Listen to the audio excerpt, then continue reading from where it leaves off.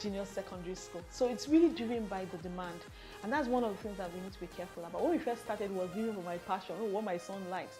But I had to sit back, get the feedback of saying, okay, I like this, but not everybody likes this. So I think one of the things that's important is that you're always evaluating what are your target market and what do they want. So a number of things that are driven by what their demand is. So when we started with some of the games, people say, what about in maths, in science, in values? We have the ones that we are passionate about. We also have the ones that are being driven by the customer. So increasingly get feedback from customers, and that's so important in your business. Your business is not for you. It's something that you need to always remember. It's for your target market, and what are they saying? What are their demands? So even concerning the games, when I look at where we started to where we are now, people will say, okay, the games are too heavy to load, so that means I need to share some of the excessive graphics that I've put in there. So your customers are key. So we started with parents, and now we've moved to corporate. A lot of corporates, especially during this COVID period, saw, oh, there was suddenly children could not go to school. They wanted to give back. They wanted to give back in providing, like a stopgap. And that opened up a new well of partnership with both, corporate organizations and NGOs. The Nigeria element is that making the learning have local context. If my child is doing an exam and they ask him, choose the odd one out, and orchard is there, you most likely would not know what it is, because the examples are made from people that those examples were relevant to that context. So that's where the Nigeria is, that we are teaching Nigerian child, even though we are now moving to Africa, but we are teaching the child, let's use the examples that are local. So when I'm going to give an example in maths, or when I'm going to give an example in science or in English, I'm going to first of all ensure that that example is relevant, that the child understands what it means without too much of an effort. I think the other part of it is that I just want us to be proud of who we are. Countries are not perfect, to be honest. When you think about them, they're not perfect, but they promote themselves. They promote the good part of it. I told someone that I remember the first time that I went to Dubai, I was amazed that Dubai had a place that looked like Adeniji Adele inside Lagos Island. Because when they're promoting it, they don't go about promoting all the bad parts of it. And that's really what I wanted to do as well. I wanted to promote to the next generation the good things about Nigeria. It's not all bad news. So we have this game called Who Wants to Be a Brainiac? And I will ask you, who's the richest man in Africa? He's a Nigerian. The country that scored the first gold Olympic in football, in boxing, they were Nigerians. Who is the first person to write a novel? It was a Nigerian. So there's that thing of being proud of who you are. It's not all bad stories. And I noticed a lot of other countries do. They promote, that's why there's the American dream. So for us, it's promoting things that are Nigerian. We also want the values. When we look at Nigeria today, I'm saying, what are the things that can help us change? It's also our value system.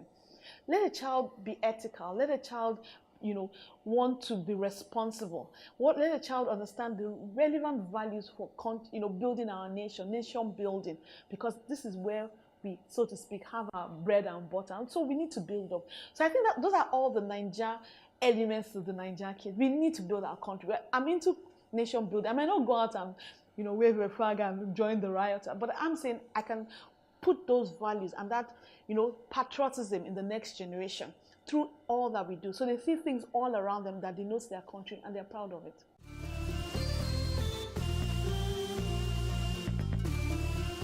Teaching online takes creativity. Online environments can be challenging to master at first, but with a little effort and time, your students will be getting the best experience possible. With the home environment being surrounded by potential distractions, keeping students engaged, motivated, and interested in their lessons can be one of the biggest challenges online teachers face. Teaching online requires you to use completely different skill sets compared to those used in teaching in person, and it's also important to keep the process as fun as possible.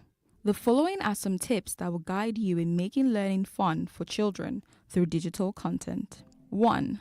Present your best online self.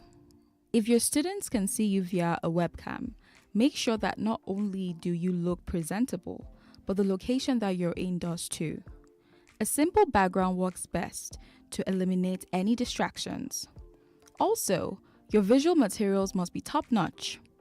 Make sure your slides look clean and clear, and any videos you use are of good quality. Try changing the tone of your voice to introduce new activities or mix up the tempo of your class. practice your storytelling skills and offer praise out loud. This can make a huge difference in encouraging your students. Also, make sure that any audio clips you plan to use are of good quality. Number 2, use technology to your advantage. Teaching online comes with its challenges, but it also puts a whole load of really cool tools at your fingertips. Whether you use whiteboards, pointers, virtual games, text editors, drawing tools, file editors, breakout rooms, or screen sharing tools, you can use the technology you have to add variety to your lessons and keep students on their toes. Number 3, find what inspires your students. The good news is, just like in any face-to-face classroom, the real key to getting your online students involved is to find out what inspires them and give them reason to be engaged in the classroom.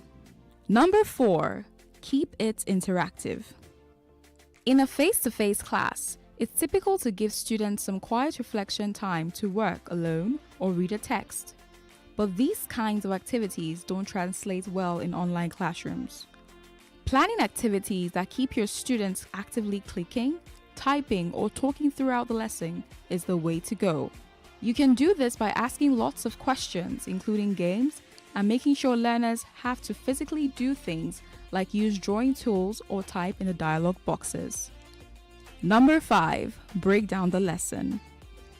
It's a good idea to keep a fast pace and break down information into small, easily digestible chunks. This means to steer clear of lengthy explanations and slides with too much text. That thing of the grass is always greener on the other side. I have a lot of people that have relocated, that's jackpot, so to speak. But they tell you the truth. They tell you how hard it is. They tell you the fact that yes, they will never be looked on for the promotion because they are black skin. They have the passport. But in the end, when we go to our offices, it's not you don't actually bring out your passport, let me know what country you're from. It's your skin color that immediately tells you where you're from, so to speak. So it means that the grass greener on the other side, it's grass greener on the other side with commas. Meanwhile, I know people here in Nigeria that have done awesome things. I know people that have a lot of, grass to riches stories that have made it in this country. So for me, I'm like, we can make it here. It's tough. Yes, it's tough, but it's not easy anywhere else. It's not easy anywhere else. It's tough everywhere else. But people that make it against the odds. I mean, look at the story of Tyler Perry. He's in the same great American, but when you listen to his story, it's a story of against the odds. So Nigeria too is a story of against the odds, to be honest. But are people making it? Yes, people are making it. We have outliers. We have the outliers of the likes of Dangote. But we have other people that, started. Look at the banks. When I was growing up, it was only First Bank and Union Bank. Then a new generation of people came and built banks. Look at telecoms. When I started work, I was so junior, I didn't have a mobile phone. Even when mobile phones came out, because it was 30K. But look at it now. So people are building things in Nigeria, making a difference, building the economy. All sector is now not the only major thing. Financial sector is reigning, telecoms is reigning, because people stayed here to build. And that's what I believe, that if each of us take our own corner and build, then there's hope for this country. If we all run away, then, but this is the place where we are home. This is the place where we are first-class citizens all the time. This is where your money matters when you've arrived. Do you understand? With no comma. So let's stay and build it. I believe that if we stay, we build it, it will be a Nigeria that we're proud of. Like I said, when you start, it's tough. You need to start and say, what do I need? The things I don't need money for. So like I said, when I started, there was the one storage in our house that I sorted out all the stuff, through all the things, just got 2 tables and chairs and started that way because I didn't want to pay rent. So even when I started renting, so this place that I rented the first year, because we actually live in the front part of our house, so my office is at the back. The first year I told my husband, I'm not going to pay you no rent. So what's my business? I said, no, he's lost income. I said, that's your business. Your investment in it. So that was, but I said I wanted to be an ethical business. I want to do everything right. So I found a list of all the things I need to do. I found out about, payee. I have to pay, you have to pay your taxes. So I said, okay, how do, in terms of taxes, I have to do pension. When I said, yeah, pension. When I just wanted to pay the salaries, I found that I had to business develop. So I think what I did, like I said, you have to really have financial skills. I went and said, what's in terms of the taxes, spoke to a friend of mine that's a tax consultant and said, in terms of structuring the salary, how can I structure the salary such that I'm adhere to all the things, but we are paying that. The pension, what do I need to do? So she then told me how we needed to structure the salary, because pension is based on a particular amount and your taxes as well. So, that's the first thing. So you need to know all that your business, that's what I'm just saying, in terms of registering your company, when we first started, our company was a business name. So we just started to register the business name first. And then when you register the business name, it means that there are some taxes you don't have to pay. But as you grow as a business, to be able to do business with other people, to get investors, then you have to transition.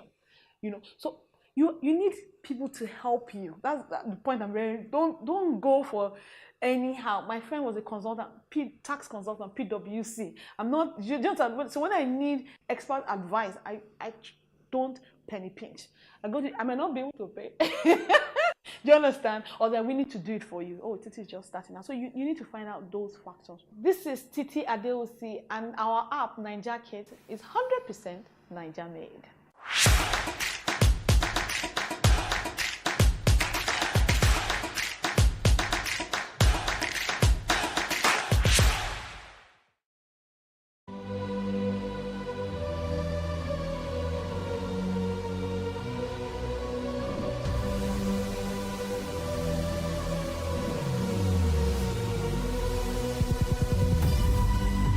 What we do not understand, we will stigmatize.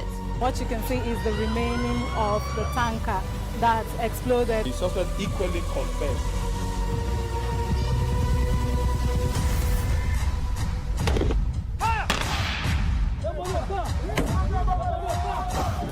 A 500 naira they collect them. If you no talk, then go beat you. Now 2,500 they pay.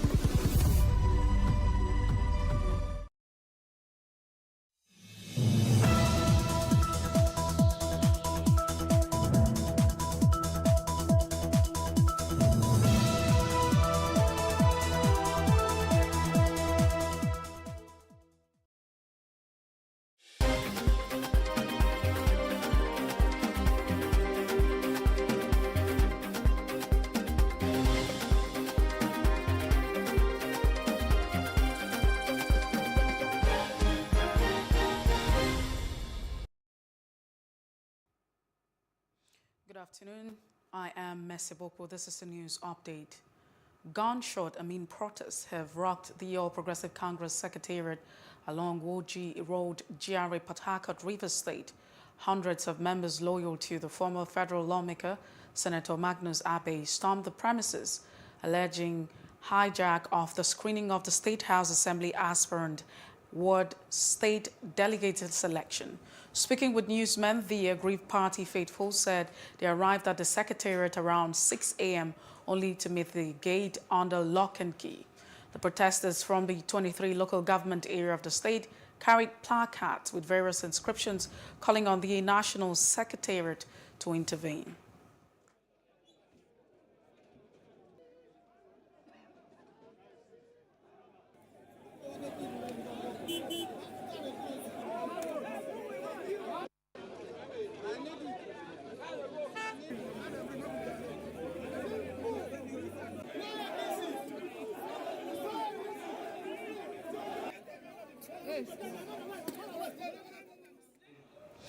As the time of filing the report, the party has called loyal to the former minister yet to react to the situation, and security agencies have taken over the secretariat.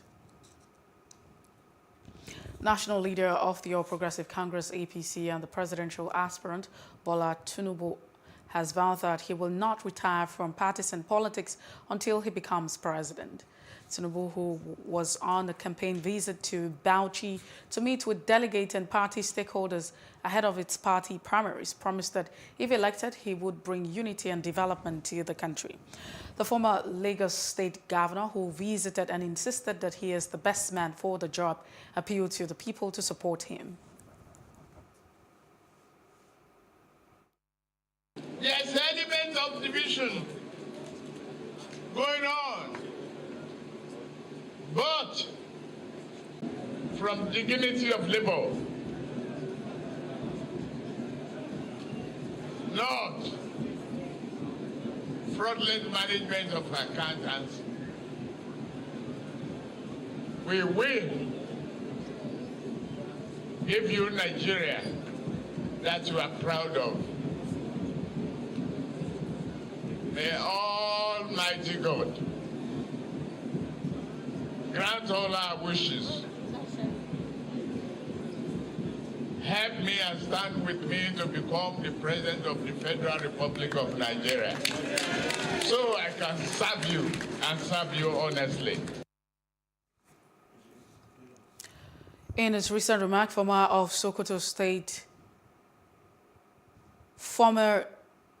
In his recent remarks, former governor of Sokoto State, Senator Kashim Shettima, insisted that Bola Tinubu is the right person to take Nigeria to the promised land. The true mark of leadership isn't the ability to lift a bag of cement. It is the capacity to come up with rational solutions to redeem our people and our territorial jurisdiction. This is the person that will lead us to the promised land. Our delegates from Benue, I wish to call on you. I wish to implore you. I wish to beseech you to vote with your conscience, to vote for the right person to catapult our nation to a higher pedestal.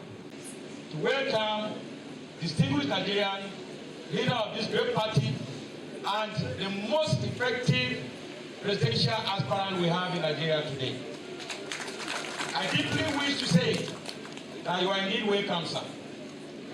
Benue is for you, and let me quickly hasten to say the leader of Benue by extension, the leader of North Central, is aware that we are sitting here today. If not for him, but for him, we are here. All Progressive Congress APC governorship aspirant in Adamawa State have faulted the alleged attempt by certain aspirant to replace genuinely recognized party delegates ahead of the governorship primary scheduled for May 20th. Addressing press conference, three aspirant Umar Madakwaki, Abdulrazak Namdas and Wafari described the alleged development as unacceptable. The group explained that consensus candidacy has since been quashed since the party adopted indirect primary election. When these congresses are conducted here in Adamawa, in fact, people have started compiling their own names. Some delegates have been calling us from various local governments, alleging that their names have already been removed as delegates, when the actual exercise have not just even commenced in the first place. So you can see we have a challenge already at heart. And we need to tell the world that we are party loyalists. We agree to what our party told us, and we agree with our leaders at the state and at the national level. Because this is not an anti-party thing, it's one thing. And all of us here, we have crisscrossed the whole state. We have seen our delegates. We spoke with them. We agreed that they are delegates. So if you go to a local government and you are allowed to talk to delegates or you spoke with delegates, but only on election day, the man is no longer delegate, then that's a problem. The aspirant said they have discussed with officials of the party in Abuja who will be in Yola to organize and monitor the process. The Coalition of United Political Parties, CUPP, has expressed worry over the deteriorating security situation in Imo State. Spokesman of the CUPP, Ugo Chinyere Kenga, said it's high time President Muhammadu Buhari found a lasting solution to the insecurity that has engulfed some parts of the country, including the southeastern part of the country. According to him, insecurity only draws the economy of the state backwards. Coming down from here, you see businesses are drying up because of the insecurity caused by the issues of marginalization that led to issues of our people asking for separation. That the president, it is time now that he's leaving office. If that is the only thing he would do, release Mazin Nnamdi Kanu and return back to the political negotiation table. And I use that opportunity also to thank the governor of Anambra State, Professor Chukwuma Soludo, for being courageous and matching what he's saying with action by visiting Mazin Nnamdi Kanu in DSS. Other governors in the East are trying to be good boys, but you cannot be good boy because you are elected to represent and govern people from here. And if your people are murdered every night and day, you should show concern. You should find a way to... Gunmen have killed 3 relatives of a chairman of Ikwo local government area of Ebonyi State, Stephen Orogu. The hoodlums stormed the chairman's home in Akpao-Mokara on Tuesday night, but did not meet him at home. The invaders shot 3 of his relatives as well as the security guard on duty dead. Orogu confirmed the incident to a reporter in an emotion-laden voice. The National Emergency Management Agency, NEMA, has disclosed that about 9 bodies have been recovered so far from a gas explosion that rocked a primary school building in Sambo Gari area of Kano State. A statement by NEMA's spokesman, Manzo Ezekiel, revealed that the Director General, NEMA, Mustafa Mohammed, was at the site of the incident and coordinated rescue operations. He mobilized excavators being used to the rescue operations and said NEMA team will ensure complete removal of the rubble to retrieve all trapped persons. Team from NEMA, such a rescue team in particular, were at the scene of the event at around 10:15 a.m. to investigate and ascertain the impact of the explosion. DG NEMA, Mustafa Habib, was at the site of the incident. He led in the coordination of the rescue operations. Excavators were mobilized to ensure removal of the rubble to retrieve trapped victims. 9 dead bodies were recovered from the collapsed building after the explosions and have been deposited at the morgue at Ankosis Specialist Hospital. Injured victims by the explosion were taken to various hospitals. Total number stands at, that is the total number of injured victims stands as 10, and the 2 were already discharged.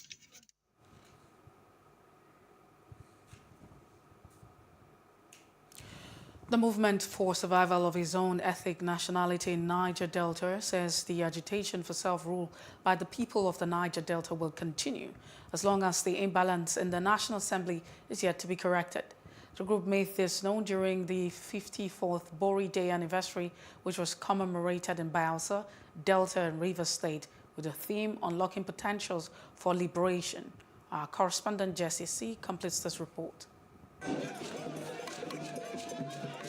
Sons and daughters of his own nation marching and singing in remembrance of their late hero, Isaac Jasper Boro, the founder of the Just Struggle. Many years after his death, his people say the federal government is here to address issues that made him take up arms against the state.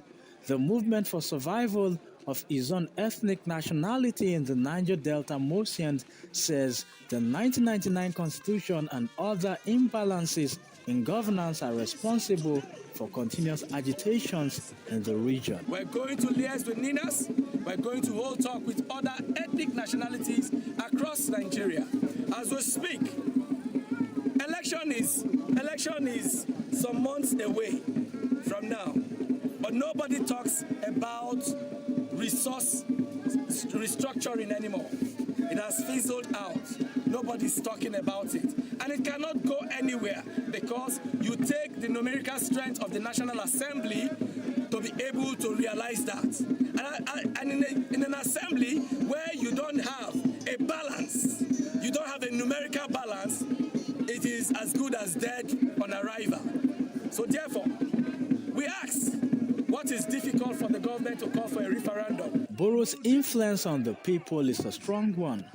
Other Niger Delta stakeholders maintain he fought selflessly to give his people a sense of belonging. They are together. And what he has laid down in the Niger Delta, he also affects all ethnic nationality in the Niger Delta too. We have the same feeling, the same goal, and the same thinking.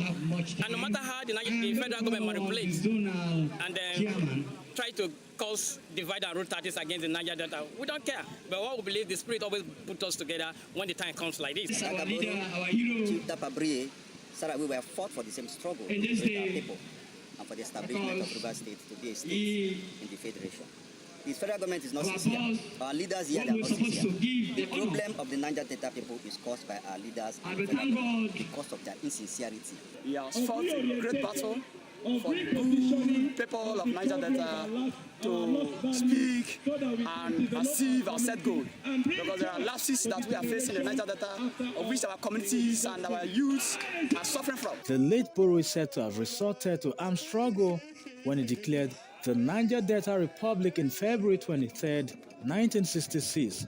But youths are advised to employ other non-violent means of agitations in getting the central government's attention to the region. Jesse Ese for Plus TV News. And in sports news, Bayern Munich striker Robert Lewandowski confirmed that he will not be signing a new deal after 8 trophy-laden years at the club. Lewandowski, who has 1 year left on his current contract, is said to want a new challenge away from Germany, with Barcelona's favorite for his signature.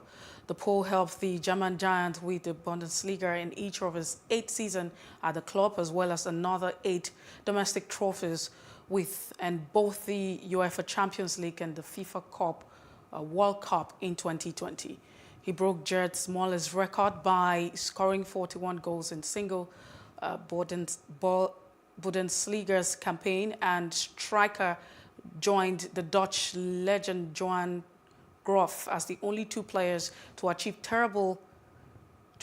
the win while being the highest goal scorer in the 3 competitions. Lewandowski won the Best FIFA Men's Player Award both in 2020 and 2021 and finished second only to Lionel Messi for 2021 Ballon d'Or. And that's the news update. For more stories, please follow us on Facebook, Twitter, and Instagram, and visit our website, www.PlusTvAfrica.com, and do subscribe to our YouTube channel at Plus TV Africa and Plus TV Africa Lifestyle. I am Messi Bopo. Many thanks for watching.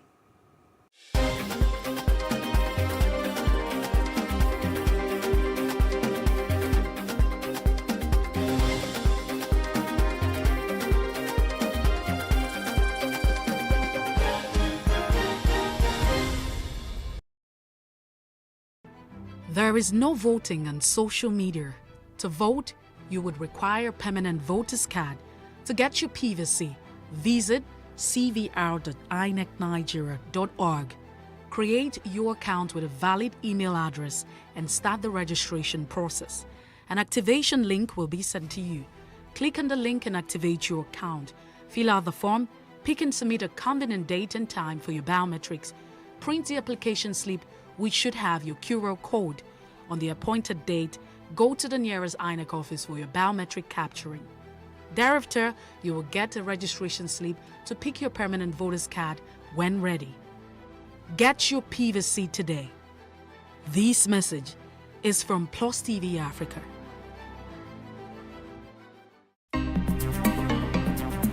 Life can be fun and rewarding, but it also comes with some risk. As in business, you win some, you lose some. And that's why you need to be wise in the choices you make. It's like placing a bet.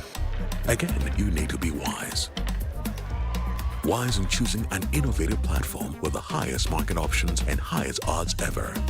That's why Winners Golden Bet, the leader in online, in-shop, virtual, and live sports betting, gives you enhanced platforms that offer you the best chances of winning.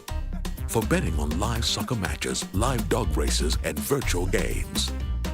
Winners Golden Bet is your best bet. Instant payment of winnings guaranteed. Play online or in any of our numerous shops nearest to you. Hey guys, be wise. Play on Winners Golden Bet. Winners golden bet, the wise choice.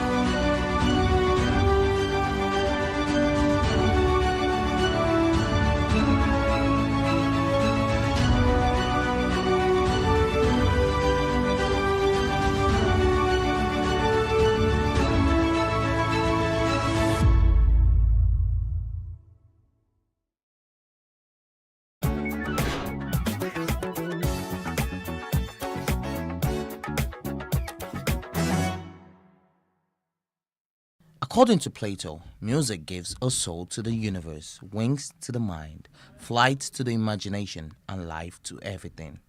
This is no surprise as the music industry is one of the most booming industries in Nigeria, as the motion pictures and music recording accounted for 730 billion naira of Nigeria's GDP in 2020. It has not always been this way, as the music industry has experienced a full turnaround from the days the boys wore baggy jeans, big gold chains, and oversized t-shirts. Let me take you down memory lanes of the good old days. Onyeka Onwenu, Iyogugo.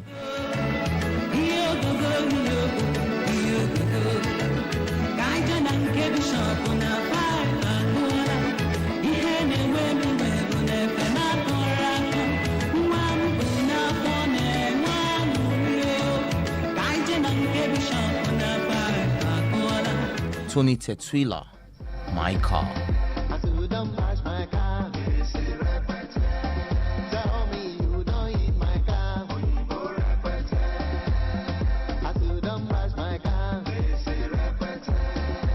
Plantation Boys, Don't You Know? Baby, don't you know that I really love you so? That I really love you so. Never let you go, and I never let you go. Remedies, Shakomo.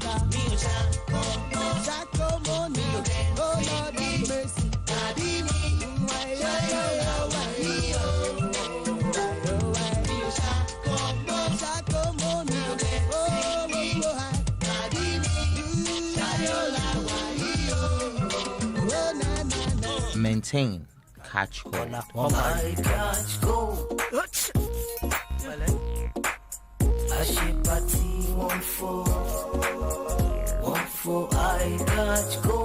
Idris Abdulkarim, live in Yankee. Idris, you promised that you could marry me. See me, you done hurt me so badly. Remember, Nagari where we dey walk, yeah. You don't go Yankee, you can't forget me totally. Rugged Man, Ruggedy Baba. Once again, it's me, the individual, running the game physical. I'm here to open my mouth again and yan spiritual, to speak from my heart. Let you know where they pin me. As people they bites and talk about me up in this industry. Where them been day when I they speak for mechanics and shoemakers. Them they talk around the subject like our lawmakers. Before I dropped the hand, the industry was messed up. Fakers they rule, why real rappers them they stressed up. Nobody did it. I think people are biased about music based on their age, so everybody thinks their own era is the best era.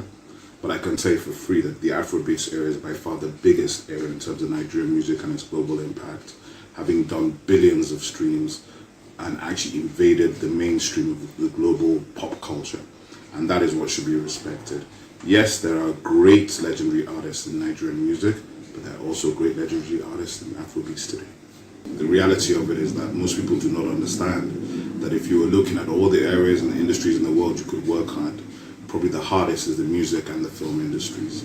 There are millions of artists, millions of creative people. A very, very, very small percentile ever make it. It's a little bit like the 100-meter final in the Olympics.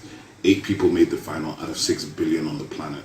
They are very special people, which is why I get very irritated with Nigerians not celebrating people who make finals. So artists have a very, very hard road to ever become successful, and it's not easy. So to fail, you first have to try to fail. So keep trying. Even if you fail, get up and try again. We can't discuss Nigerian music without Fela Kuti, the king of Afrobeats, the original, the poet, the prince, the rebel, the philosopher. We can't discuss Nigerian music for me without Bongo High Life, which is really from Owerri, the Peacocks International, the Oriental Brothers. That's the foundation of that music. I love it. And then, in the modern era, I think Blackie, who's my brother, Daddy Shoki, all those guys that came through in the late 80s, early 90s, salute to them. I'm sure those videos brought back nostalgia. We would end this by asking the Nigerian citizens what generation of music they prefer, the good old days as far as lyrics and content are concerned, or what we call Afrobeats today. I prefer the old school compared to the new schools. I'm gonna miss you. I'm gonna miss you. All my love is out for you. Still, nothing could. No. If you love a woman, tell her that she is the one. Something like that. I think really love a woman. No. Old generation, I think, is the best because this generation of these days now they always sing about love. But back in the days, what they sing is meaningful.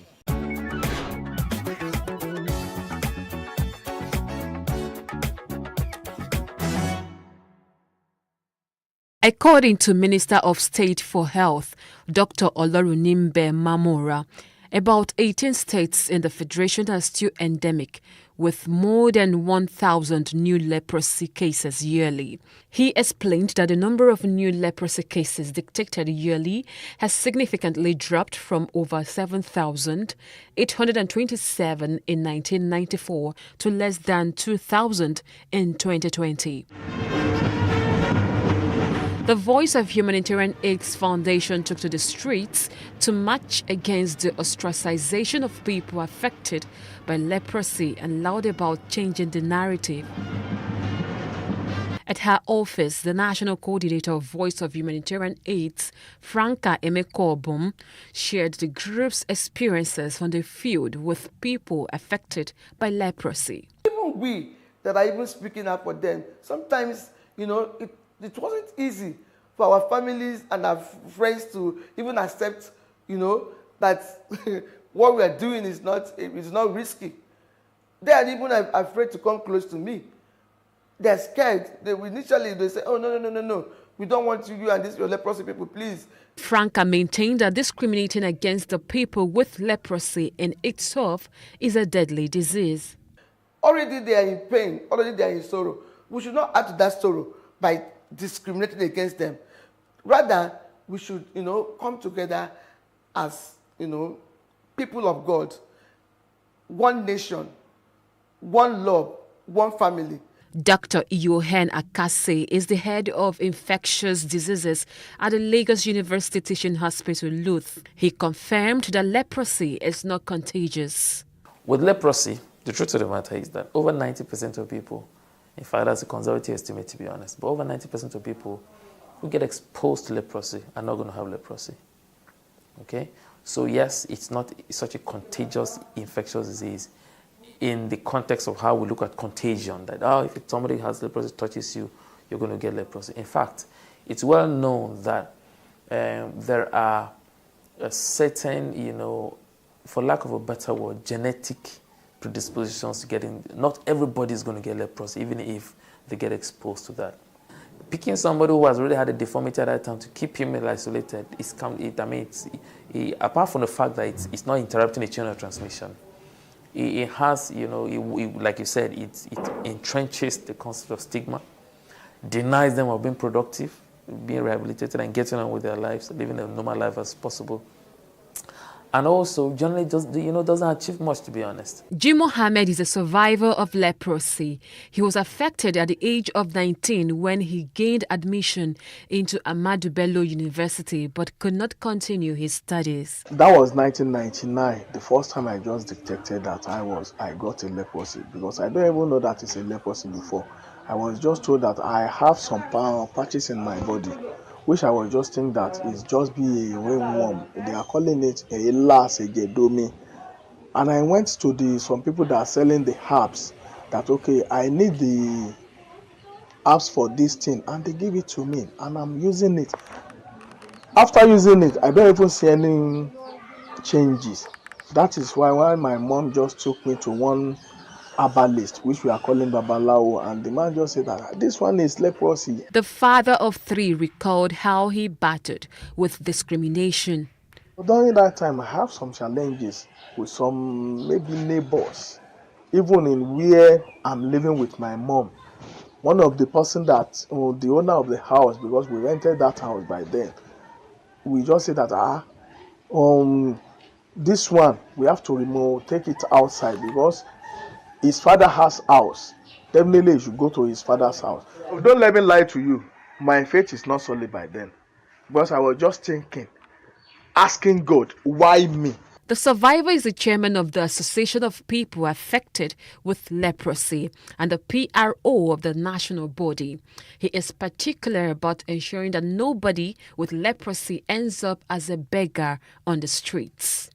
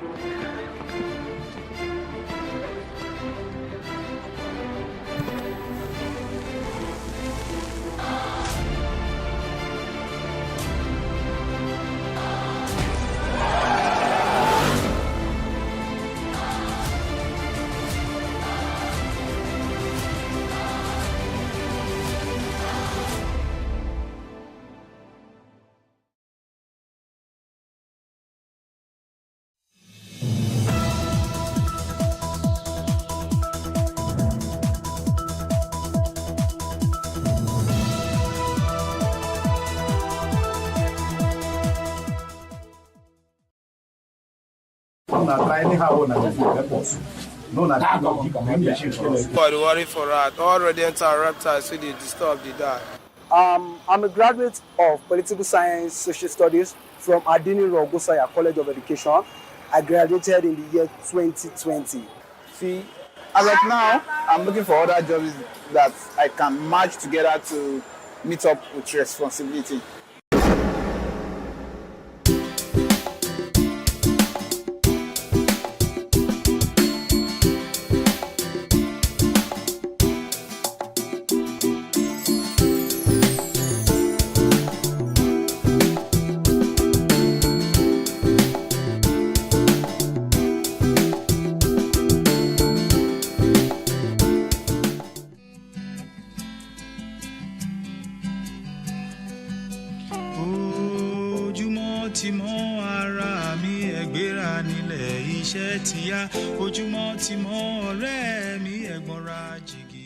One time I remember trekking from Oriental Hotel to Eco Hotel, dropping my CVs at every place. dropping my CVs at different restaurants, different bars, different hotels, just hoping for something. Pius is a graduate of computer science, but he drives an Uber for a living in the city of Lagos. Although underemployed, Pius is considered a tad lucky because 41% of the labor population with bachelor's degrees are without employment. I got several jobs. When I go for the interview, I'll pass it. They'll say I'm too young, they want an older chef.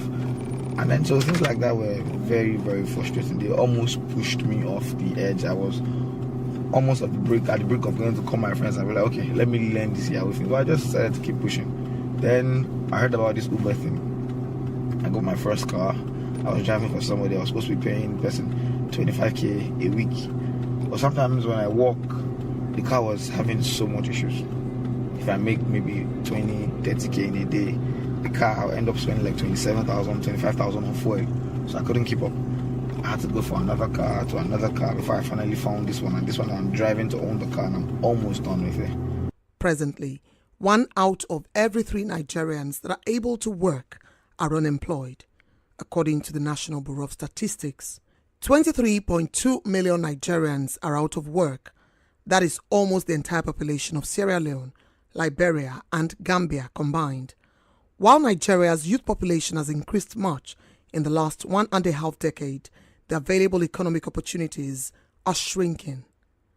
Nigeria is facing an increasing youth bulge with over 123 million young citizens, but there are just not enough jobs for these youths. From 2015 to date, I find myself jobless now. Presently, I'm managing a job, electrical job, which I invested my money and went to go and acquire some skills, which is providing money for me now. Instead of me searching for a job, my father just advised me, instead of you working somewhere, killing yourself, you know what the country is now, just go into this. And I thought of it, I started making research, then I started doing my father's business. And that was how I started selling ads. I sell ads here and there. Up to date, if I see a job, I will work, but if the pay is meaningful, because now they can't give me a job that will be earning like 45,000 or 50,000, because now through my electrical job I'm doing now, I earn more than the salary I think they will offer me now.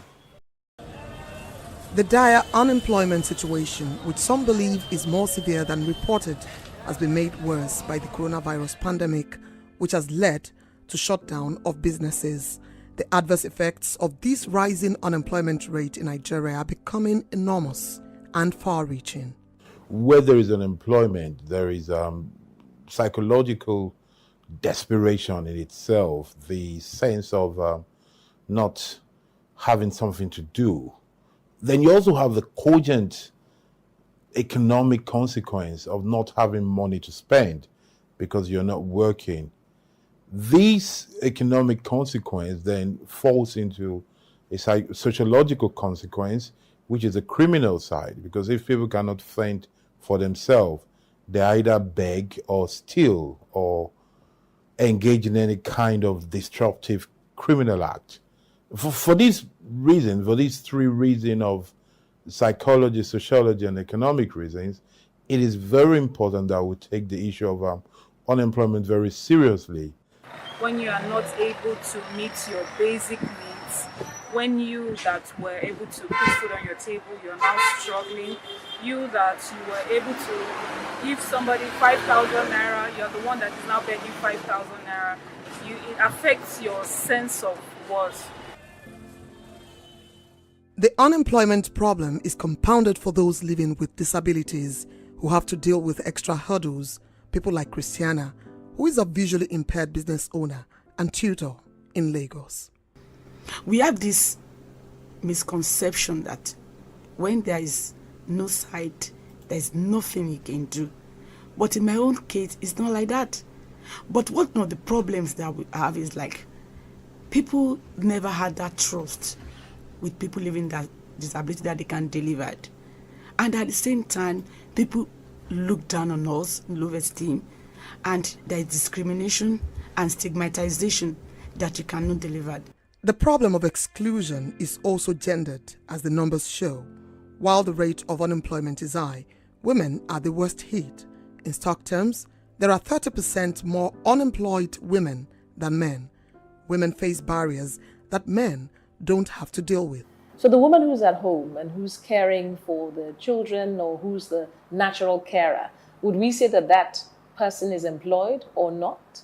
I would dare say that they are employed. Now, we may have as high as 10%. Like I said, I think it's more. We may have a lot more women not employed in the formal structure as we know it, either within the corporate world or perhaps down the line of entrepreneurship.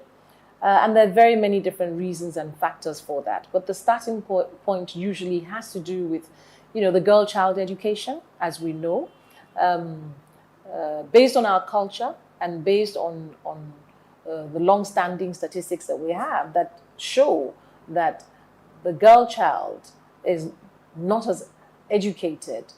We don't take the same opportunities for the girl child as we've taken for the boy child due to cultural nuances. Traditionally, we believe that we should, educate the boys and not the girls. So let's go further up the pipeline. You do have girls who on graduation start and compete as well as the boys in terms of their careers, in terms of paid employment, and we're seeing a lot more of them now in terms of entrepreneurship. However, what tends to happen over time is, again, they tend to drop out when it's time perhaps to have a family. So it's really down sometimes to the choices that are made. And what we must do to try and balance things out is make sure that the choices that are open to women are actually more. So what are those things making them drop out? What are, for example, the reasons why midway through your career, you have to make a choice to say, I need to focus on my home? What then can employers do to ensure that these women are given the opportunities? How can we expand the choices such that I can manage my home, manage my career, still look after my children? And sometimes it's very simple things like, do we have the facility for childcare?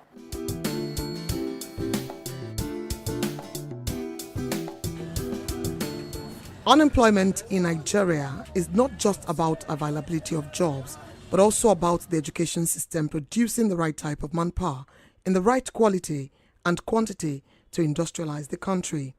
State actors and stakeholders say many Nigerian youths are not employable because their skills are largely divorced from labor requirements. I think, in my view, reviving our technical and vocational education and training systems, it's not optional.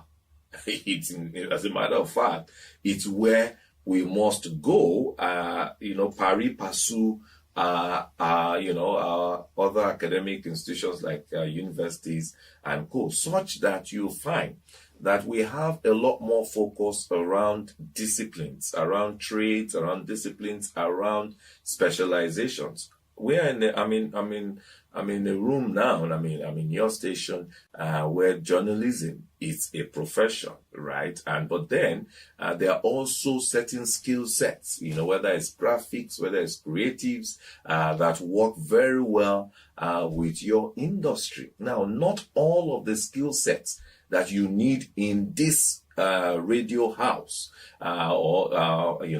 require a university degree. So a lot of them can be honed, right from even as maybe senior secondary or even post-secondary through different diploma programs and things like that. Now, that's what we must do in terms of our skilling process, so that you have what you call a multiple pathway to your aspiration in life. Vocational training is the key, is the answer. Germany, all industrialized nations, they all depend on these skills training. They have a robust, developed infrastructure for skills training. And so we cannot, no economy, no country can really move forward without having a developed structure, a developed ecosystem, a developed environment to train people, to send people for internship, or to train people, intern people, and eventually create employment for people, because eventually it is those people who are trained, it is those people who have gone through internship, it is those people who have become employable who eventually becomes employers themselves. But where are these vocational schools? There are just about 123 government-approved vocational schools across Nigeria. Aside this, there is also a certain stereotype that discourages students from enrolling in such schools. The reason why some people don't like vocational work, depending on the area of specialization, you have to, when you want to work, you have to change your wares, and some don't like dirty work. Like me, I'm a plumber. People don't really know. Once I'm done in site and going home, people don't really believe that I'm a plumber, because maybe my stature or the way I look, so people don't really believe unless they see me while working on site. So unfortunately, the number of people who are applying, to learn skill and all of that is still very low in number. And I actually understand why it is low in number. When you operate in an environment that glorifies certificate over skill, when you operate in an environment where the skilled workers are not properly paid, when you operate in that environment where there is no glory in having skilled work, of course, the youth will not be interested in that. But when you operate in a society that celebrates certification without adequate work, and that do not pay people living wages for their skills, then of course there's going to be very low interest in that particular field of work. In the absence of white-collar jobs, many youth have turned to the informal sector, earning a living with small businesses and creating employment also. Presently, these small businesses account for 96% of businesses and 84% of employment in the country. Despite the significant contribution of SMEs to the Nigerian economy, the sector is still struggling with growth. For me, there are three things. The first one is infrastructure. Power, for example, access to markets. When you are an SME or a member of the informal sector, if you are producing something in small quantities, after you've paid your rent, you've bought your raw materials, you have your equipment, you of course have to supplement power, because we don't have stable power in the country. So I think that's one of the major issues. Another issue is double tax or multiple taxation. A lot of businesses, there's no clarity on who they should be paying what taxes to. So for example, I once worked with one of the mobility startups in Lagos in the bike hailing space. And whilst we were, trying to speak with the LIRS, for example, about personal income tax or some basic tax from the drivers, we were obviously also having to deal with the unions, with their daily levies and all of that.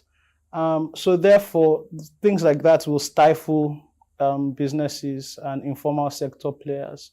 Although the informal sector may be having an influx of educated youth as players, there is also the snag of these graduates being majorly unequipped for entrepreneurship. The world is moving from theoretical based learning to case-based learning, where you sit and you study case studies, you study practical lessons about scenarios, right, for business. I think it was Obasanjo, regime that tried to introduce entrepreneurship studies as one of the general GES courses or general studies courses. And, you look at the syllabus of that course, it's the same theoretical stuff, right? So there is nothing that prepares them properly for the challenges, for the realities, for the type of dynamics that they will be facing if they go out into the business world, right? If you look at the Igbo apprenticeship culture, it's an amazing learning point, because everything does not have to be.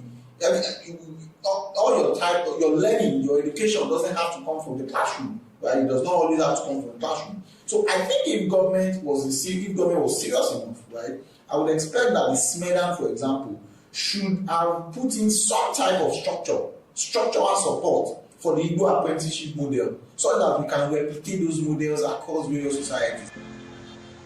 The government acknowledges there is a bulging youth population with overwhelming unemployment figures. They, however, also insist they are addressing the problem. The government has been consciously and in a deliberate manner trying to address the issue of the youth bulge. It's not just about the numbers. It's also about what are the needs of the variegated strata of the youth population. First, education is key, because education is power. Education is the greatest weapon against poverty. So the government has committed so much into education. There's emphasis on technical and vocational education, on the skills that you have. That's one.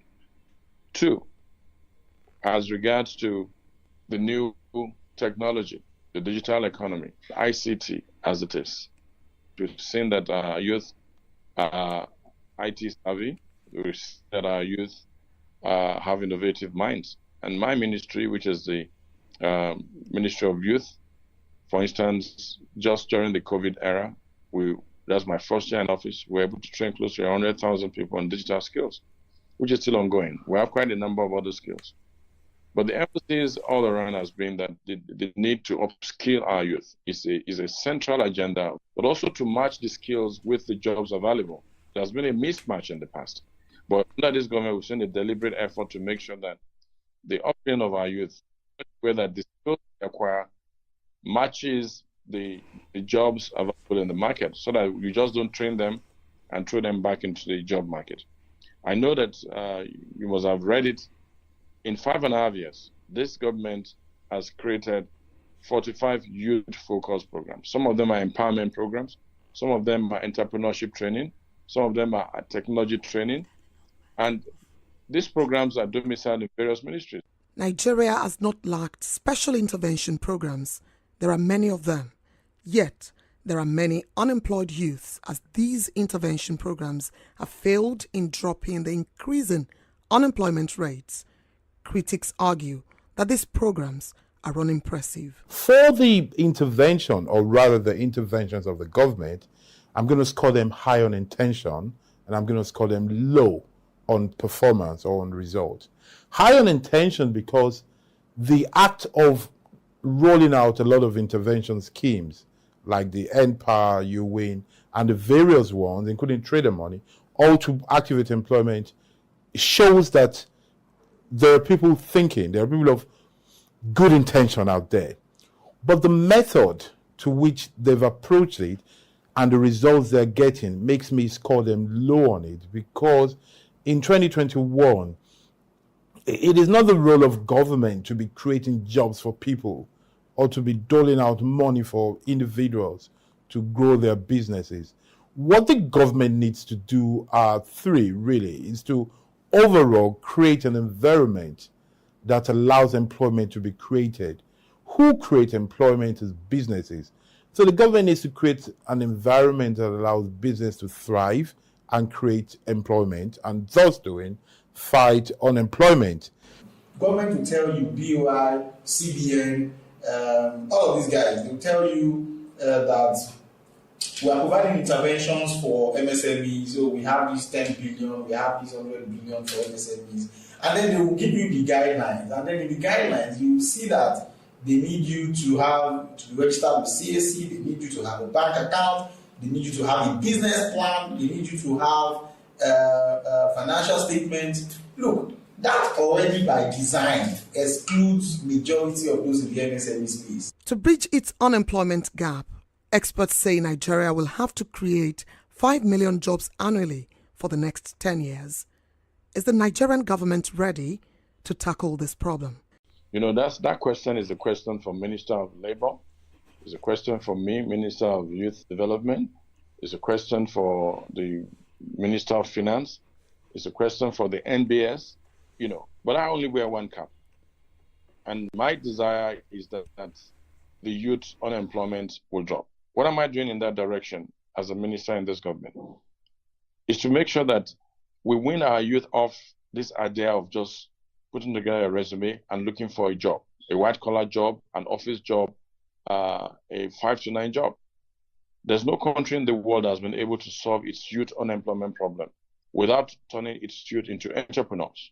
And that is the whole rationale behind the establishment of the Nigerian Youth Investment Fund. The emphasis is on 2 major things. That is, we must invest in our youth, provide them the needed credit and capital, access to that capital that can make them become wealth creators. Second, we need to focus ourselves educationally. We need to provide technical skills and vocational skills. China, 2 years ago, decided to close down over 200 universities or 250 universities and then turn them into vocational and technical schools, because the emphasis now in the developed world is the skills and what you can produce with your knowledge and your hand, not sitting down and carrying files in an office. So we need that paradigm shift. The AFDB leads clearly in the fact that we should move from youth empowerment to youth investment. That don't give our youth handouts, but give them tools, give them resources, give them credit and finance so that they can start. And look at this country. Our youth are they're hugely talented. The creative and entertainment industry dominates. Look at Nollywood, for instance. Look at where it is right now. And look at the musical world. Our Nigerian musicians, massive. But there's also a value chain. So there's an emphasis on looking at what's the value chain in agriculture. How do we put, you don't have to be a farmer. You can be an off-taker, just buy the produce and take it to the market. Look at sports, for instance. The value chain of sports is massive. Have we explored it? No. Under this government, we've been able to reclassify sports from recreation to business. And as we put together that policy, the entire value chain of sports as business will employ a lot of youth. If Nigeria is to turn its large youth population into an advantage, then Nigeria has to rapidly reduce the disastrously high rates of youth unemployment. You see, luckily and unluckily for us, we are an underdeveloped country. And most of what we have, what we need, we don't have enough of them. We don't have enough schools. We don't have enough hospitals. We don't have enough, almost anything. I can't think of anything that we have enough of. That problem of scarcity of assets should become the solution to our problem, in the sense that we should just sit down and try to create what we lack. To create what we lack, we need to think of what is needed. Why is it that we're not producing, and why is it that we're not consuming what we produce? Why is it that there is no urge to produce? Why are we having more pastors and politicians than manufacturers? If we want to boost Made in Nigeria, for example, I think we need to sit down and say, the first thing we need to do is perhaps create 5,000 production managers as a pilot scheme across the country, so that each one of them will go to different areas and specialize in one sort of production or the other. I repeat, I'm insisting on production, knowing fully well that where there is production, accountants will be needed, photographers will be needed, salespeople will be needed. The core of progress since the Industrial Revolution lies in production. They really need to go fast because boys are not smiling, and then it can lead to early bloodshed. Early bloodshed in the sense that there will be serious competition. Boys know they smile again. Boys are willing to get their hands on anything just for this bar. And the government, if they are this slow, they will not be able to withstand what will come.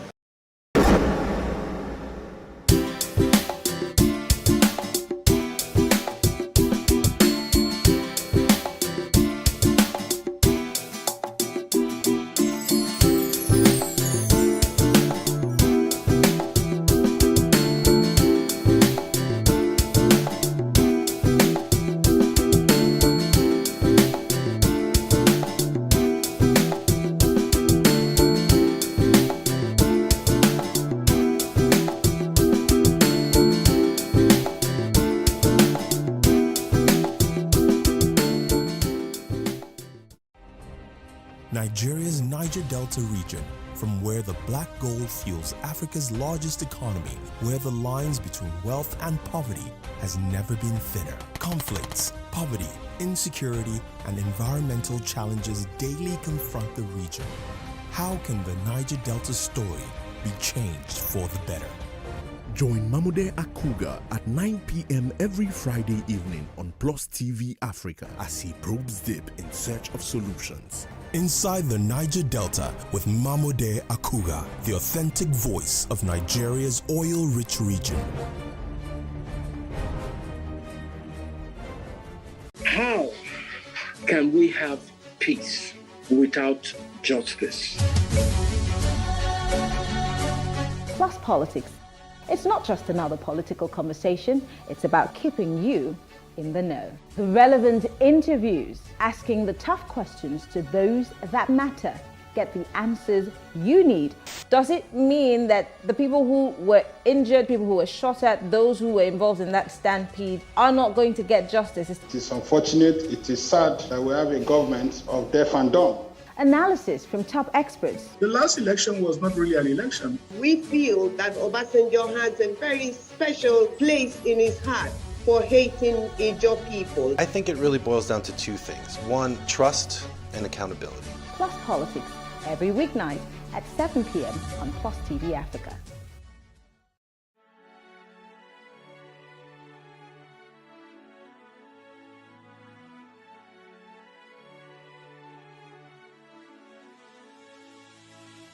It is engagement we need to have. Those who suffer miscarriages are never taken into account. Members of the National Assembly are also influence peddlers. You are sitting on Nigerians' money. From the Babin, I pay my rent. On the Babin, I send my children to school. A consultative engagement. No any tangible notification before they ban us. It's one thing for people to be at your back and the heat of the moment, and another thing for them to still be with you when push comes to shove. I will do everything to take Lagos out of the national grid.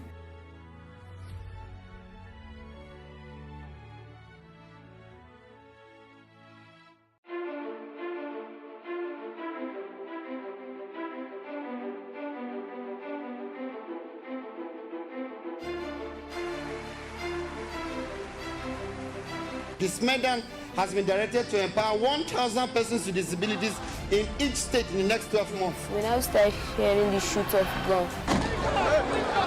Whatever I've done. Every public policy has winners and losers, and some will not be very happy with you, while others, usually the silent majority, will be quite happy.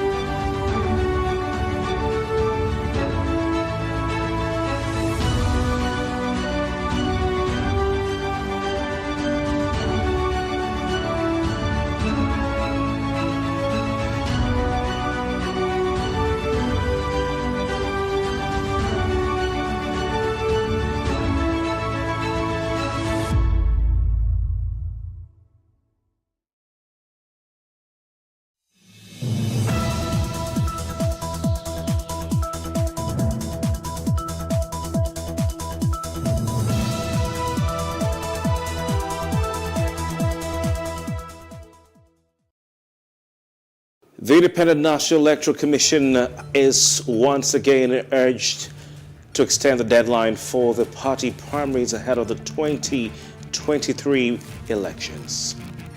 And over 20 aspirants remain in the All Progressives Congress as several others step down due to several reasons, including Section 84, subsection 12, which says that public officers must resign before taking part in a party's primary. You're welcome to Plus Politics, and I'm Kofi Bartels.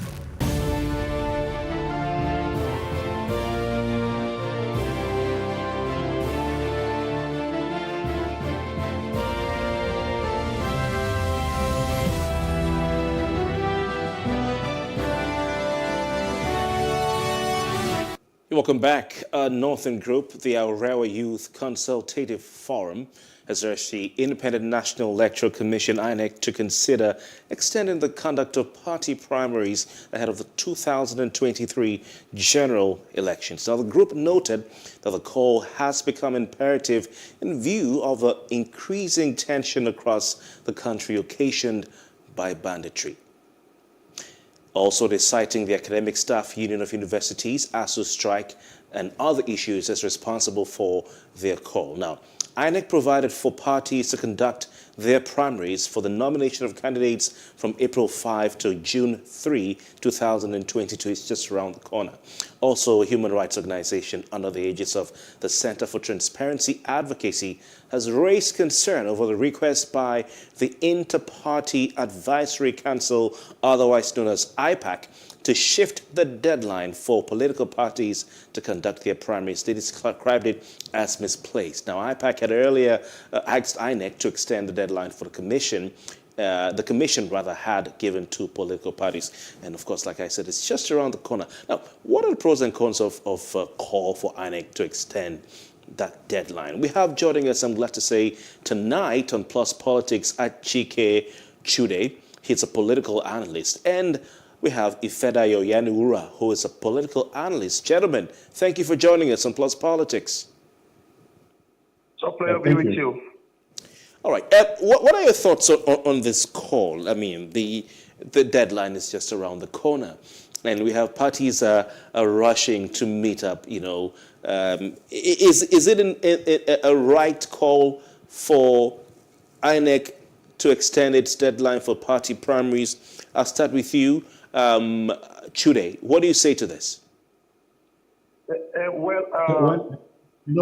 The call came in some time ago by IPAC, and now this other group you're talking about is also reiterating that call. And my position then, when INEC made that call, is the same thing as, like right now, and it's a position that aligns with that of INEC, and that is no to the call for shifting of the date for parties to hold their primaries. And don't forget that when you're talking about parties now, you're talking about, even though that call was made under the platform of IPAC, but it is essentially a call for the APC and the PDP, the two dominant parties in the system, to shift their primaries.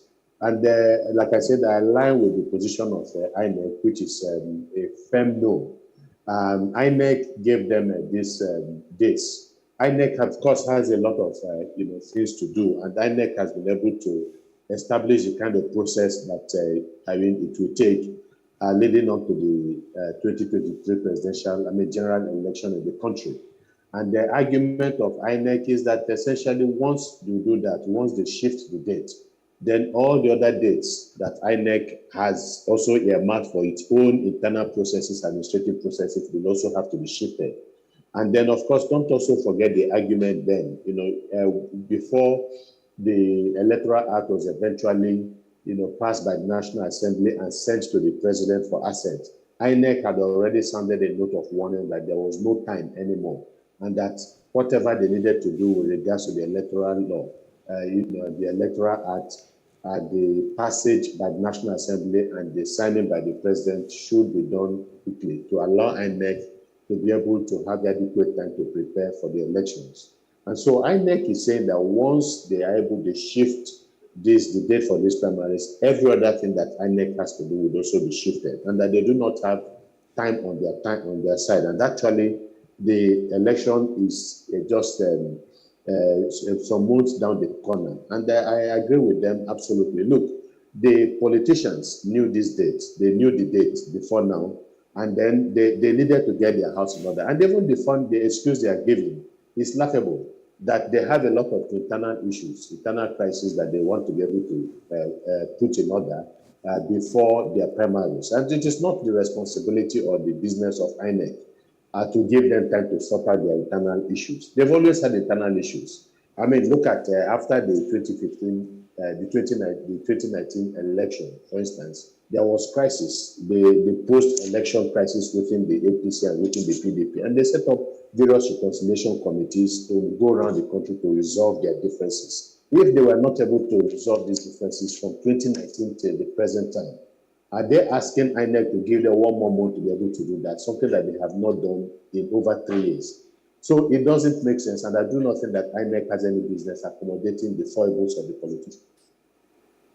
All right, I'll come over to you, Ifedayo Iyanirua. Are you on the same page with these groups calling for INEC to extend its deadline for parties to conduct and conclude their primaries and internal processes? Well, I think what we should be more concerned about is the position of law that is in line with the 2022 Electoral Act, having repealed and reneged that of 2010.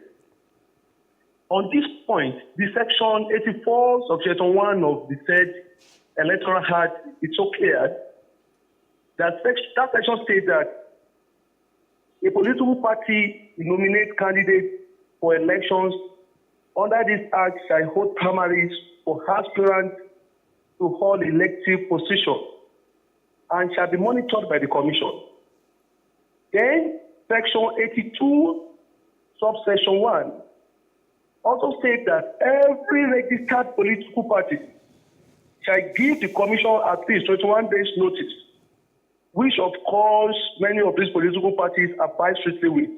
And I know, to the best of my knowledge, that they have done that already. Now, section 29, subsection 1, says that every political party shall not later than 180 days, that is 6 months, before the date appointed for a general election under this act, submit to the Commission in the prescribed, what I mean is prescribed forms, the list of the candidates the party proposed to sponsor at the elections, who must have emerged from valid primaries conducted by political parties. Don't forget, at least 180 days before the date appointed for general election. This is an affirmative position of the law. And as we speak, INEC has already fixed date of 2023 general election to February 25, 2023 for the presidential and National House of Assembly elections. Meanwhile, these laws have already provided legal framework for regulating the position of the Independent National Electoral Commission over the conduct of elections in Nigeria. Having been empowered by the 1999 Constitution of the Federal Republic of Nigeria under Section 153 to organize and oversee the conduct of elections in Nigeria. So therefore, as umpire, we all agreed the commission to be. I think what is expected of the political actors is to respect the rule of law. And whoever wants to scheme to endeavor to do that within the position of law and stop discouraging the system, stop acting up as if some individuals have a way of manipulating the commission at the expense of our electoral process that we are all still agitating for to be well and more reformed. Political parties that are clamoring for INEC to shift dates for primaries is just as if when we are telling coach to shift goalposts, which of course is uncalled for. All right. The commission has been empowered by the Constitution. We regard them as umpires. We did not discourage them. Whatever they bring on board binds on all of us. We are not unaware of what the scheme is going on. Gentlemen, yes, Ifedayo Iyanirua, thank you very much. I've listened to you. I've listened to Chude. You're sounding like, adjusting election timetables or moving elections forward, changing the dates is sort of a taboo in politics. It's going to sound a death knell as far as democracy in Nigeria is concerned. It's going to be the death of all of us. It's a sacrosanct, something that cannot be touched. But all over the world, in Nigeria, we have examples. Elections have been postponed, gentlemen. Dates have been changed before. So is it that it is unknown to us? Is it that it is such a bad thing that cannot be done, or what? Will anything change if the parties are calling for, some parties are calling for the dates to be changed and, for more time to allow the parties to put themselves together? I'll come back to you, Achike Chude.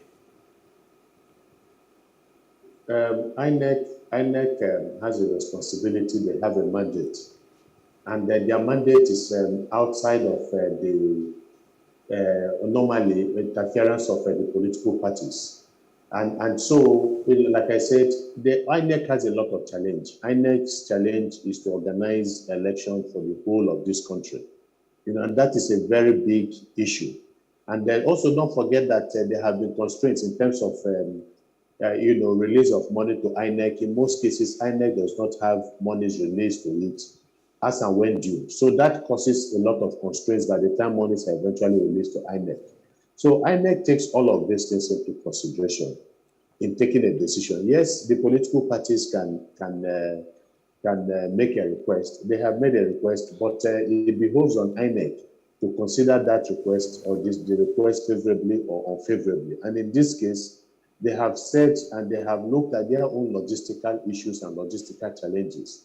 And they have said they will not be able to accommodate this request by the political parties, and that the political parties have a duty to put their house in order. And that is what they expected to do. Because look, the political parties are aware of, especially the dominant political parties. They are the ones in control of in control of the National Assembly, the Senate and the House of Representatives. It is their members that were involved in passing the Electoral Act. The president is a member of one of the political parties, the APC and all that. So the politicians have an idea, or they had an idea about the timelines within which elections are going to be held. And then having, passed the Electoral Act, and then, INEC came up with a table of events that will lead to the election, which includes the organizing of the primaries also. So it is only reasonable that the political parties from day one would have started the process to make sure that their houses are put in order so that they can organize their primaries in a way that is, in a fair, and transparent manner. And so they are now asking INEC to give them. And my argument is that they have had 3 years to, be able to put their house in order, to sort out some of the crises that emanated from the 2019 election. If they were not able to do that, why would one extra month given to them by INEC be enough for them? Look, the reality is that elections will hold. The reality is that the political parties will field candidates and will participate in the election. So they don't even need INEC to interfere by giving them extra time. They know what to do. And once they realize that there is no way that INEC is not going to give them that extra time, they will work within the time that they have to ensure that they organize their primaries properly. And I think they can do it. I think they're just being lazy, asking for extra time. But like INEC says, giving you this time would also, distort our table for preparation for the election. And I do not think that the politicians should burden INEC with their own problem and then create a different problem for INEC while INEC is trying to solve their own problem. Yeah, Mr. Chude, I'll stay with you before I go back to Ifelayo. You're saying the parties have had enough time. You're saying they've had 3 years. But if we look at it, in actual fact, they've had only 3 months, March, April, May, and May is still on, 2.5 months. Have you not noticed or, sensed or noticed a sense of urgency and a hurry to try and get things done? Because there was really nothing happening while we were all waiting and, of course, canvassing that the Electoral Act should be passed, and when it was passed, should be signed by Mr. President. There was a lot of drama with that. You both are aware, gentlemen, of all that transpired with the President sending back an unsigned document to the National Assembly for deletion or omission of some sections. And INEC released its timetable and schedule of activities on February 26, 2022, sir. And if you look at the timetable, the notice of election is for February 28, 2022. The parties had done nothing at that point, gentlemen. Let's just go back in time. They had done nothing. We didn't even know who the aspirants were. They were not going around the country. They were not meeting delegates. They were not canvassing for anything.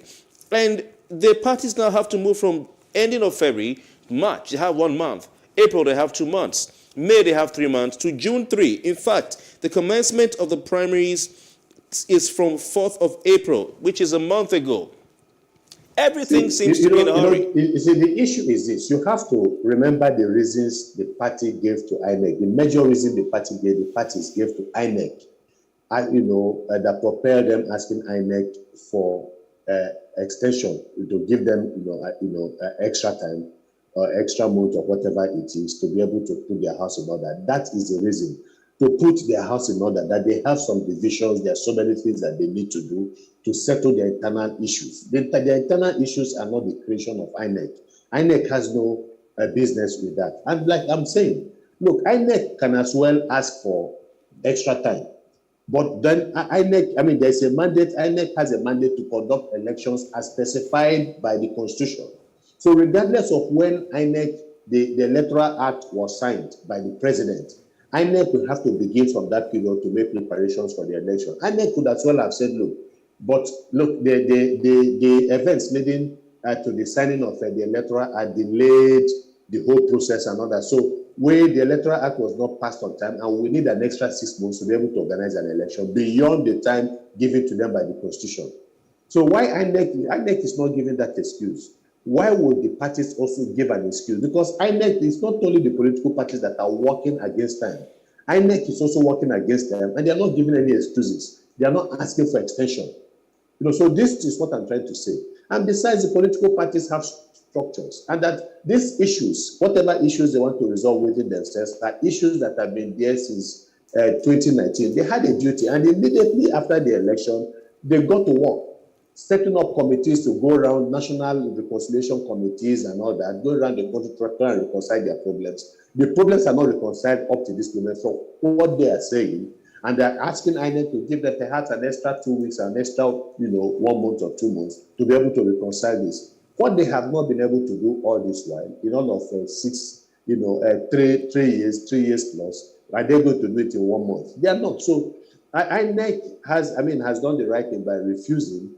By refusing, and you're going to see how the political parties are going to respond. They'll just go back, knowing that they have limited timeline within which to work to sort out their issue. And they are capable of sorting out these issues. Perhaps not 100%, but I do not think that they should, because they want INEC to solve their problems. In the process, INEC creates a problem for itself, which they'll be held responsible for by Nigerians if they have certain challenges that Nigerians no longer expect from them. All right, I'll come back to you, Ifedayo Yaniura. Your counterpart on the program tonight has said, the parties have had ample time with which to put their house in order. Do you agree with him? Let's also consider the fact that the controversial sections of the Electoral Act are still the subject of a court processes. In fact, I'm sure you're aware that, of course, the appeal court set aside the judgment on Section 84, subsection 12, 6 days ago. And we have the Supreme Court, also setting a date to hear appeals on this particular Electoral Act. It's still in court. Have the parties had ample time from when this was signed by the president to when INEC released its timetable on February 26 to be able to conclude it by June 3? Ifedayo Iyanura. Well, let me say clearly, to the best of my knowledge, many of these political parties have already notified INEC for their party primaries. Some fixed late May, while some fixed early June 1st to be precise. But you see, what we're seeing at the moment is strictly politics, game of politics, the intrigues aspect of it. There are some political actors somewhere already instigate, because let me tell you straight, IPAC is a conglomeration of all the registered political parties. And it's a major stakeholder with INEC. It serves as intermediary between the commission and the other registered political parties. through the body executive members. Now, because of the relationship between the IPAC and INEC, I must tell you expressly that there are some political actors somewhere wanted to hide under the opportunity of the relationship between the IPAC and INEC to now be sending IPAC to INEC to shift this post. Because I am telling you expressly that many of these political parties have already notified INEC for their party primaries respectively. And let me tell you what is playing out. Many of these actors in their respective states, especially the governors, they have promised so many people with just one ticket. You will see a governor that promised about 10 people the electoral ticket of a certain district. You will see a governor that has already promised about 10 people to be his successor in office. Now this new electoral act has put this kind of cantankerous politicians to corner.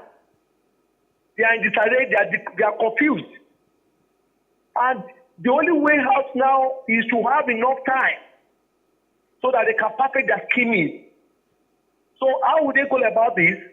Is to get on INEC to shift post. There is no how they can speak to INEC from their house.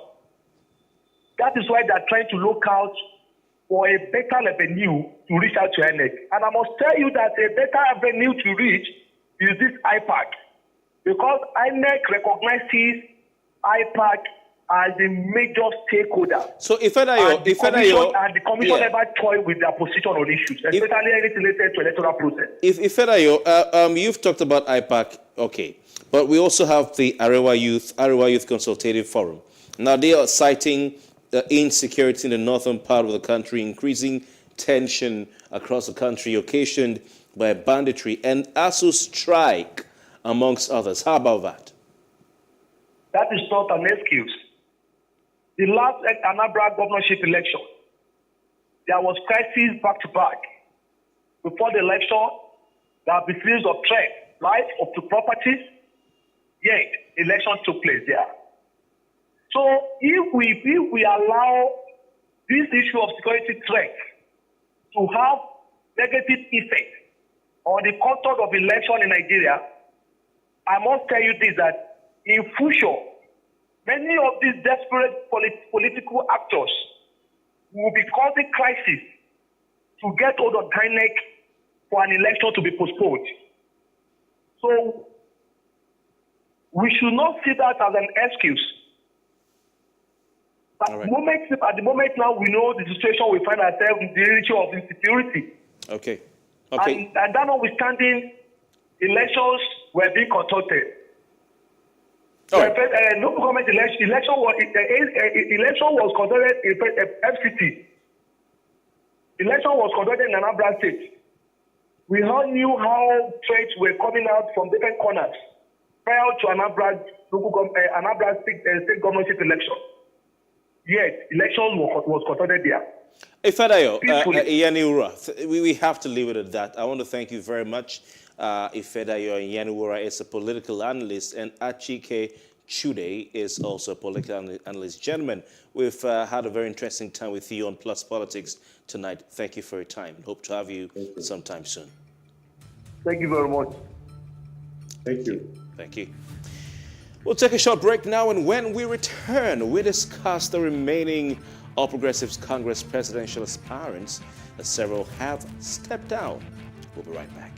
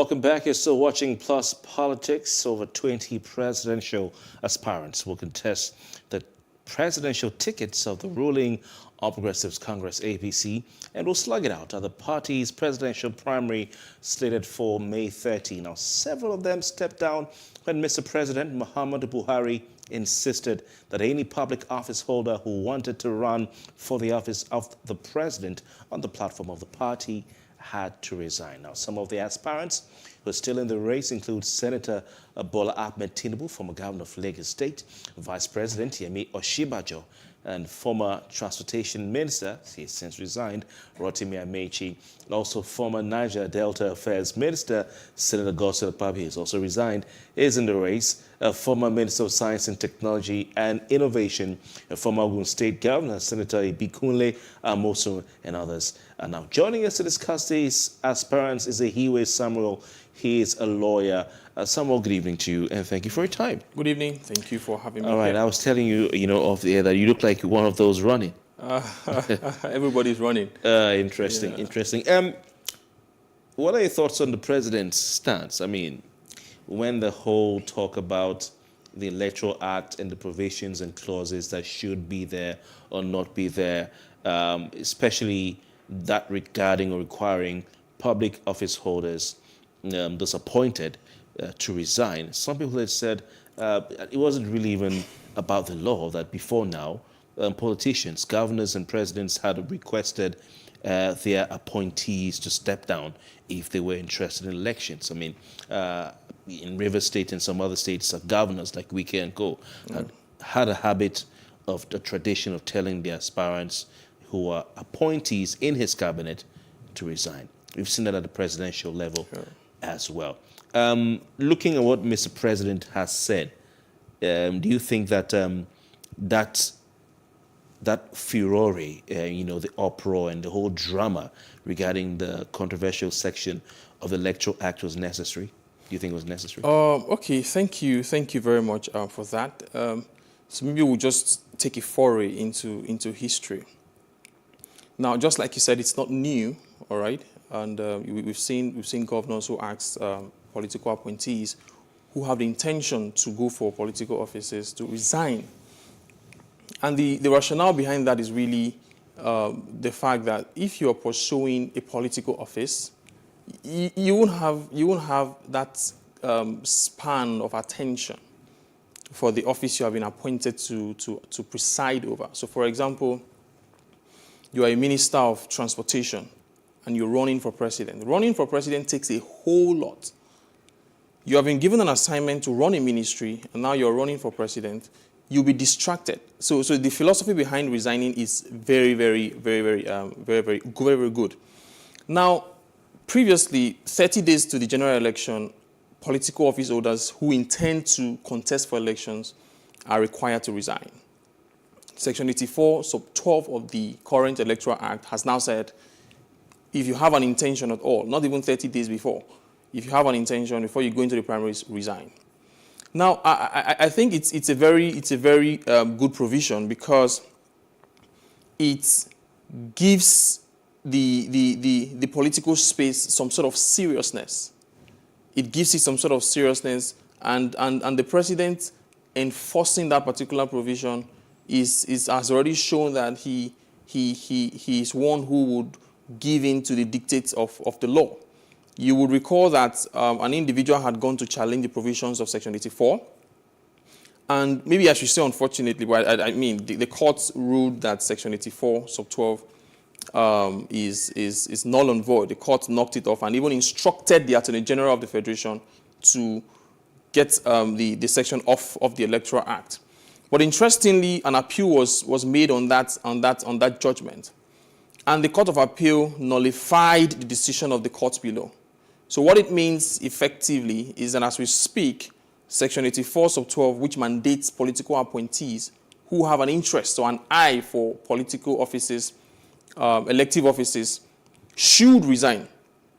And going by that dictate, the president has directed or ordered the ministers who want to go for presidency, and in fact, ministers who are going for any political office at all, to resign. And I think that's the best thing to do, basically. And I will commend the president for that. But the President, Muhammad Buhari, and indeed the Attorney General of the Federation and Minister of Justice, Abuba Malami, SAN, had taken the National Assembly before the Supreme Court over this Section 84, Sub 12, like you mentioned of the Electoral Act 2022, the section which bars political appointees, like Malami himself, from seeking elective public office. I mean, what do you say to this? The fact that this is before the Supreme Court and the case that was adjourned till Thursday. Great. So the President, when he was signing the Electoral Act, you will recall, made reservations, made comments on Section 84, Sub 12. So his proposition was that the section itself shouldn't have been there in the first place. And it was on that premise that he himself and the Attorney General of the Federation had challenged that decision. So the one you referred to at the Supreme Court. Now, the President having reservations about Section 84 and still going ahead to direct ministers to resign just shows you the fact that the President will abide by the provision of the law as it is, not as he wants it to be. So as it stands, even though the President's preference of having Section 84 Sub 12 struck out, even though that's his preference, but as we speak currently, the position is that Section 84 Sub 12 remains. And the President, I believe as a Democrat, is bound to obey the provisions of the law as it currently stands. So if the Supreme Court hears the President's case and decides that Section 84 Sub 12 should not be there in the first place, then the President can say, you know what, this is now the position of the law. So ministers that I have, you can continue without resigning. Yeah. But as it stands now, the President's preference, going by what he said when he signed the act, when he signed the bill into law, is that Section 84 Sub 12 shouldn't be there. The Court of Appeal has said Section 84 Sub 12 should remain there. And it's on the back of that the President went ahead to say, you know what, ministers resign. So he obeys the law, not just the way he thinks it should be, but the way it is as at the particular point in time he's taking that decision. You're saying the President has ordered his appointees who want to be president to step down, be in deference, or rather in obedience to the Electoral Act 2022. Exactly. All right. Isn't there? So you're saying he doesn't want to do it, but he has to do it because that's the position of the law. Yes. Isn't there a place in law, in jurisprudence, if I can use that term, that would allow the status quo to continue until, or would allow a state of execution of any law as far as it's before the courts? Great. Now you see the way the issue of stay of execution works. You don't just file an appeal and expect that filing or that appeal to act automatically as a stay, right? So you need to secure a stay of execution. So as we speak, there is no stay of execution on the decision of the Court of Appeal. So you need to file a separate application. You have to file an application for stay. Right. Do you understand? And again, the matter at the Supreme Court is not an offshoot of the matter at the Court of Appeal. I don't know if you understand that. So it's not as if the President appealed the decision of the Court of Appeal. So the President filed a separate action. Taking the National Yes, Assembly. so the one at the Court of Appeal now is an offshoot of the one decided by the Federal High Court, where the Federal High Court held that Section 84 should be expunged. So people appealed, some individuals appealed against that decision, and the Court of Appeal nullified the decision of the court below. So once that is ongoing, the President also has a suit on the same subject matter at the Supreme Court. So the President's action at the Supreme Court is not an offshoot of the one at the Court of Appeal. And just like I said... But it's the same clause 84 same clause 84 sub 12. Act. Yes, same clause 84 sub 12. So if we have, different judgments, what happens? So as it stands now, if the Supreme Court gives a decision, right? If the Supreme Court gives a decision on the matter currently filed by the President and the Attorney General, I mean, that will become the position of the law. So if the Supreme Court says Section 84 sub 12 remains, that becomes the position of the law. All right? Because the Supreme Court is the final court. So that becomes the position of the law. So what happens to, so of course, the Supreme Court is the highest court in the land. So other courts will have to submit to its decision. Court, yes. All right, interesting. Now, So we have the likes of Senator Chris Ngige, Minister of Labor and Productivity. We have the likes of Abubakar Malami SAN, who we hear wanted to be governor of his state, now deciding I want to stay put. Yeah. They have stayed put. We have the likes of Rotimi Amechi, who have resigned. If the Supreme Court rules in favor of Malami and Buhari, as far as section or clause 84 sub 12 is concerned, what happens to the likes of Amechi? Can they be recalled? Now, you see, you should understand. Let me can they be reappointed because it means that they resigned too early? I'll tell you how it works. Yeah. You see, the position of a minister is an appointive position. So the president, at his pleasure, appoints the minister.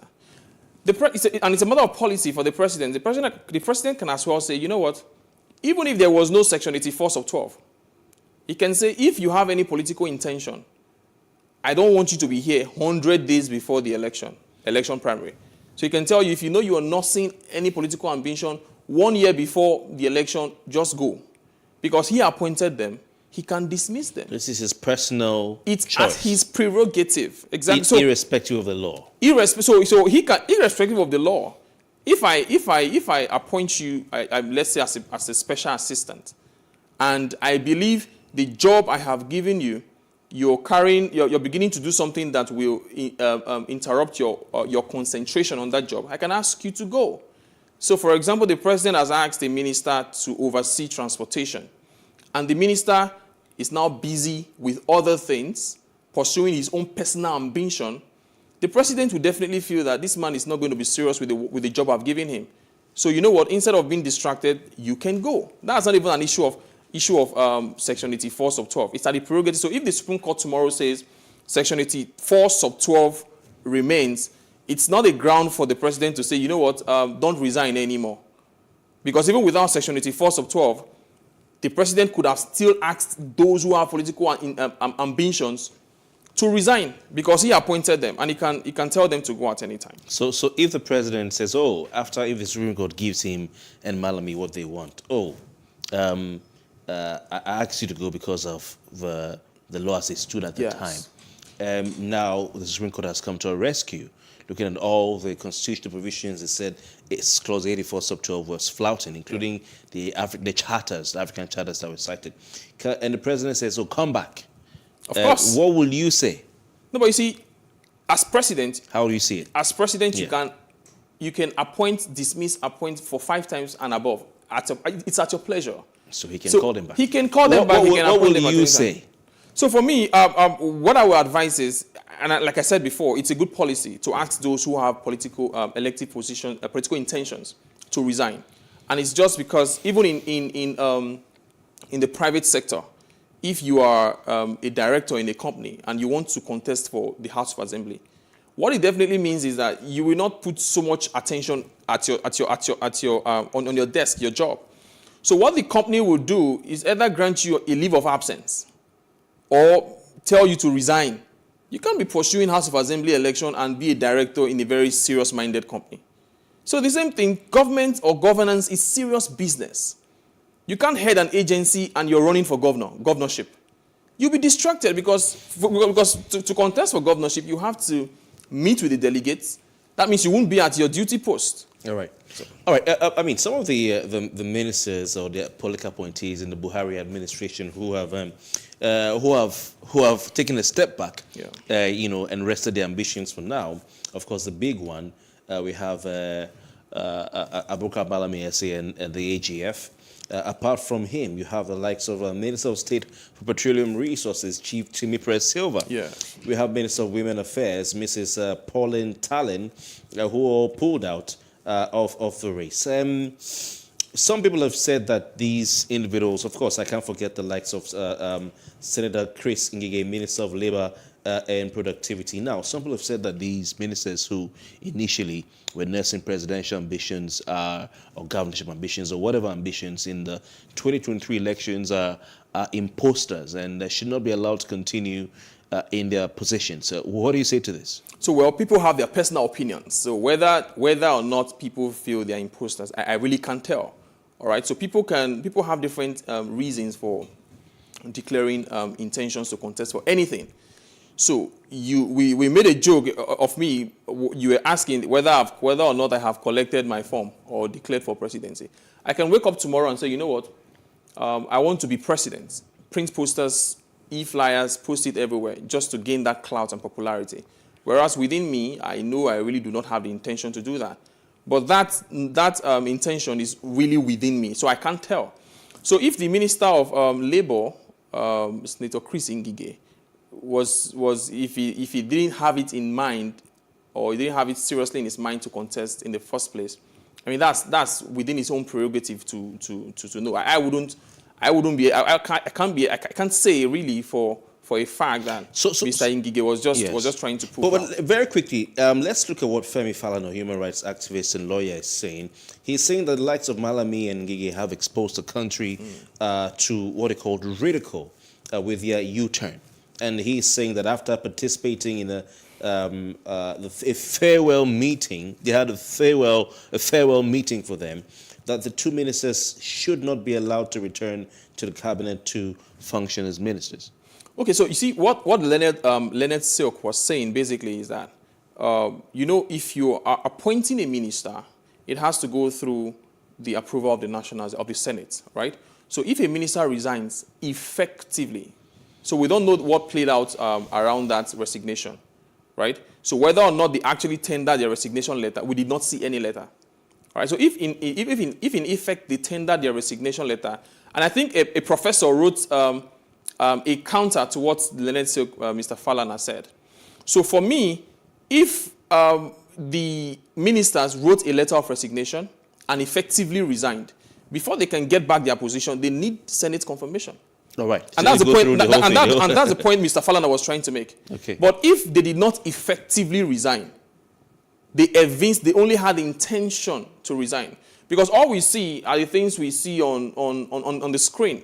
So it's possible before the farewell meeting there was actually send forth, like we call it. The send forth. There was actually, maybe that was just for the screen. Maybe there was no effective resignation just yet. Right. So, but if there was an effective resignation before those guys can come back, they need Senate confirmation. I wish you had more time. Very interesting submissions by you.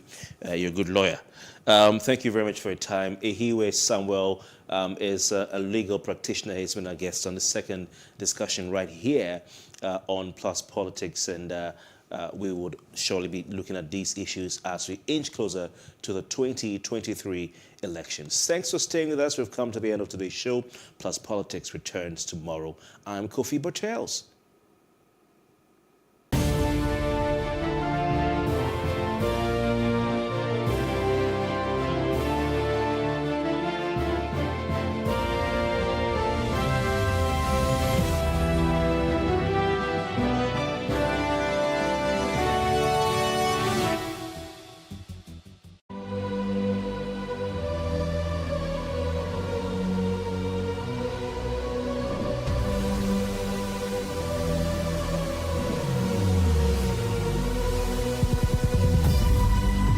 What we do not understand, we will stigmatize. What you can see is the remaining of the tanker that exploded. The suspect equally confessed.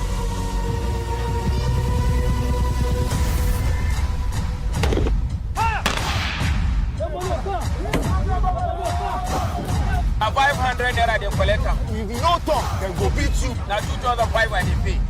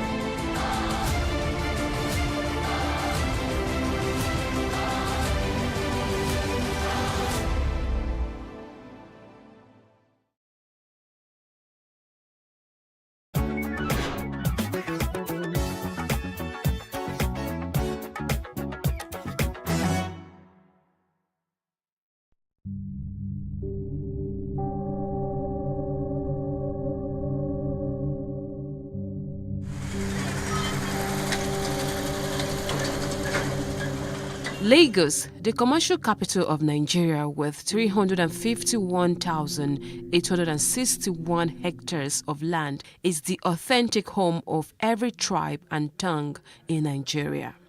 The state, though small in landmass, is controversially the most populous state in the country.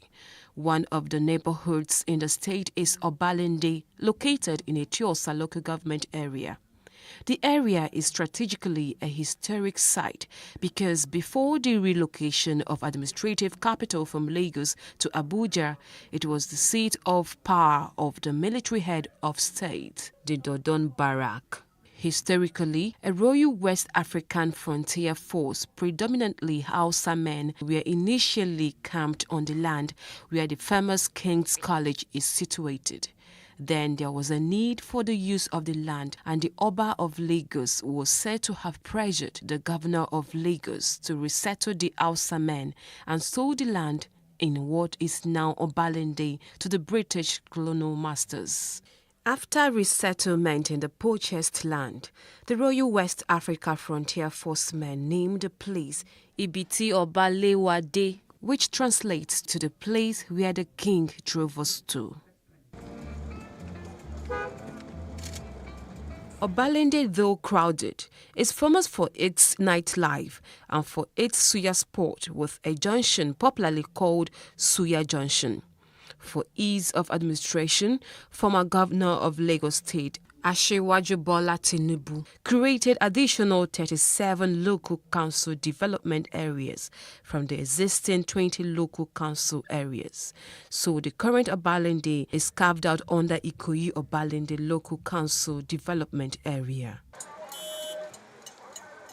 Ikorodu town is another historic location in Lagos, located in the northeast area of the state along the Lagos Lagoon and shares a boundary with Ogun State. Currently, the town houses Ikorodu local government area and 5 local council development areas. Kabiru Shotobi is the king of Ikorodu, traditionally known as Ayogbunre of Ikorodu, who ascended the throne from October 24, 2015. The name Ikorodu came about from people whose ancestors descended from the Remo stock of Yoruba tribe who came to settle on a plateau and named it Ikorodu, a shortened word from Oko Odu, which literally means Odu, farm. The current metro area population of Ikorodu in 2021 is 989,000, a 5.44% increase from 2020. Trading, farming, and manufacturing are some of the things Ikorodu is known for. Ikeja is the capital of Lagos State, formerly called Akeja. It was named after a deity of the Awori people of Ota, who originally settled there. The area was invaded for slaves until the mid-19th century. Ikeja, an abbreviation meaning of Ikorodu and Ekpe joint administration, was coined by colonial administrators for ease of administration. It is the official seat of the governor of the state, where the state secretariat is also located. It is also where the domestic and international airports are located. Its population as of 2006 census is 330,196. Ikeja is home to one of West Africa's largest gadget markets, popularly known as Computer Village, and home to a shopping mall known as Ikeja City Mall, which is the biggest mall in Lagos mainland and also has a cinema. These are some interesting places that make Lagos a world-class destination.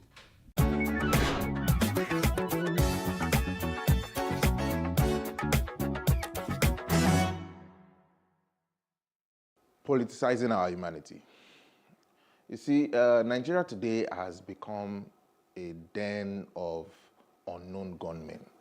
And I say that because for every new report you see now, any news, anything, you see unknown gunmen kills 20, unknown gunmen kidnaps 50. So any small thing is unknown gunmen, and the level of insecurity in the country today has risen. So today we no longer ask whether our lives are, and properties are secured. We only ask who is next to be killed or kidnapped. We check and we see, okay, whose family is next? Which family is going to be thrown into mourning? So right now, Nigerians are only waiting, and we're waiting and saying, whose turn is it going to be? The level of insecurity in the country has become extremely worrisome. The lapses created by government, by the inaction of government. Government had the opportunity to nip this insecurity in the bud. It was when it started. It started like play. It wasn't this bad.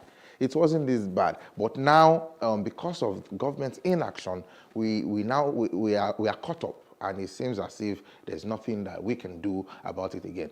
So now it is even worse. It is worse that we as citizens are not making enough noise about the right things.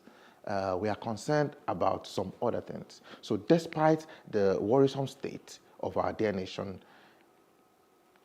the plague of politicizing any little thing, we are quick to say, now this party they run amo, now this party they do amo, is because of this party. And so right now, we are trivializing the problems and the challenges that we are facing as a nation. So there are talks all over social media claiming that the violence and actions leading to the high level of insecurity, which now threatens our very existence, are sponsored. Members of the ruling and opposition parties have thrown all caution to the wind, and they exchange blames. It is this party, it is that party, rather than just actually recognizing terrorism for what terrorism is and taking actions to stop the incessant killings and kidnappings, which is threatening the very existence of Nigerians. We must stand united or fall divided. We must stand united. Nigeria is at the very brink. We are at the very brink of war. And I don't think we are saying this enough. I think everyone is just looking at, okay, maybe because the thing never touched me, make we just they look up, and everyone is just playing with the situation. The situation has become so dire and would worsen if we do not join voices and actions and implore the government to take decisive actions to protect the lives and properties of the people. We must educate and reorientate ourselves. We must advocate for peace and tolerance. Negative and irresponsible tribal comments. It has no other thing to do than to incite violence. So it breeds this intolerance that we have for ourselves. And this tribe will say, now these people, if these people come out, we go get peace and all of those things. And then we wonder why some people are killing another tribe and why another tribe is killing another tribe. So I feel we must be able to preach peace and preach unity, if at all we want to see the end of this insurrection. I have always said this, and I think this is time to say it again. In terms of, if we're talking about security, I think the time for decentralization is now. The power that the federal government wields as far as security is concerned is too much. And it would seem that even that power now is overwhelming, such that they don't even know what to do with the power again. Assign state governments with the task of security responsibilities. Yes, at federal government level, there are some powers that you cannot just take away. But let the security apparatus, in the police, security operatives that you have, let them be responsible to state governments. Let state governments take charge. Let them take charge. A governor of a particular state will not be looking at while his state is burning, and the governor is crying to federal government to come and help. So what then is the duty and what then is the work of the state government? we had mentioned earlier, but I'm just going to chip in again, that religious leaders have a role to play. You find religious leaders being totally irresponsible and reckless with the comments that they make, knowing fully well the power that you wield as a religious leader, knowing fully well the hundreds of thousands, perhaps millions of people that listen to you and take your word as law. You need to be very careful. You need to be cautious of how you urge people on, because comments that you make in ways incite violence against perhaps other religions. And then you have this religion attacking this religion. Oh, they attacked us first. Oh, they attacked us first. So I think now is the time for our religious leaders to come together and preach peace, and tolerance is very important. So once again, I would say conclusively that I think we need there's never been a time to call for peace and to call for tolerance and to call for unity as now, using our voices, using our platforms to advocate for peace. Because at the end of the day, like I said, it's just turning and turning and turning, and Nigerians are just looking at who is the next person to fall victim.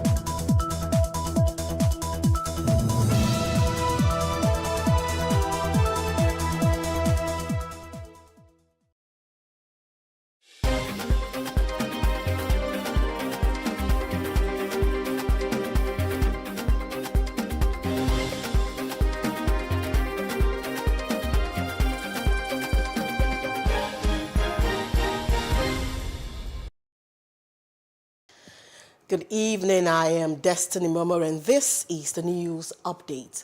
A federal high court in Abuja today struck out the newly amended 6 counts filed against Nnamdi Kanu by the federal government. The decision followed the withdrawal of the charge by the federal government. The withdrawal came after Kanu's lawyer Mike Ozekome complained that the prosecution was trying to delay processes by continuous amendment of the charge against his client. Ozekome told the court that it was the 7th time the federal government was amending its charge. And also a federal high court sitting in Oshogbo today affirmed Senator Ademola Adeleke of the PDP as the authentic candidate of the party in the forthcoming July 16 governorship election in the state. Justice Nathaniel Ayo Emmanuel, in his judgment, which lasted for more than an hour, 30 minutes, held that the primary election conducted at the Worsteve Center, Oshogbo, on March the 8th, which produced Dotun Babayemi, was null and void. PDP, during its governorship primary elections on March 8, had held parallel primaries in the state. Ayo Emmanuel, who cited Section 8414 of the Electoral Act after a thorough proceeding and counter-arguments by both councils, dismissed the suit filed by Babayemi. And also a federal high court sitting in Oshogbo today affirmed Senator Ademola Adeleke of the PDP as the authentic candidate of the party in the forthcoming July 16 governorship election in the state. Justice Nathaniel Ayo Emmanuel, in his judgment, which lasted for more than an hour, 30 minutes, held that the primary election conducted. We'll go on a short break. We'll be right back.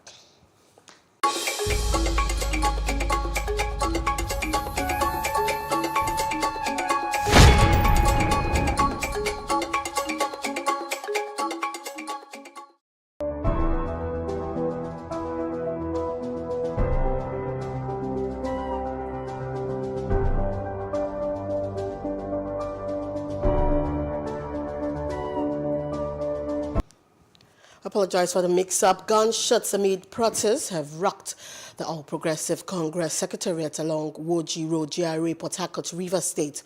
Hundreds of members loyal to a former federal lawmaker, Senator Magnus Abe, stormed the premises alleging hijack of the screening of State Assembly aspirant and Ward State delegates selection.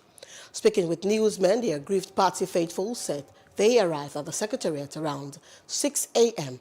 only to meet the gate under lock and key. The protesters from the 23 local government area of the state carried placards with various inscriptions calling on the National Secretariat to intervene. As at the time of filing the report, the party ESCOs loyal to former minister are yet to react to the situation, and security agencies have taken over the secretariat. And the national leader of the All Progressive Congress, APC, and the presidential aspirant, Bola Tinubu, has vowed that he will not retire from partisan politics until he becomes president. Tinubu was on a campaign visit to Benue State to meet with delegates and party stakeholders ahead of his party's primaries, promised that if elected, he would bring unity and development to the country. The former Lagos State governor will insisted that he is the best man for the job and appealed to the people to support him. There's element of division going on, but from dignity of labor, not fraudulent management of accountants, we will give you Nigeria that you are proud of. May Almighty God grant all our wishes.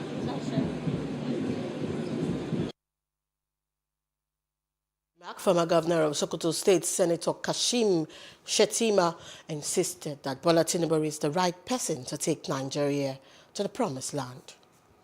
The true mark of leadership isn't the ability to lift a bag of cement.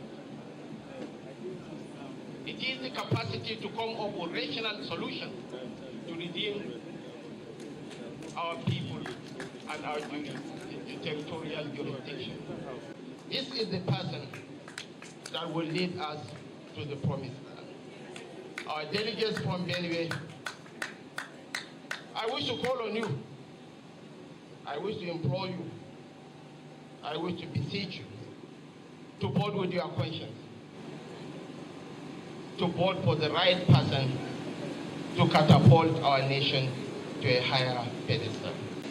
To welcome distinguished Nigerian leader of this great party and the most effective presidential aspirant we have in Nigeria today. I deeply wish to say that you are indeed welcome, sir. Benue is for you, and let me quickly hasten to say the leader of Benue, by extension the leader of North Central, is aware that we are sitting here today. If not for him, but for him, we are here. And the All Progressive Congress APC governorship aspirant in Adamawa State have faulted the alleged attempt by certain aspirants to replace genuinely recognized party delegates ahead of the governorship primary scheduled for May 20. Addressing a press conference, three aspirants, Madawaki, Abdul Razak, Namdaz, and Wafari Theman, described the alleged development as unacceptable. The group explained that consensus candidacy has since been quashed since the party adopted indirect primary election. When these congresses are conducted here in Adamawa, in fact, people have started compiling their own names. Some delegates have been calling us from various local governments, alleging that their names have already been removed as delegates, when the actual exercise have not just even commenced in the first place.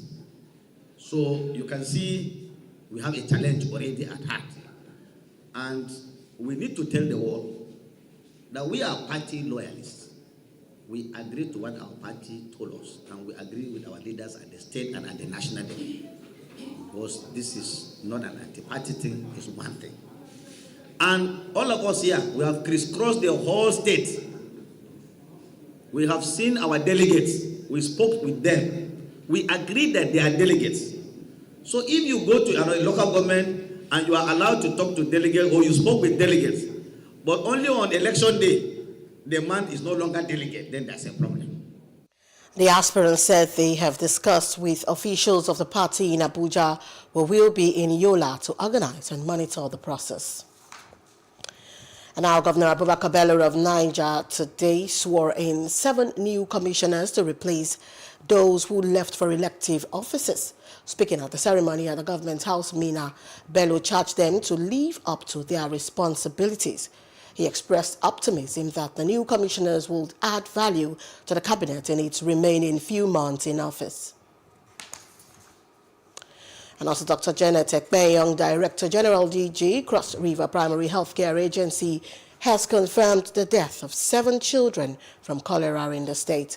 Ekpeyong said the agency recorded more than 600 suspected cases in the state between March and April.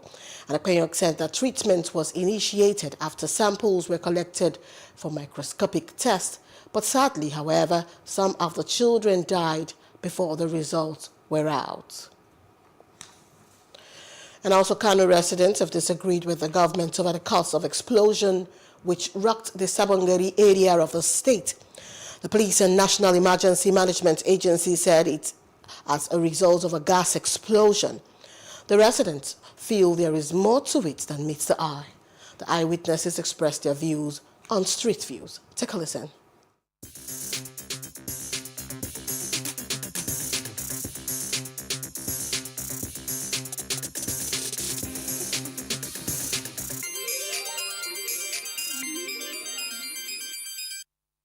Actually, I'm a teacher in a school. So after our assembly in the morning, I was in the class teaching, and all of a sudden we hear a sound. And on reaching here, we saw the whole thing that happened today. But the painful thing is that the government are telling us that it is gas, while the evidence of the whole thing showing here is showing that it's a bomb blast. So I don't know why the government will be lying to us. Anybody where they talk say na gas, na lie, no be gas. Let the government tell us the truth. Let government say the truth. But if they don't say the truth, God go say the truth. See everywhere now. After gas, see, if you go up this end road, it move one building house. If you go to that place for Ijob Road, one new building, it blow all the glasses. He killed my brother, 2 of my brother here. Government come here, come they tell us now, na gas. No be gas. Na bomb. A bomb. It's bomb blasters. This one is not a gas. It's bomb blasters. We just pay Kano State government to come and help us. Now I'm talking that human being body parts inside this place. Please, we are begging Kano State government to help us. Please. Some say this bomb blast, that is the people that are carrying bomb for body. But it's only God knows what happened exactly. It's a bomb explosion. Bomb explosion yesterday. So I just thank God to my God. So nothing happened.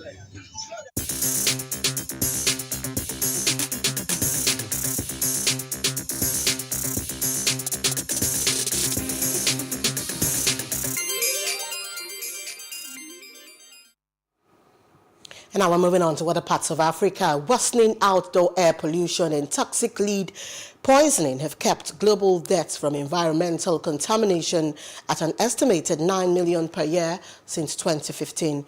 And this is countering modest progress made in tackling pollution elsewhere. Air pollution from industry processes along with urbanization drove a 7% increase in pollution-related death from 2015 to 2019.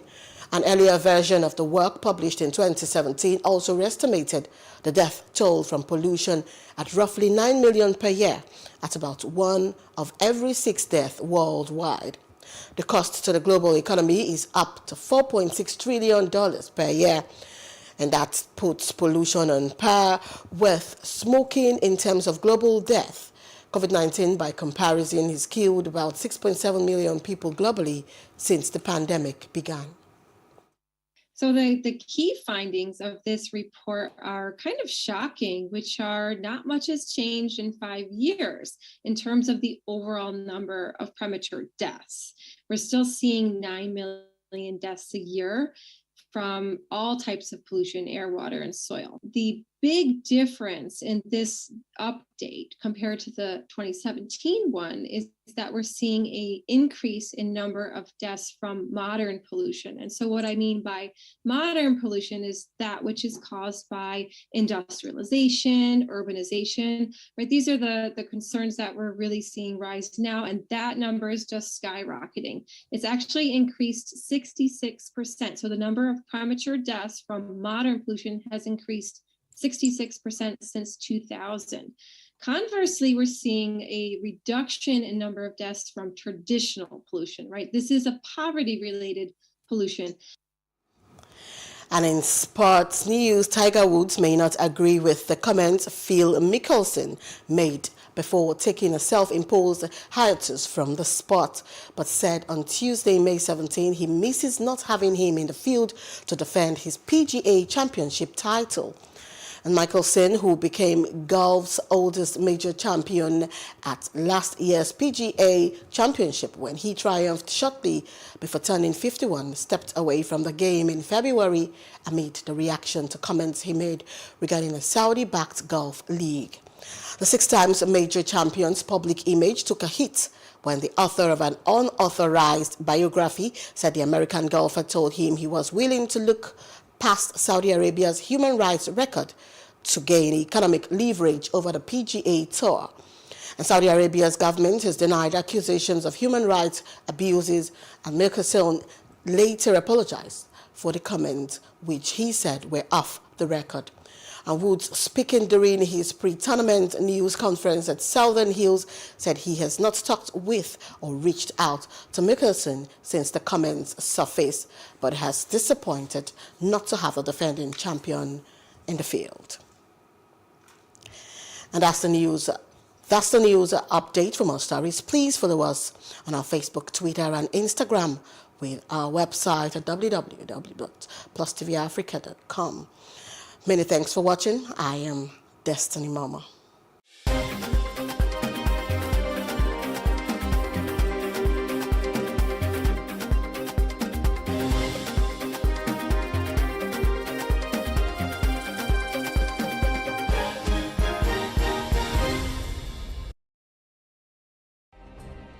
Nigeria's Niger Delta region, from where the black gold fuels Africa's largest economy, where the lines between wealth and poverty has never been thinner. Conflicts, poverty, insecurity, and environmental challenges daily confront the region. How can the Niger Delta story be changed for the better? Join Mamode Akuga at 9 p.m. every Friday evening on PlusTvAfrica as he probes deep in search of solutions. Inside the Niger Delta with Mamode Akuga, the authentic voice of Nigeria's oil-rich region.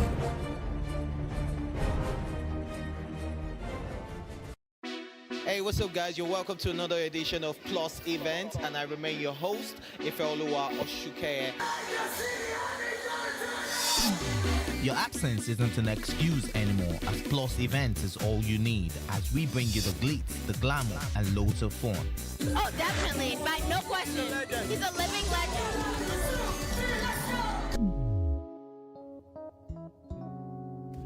Oh, God forbid, Holy Ghost fire, I know. I just want to be blown away. I want to be wild. This is 11 years of doing it.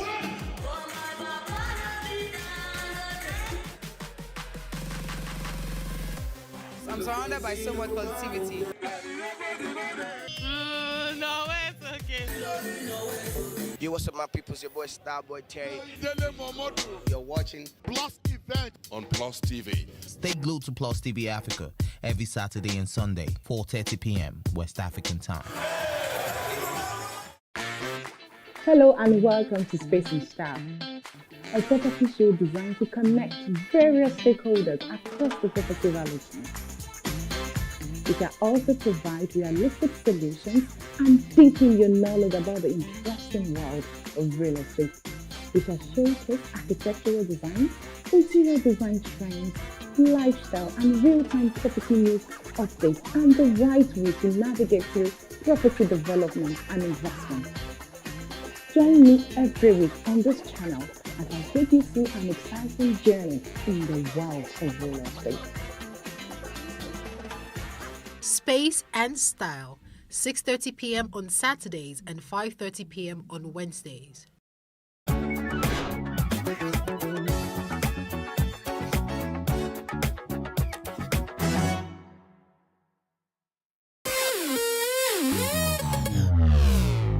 Oftentimes when we see celebrities either on social media, television, or in person, we assume they have it all together, but we forget that they're also human. Well, here are some of the low points of some of your favorite celebrities. Photography for me was more a means of expression than at the beginning, than a source of income, you know.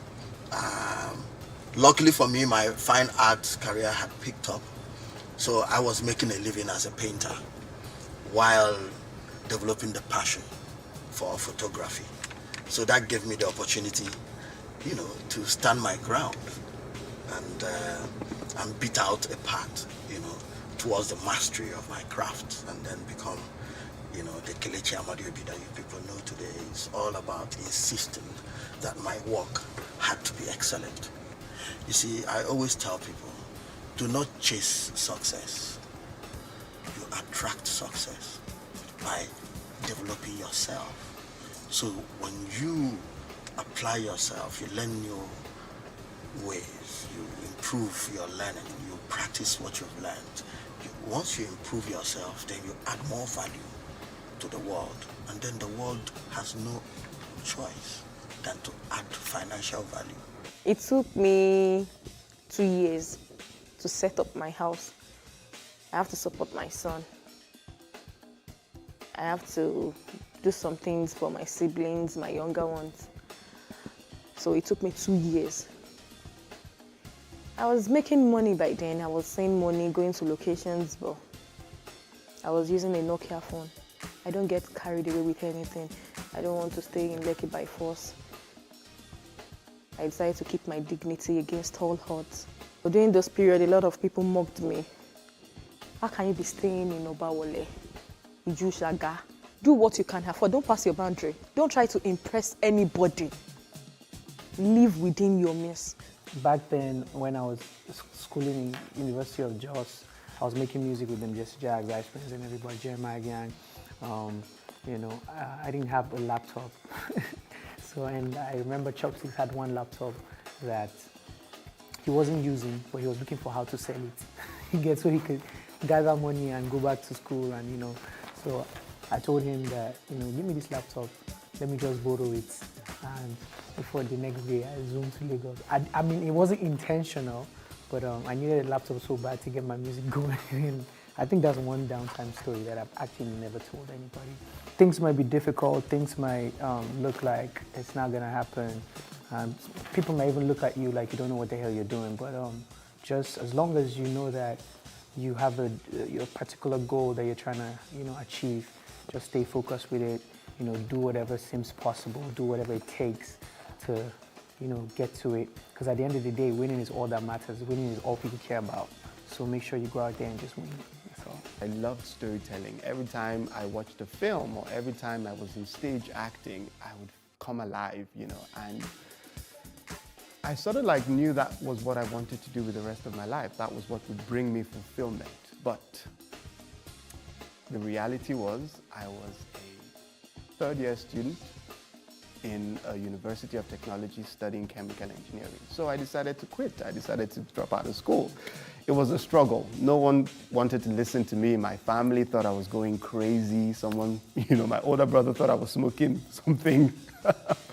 You know, but yeah, but I tried to convince them and no one listened to me. So what I did was to try and finish. So I went back to school, finished my engineering course, and by then I had almost forgot my dream to be in entertainment. So what happened was I served, got into an engineering firm, oil and gas, and I became an engineer, you know, going offshore, going to the field. But, you know, the dream started to come alive again. You know, I'd watch movies, I'd get invited to on set by my friends, and that spark started to burn again. I started to see myself doing things, acting films, telling stories, and I couldn't sleep at night. I would dream and imagine myself in the entertainment world, and I'd come alive. So I decided I'd quit my job. And I walked back to my seat. I said goodbye to oil and gas and engineering, and I focused and faced entertainment, and that's how I got to where I am today. To be honest, I don't want to give anybody a hope it's some easy thing to do. But rest, man. Okay, firstly, when you rest, then you pray. And that's real, man. It's not because I'm not even a churchgoer or anything, but this is real. It's because there's a power that's beyond you that works for you if you accept it or decide to go in that direction.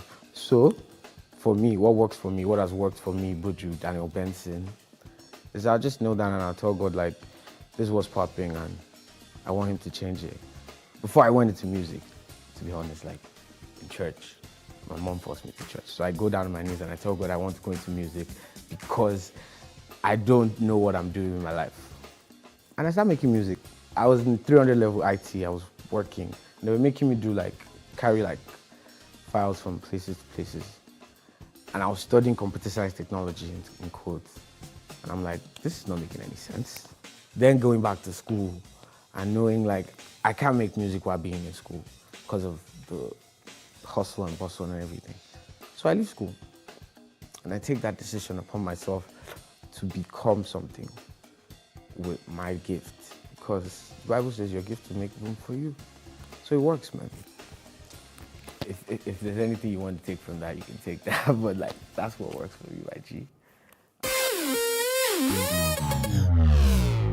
Oftentimes when we see celebrities either on social media, television, or in person, we assume they have it all together, but we forget that they're also human. Well, here are some of the low points of some of your favorite celebrities.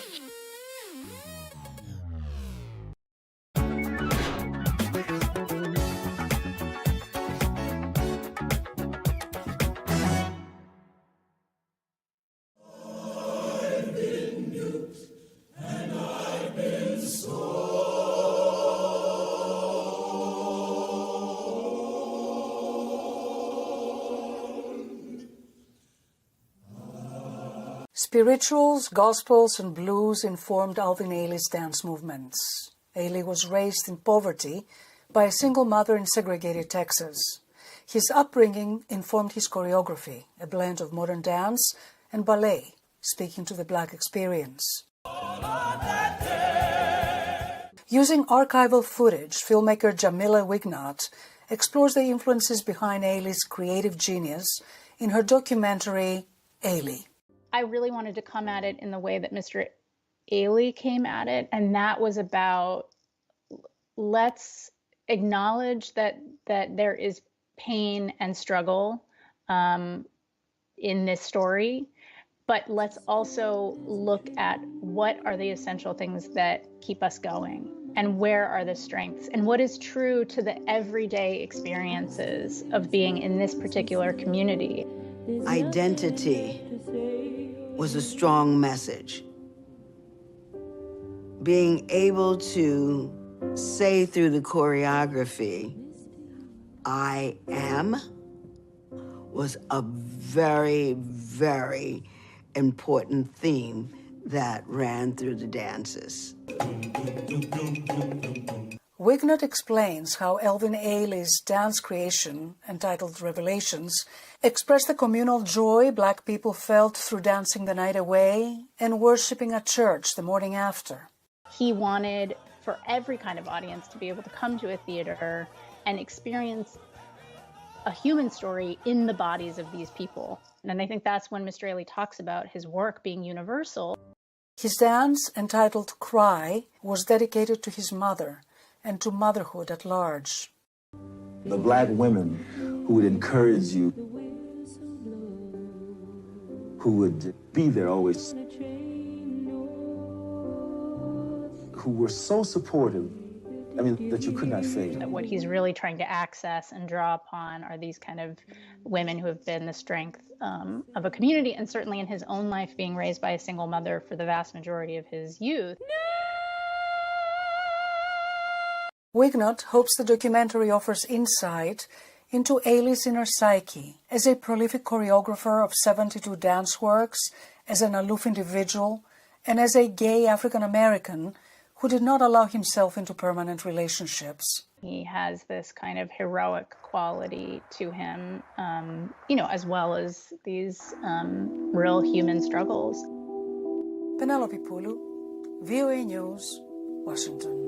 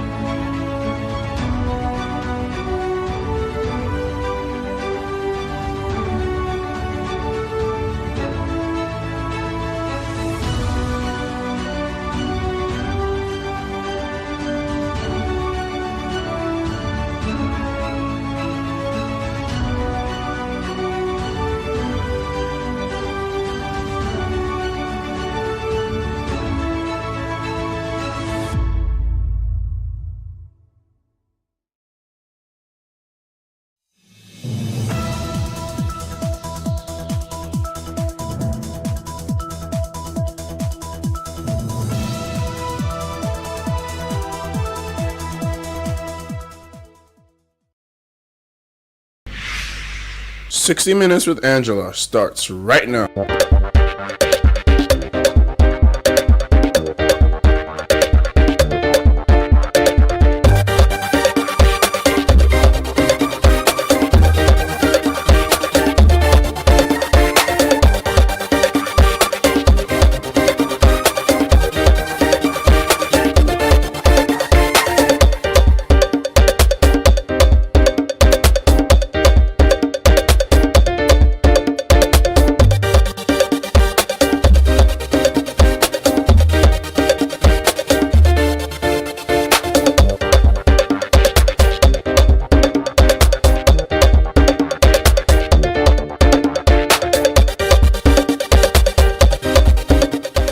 Former member of Nigeria's House of Representatives, a former senator, a pilot, aircraft maintenance engineer, and currently Nigeria's Minister for Aviation. Under his tenure since 2015, Nigeria's civil aviation sector has grown and improved with safety guaranteed, boosting confidence in the aviation sector. And Nigerians seem to be thrilled with his tit-for-tat diplomacy, especially when it would appear as if Nigeria is in danger of being disrespected. Hadi Sirika, Nigeria's aviation minister, joins me on the program today.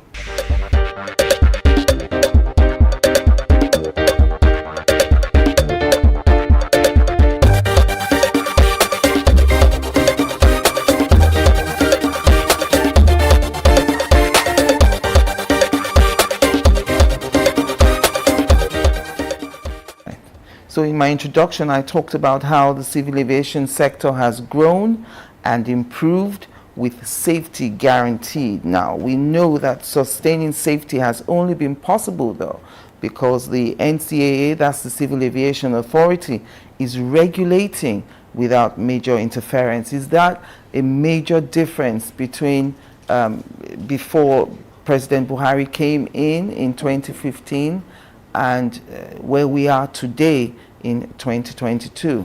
Before now, NCAA used to be within the ministry back in time. Then they got cut out and lumped together with service providers like FAN, Airport Authority, like NAMA, the Airspace Management Agency, put together in one unit. And then, of course, the Civil Aviation Act came and they separated them and put them as regulators separate from service providers like NIMET or FAN or other agencies such as NAMA, like I said. So today, they operate professionally within the confines of the general direction of International Civil Aviation Organization, ICAO, which is the world's regulating body, UN regulating body of civil aviation, because there is no aviation B. So you cannot interfere with somebody that is regulating you. Take us through the airport upgrades. What are the things that we did to make those airports better, to make us get off those lists of worst airports? I remember a time when the Port Harcourt International Airport, for instance, was credited to be one of the worst. I mean, when we look at sleepinginairports.com, they're still listed there, number 3, number 5, and they talk about aggressive corruption. So beyond the physical aesthetics of the airports, they've improved. What are you doing about tackling what many call aggressive corruption in our airports? Speaking to corruption, we probably have to understand airport and its working. We in civil aviation provide the platform, the casing, if you like, where we are housing customs, immigration, NDLEA, and so many other agencies that operate within the airport. To tackle corruption by custom personnel, for example, and to prosecute them, if any. We in civil aviation are doing our best, but we have a limitation to what we can do because we are not police. And it's not officers of aviation that are doing the custom work or doing the immigration work or doing the NDLEA work within the airport itself. That said, is our premises. We're doing the very best. One, whoever we found guilty of corruption will deter him from going to the airport, will seize his card, and ban him from being posted to our locations. This we have done, and we have named and shamed. And it's a continuous process. Now, speaking to airports, really, you see, you need to understand that our focus in aviation, and I'm very sorry to say this, it's not how very beautiful your airport is. The air conditioning, the travelators, the lifts, and so on and so forth. They are nice things to have. But our major focus as a focus area and our roadmap in Buhari administration is how very safe and secure you depart point A and land point B. And everything in between. These are things that you don't see. Passenger don't see. They don't care how the aircraft will fly out of Kaduna and land Benin. How does he find where Benin is? Those equipment are not what the passenger will see. If he's approaching to land into Enugu, the equipment that will show him this is Enugu, and this is the runway, and this is the center line of the runway, and this is the threshold of the runway, so that he does not land after the runway or on the side of the runway. These equipment, like the landing equipments, landing systems that we have in place, passengers don't see them. So the major focus of this government under Buhari is to tend to all those critical safety items, which we have been doing, and passengers don't see. So our energy is targeted at that. So, but we haven't abandoned them. I'm sure everybody knows now the airports have changed.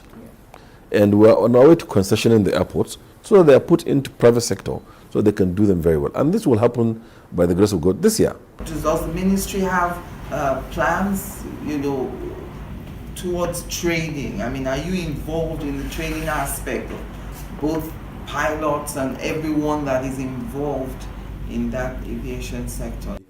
The best safety is a well-trained aviator. In Zaria, when President Buhari came, or since his coming in 2015 till date, Zaria has become International Civil Aviation Organization, ICAO, Africa Center of Excellence. We have the highest number of trained instructors by ICAO in the entire world. We have the highest number of ICAO courses delivered by Zaria in the entire world. We have in Zaria put simulators, like 737 simulator is a $21 million equipment is installed in Zaria. We've installed the best fire and smoke simulator in Zaria, 5.2 billion. Before the coming of Buhari, firefighters go to Kamaru for training. And President Buhari said, no, it ought to be done in Nigeria. And he provided 5.2 billion, and we bought it and we put it in Zaria, and we do our training now. And it's the best in Africa. It's automatic. And everybody that comes to Zaria to do that. In Zaria, we bought and ordered for 20 training aircraft.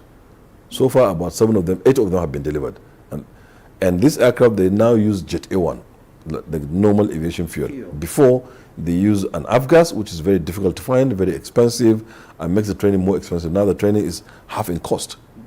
There's quite a number of things that we're doing in Zaria to upgrade training, to ensure that we've trained best pilots, best engineers, best cabin crew, best air traffic controllers, and so on and so forth. So training is a core area, and every single agency in aviation is focusing on training. We're doing training and retraining of our personnel.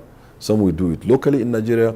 Even the foreign courses, we've devised a means that we will bring in the instructors to come in and train us in-house in Nigeria, so that more number of people will have opportunity to be trained. As against, sending them out. you send 10 out, they come back and then train the trainer. Now you have opportunity to train 100, and those 100 now train the trainer. That has completely changed. From what it was before. Yeah, from what it was before. Exactly. They have an airport of their own. We're extending the runway at the moment. We have a radar simulator that we're putting there, brand new. We put an instrument landing system there, new. We put a radio equipment called VOR, very high frequency omnidirectional range, radio range equipment to show you where the area is. We put it. We put quite a number of things there in Zaria. And so we're doing training, and they're the best. And we have... in areas of safety, for example, in same area, we procured an aircraft that is used to calibrate the equipment that you have at various airports to ensure they are working in the correct order and correct sense. So that if your equipment tells you this is the runway, it is actually the runway. Right. Okay? Right. So there's an equipment that will show you the center line of the runway and the beginning of the runway. So you don't land after the runway or on the side. That equipment needs to be rigged to ensure that it's working well. So that rigging, that calibration, to calibrate and make sure it's working well, we used to borrow an aircraft from Niger before Buhari comes. To do that? To do it, and pay people to come from all over the place. Today, President Buhari approved about $10 million. We bought the aircraft, we trained our pilots, and we're doing it ourselves. It's in Zaria. Yes. So these are things that passengers don't see and don't know. So that landing equipment has to work well for you to be able to land safely in Lagos or Kaduna. And it helps that you're a pilot as well, trained pilot, trained aviation maintenance engineer. Let's talk a bit about certification. You were able to achieve 2 major certifications in 2017. In April for the Murtala Mohammed International Airport, and in November of 2017 for the Nnamdi Azikiwe International Airport, especially the Abuja Airport. That certification was described as a milestone. Why? Okay, here's why. And so that we also earn the credit that we deserve. Yes. Since amalgamation of Nigeria in 1914, government in, government out had tried to certify our airports according to ICAO standards by the regulator. No government was able to certify any single airport.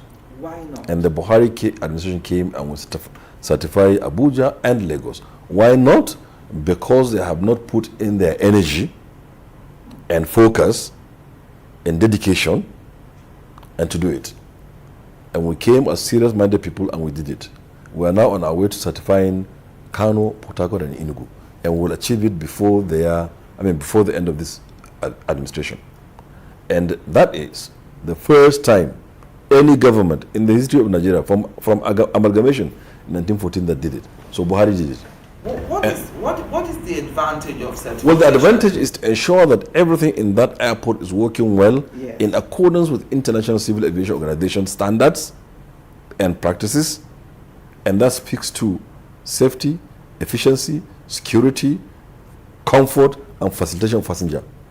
Everything to do with the airport is according to the standards. And so we won a lot of awards in this administration in our airports. Abuja won award, Lagos won award. All these awards are coming because they will come, they will check and see that those things that ought to be there in an airport are actually there. And this is the only time that Nigerian airports are being given these awards from international civil aviation organizations and so on. This is interesting, the point you make. So all those years when we were having multiple plane crashes and people thought it was witches and all those sort of things, we didn't have this certification? No, we didn't have certification. And then so also safety of transportation, especially by air. It's a combination of so many and several factors that come together to ensure safety. It starts, like I said, with the human being himself, the aviator. How well trained is he? How proficient is he? How knowledgeable is he? What is the experience that he has? This must be ensured, and that's the work that NCA had been doing since we came, to ensure that if you have a license to be an engineer or a license to be a pilot, you are actually exercising the privilege of that license in accordance with the provision of the ICAO organization within our Nigerian civil aviation regulations and within our own set rules and regulations to ensure that you are in perfect order. You're not mentally deranged. You are physically fit. You are knowledgeable enough. You're also proficient enough. You're well trained to be able to carry out the functions of that license. So that speaks to safety. That is number one. Number two, the equipment that you're flying also needs to be airworthy. So the airplane itself, someone needs to check it to ensure that that airplane is airworthy, that it can go into the air and come back safely. Someone also needs to check that the weather, for example, the weather that you're given, the focus that you're given, is actually correct and accurate, and you can use it. I'll give you an example. Some of the things that NIMET is doing, which the passenger don't see. The cause for the Sosoliso crash was identified to be a condition that is called wind shear. You know, when you shear something, when you tear something, that's exactly what happens to the air. It gets torn apart. It changes direction suddenly and speed and suddenly. So if the air is going like this, so half of it maybe comes this way and half goes this way. And suddenly and with such speed. So when it happens at low altitude, because the airplane is riding in air,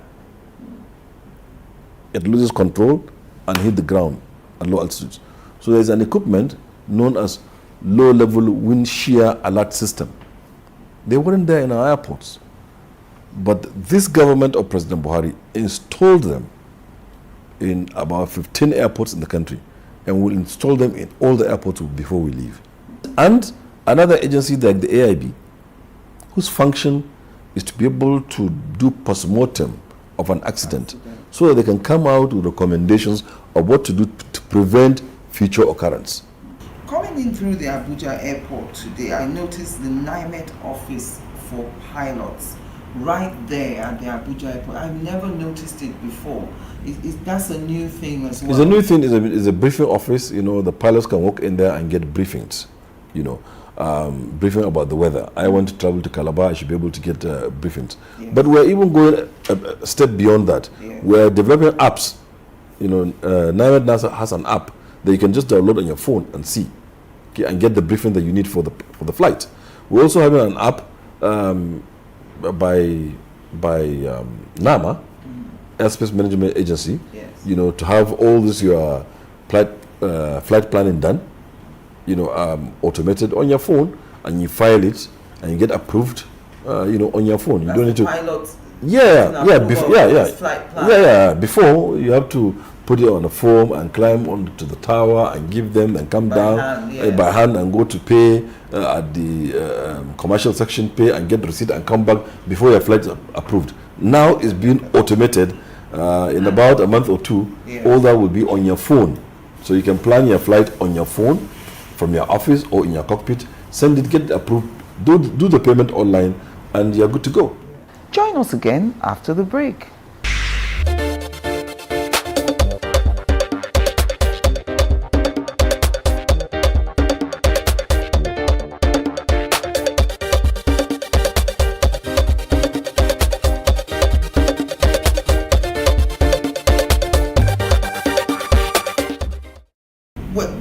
know now that people were forcefully retired?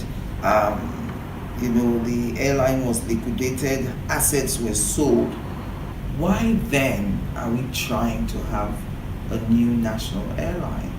So we're trying to have a new national airline different from the other one. The other one was a government enterprise.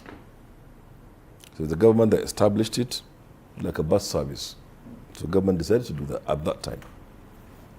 Why? Because one of the importance of civil aviation, air transportation, to the economy of Nigeria.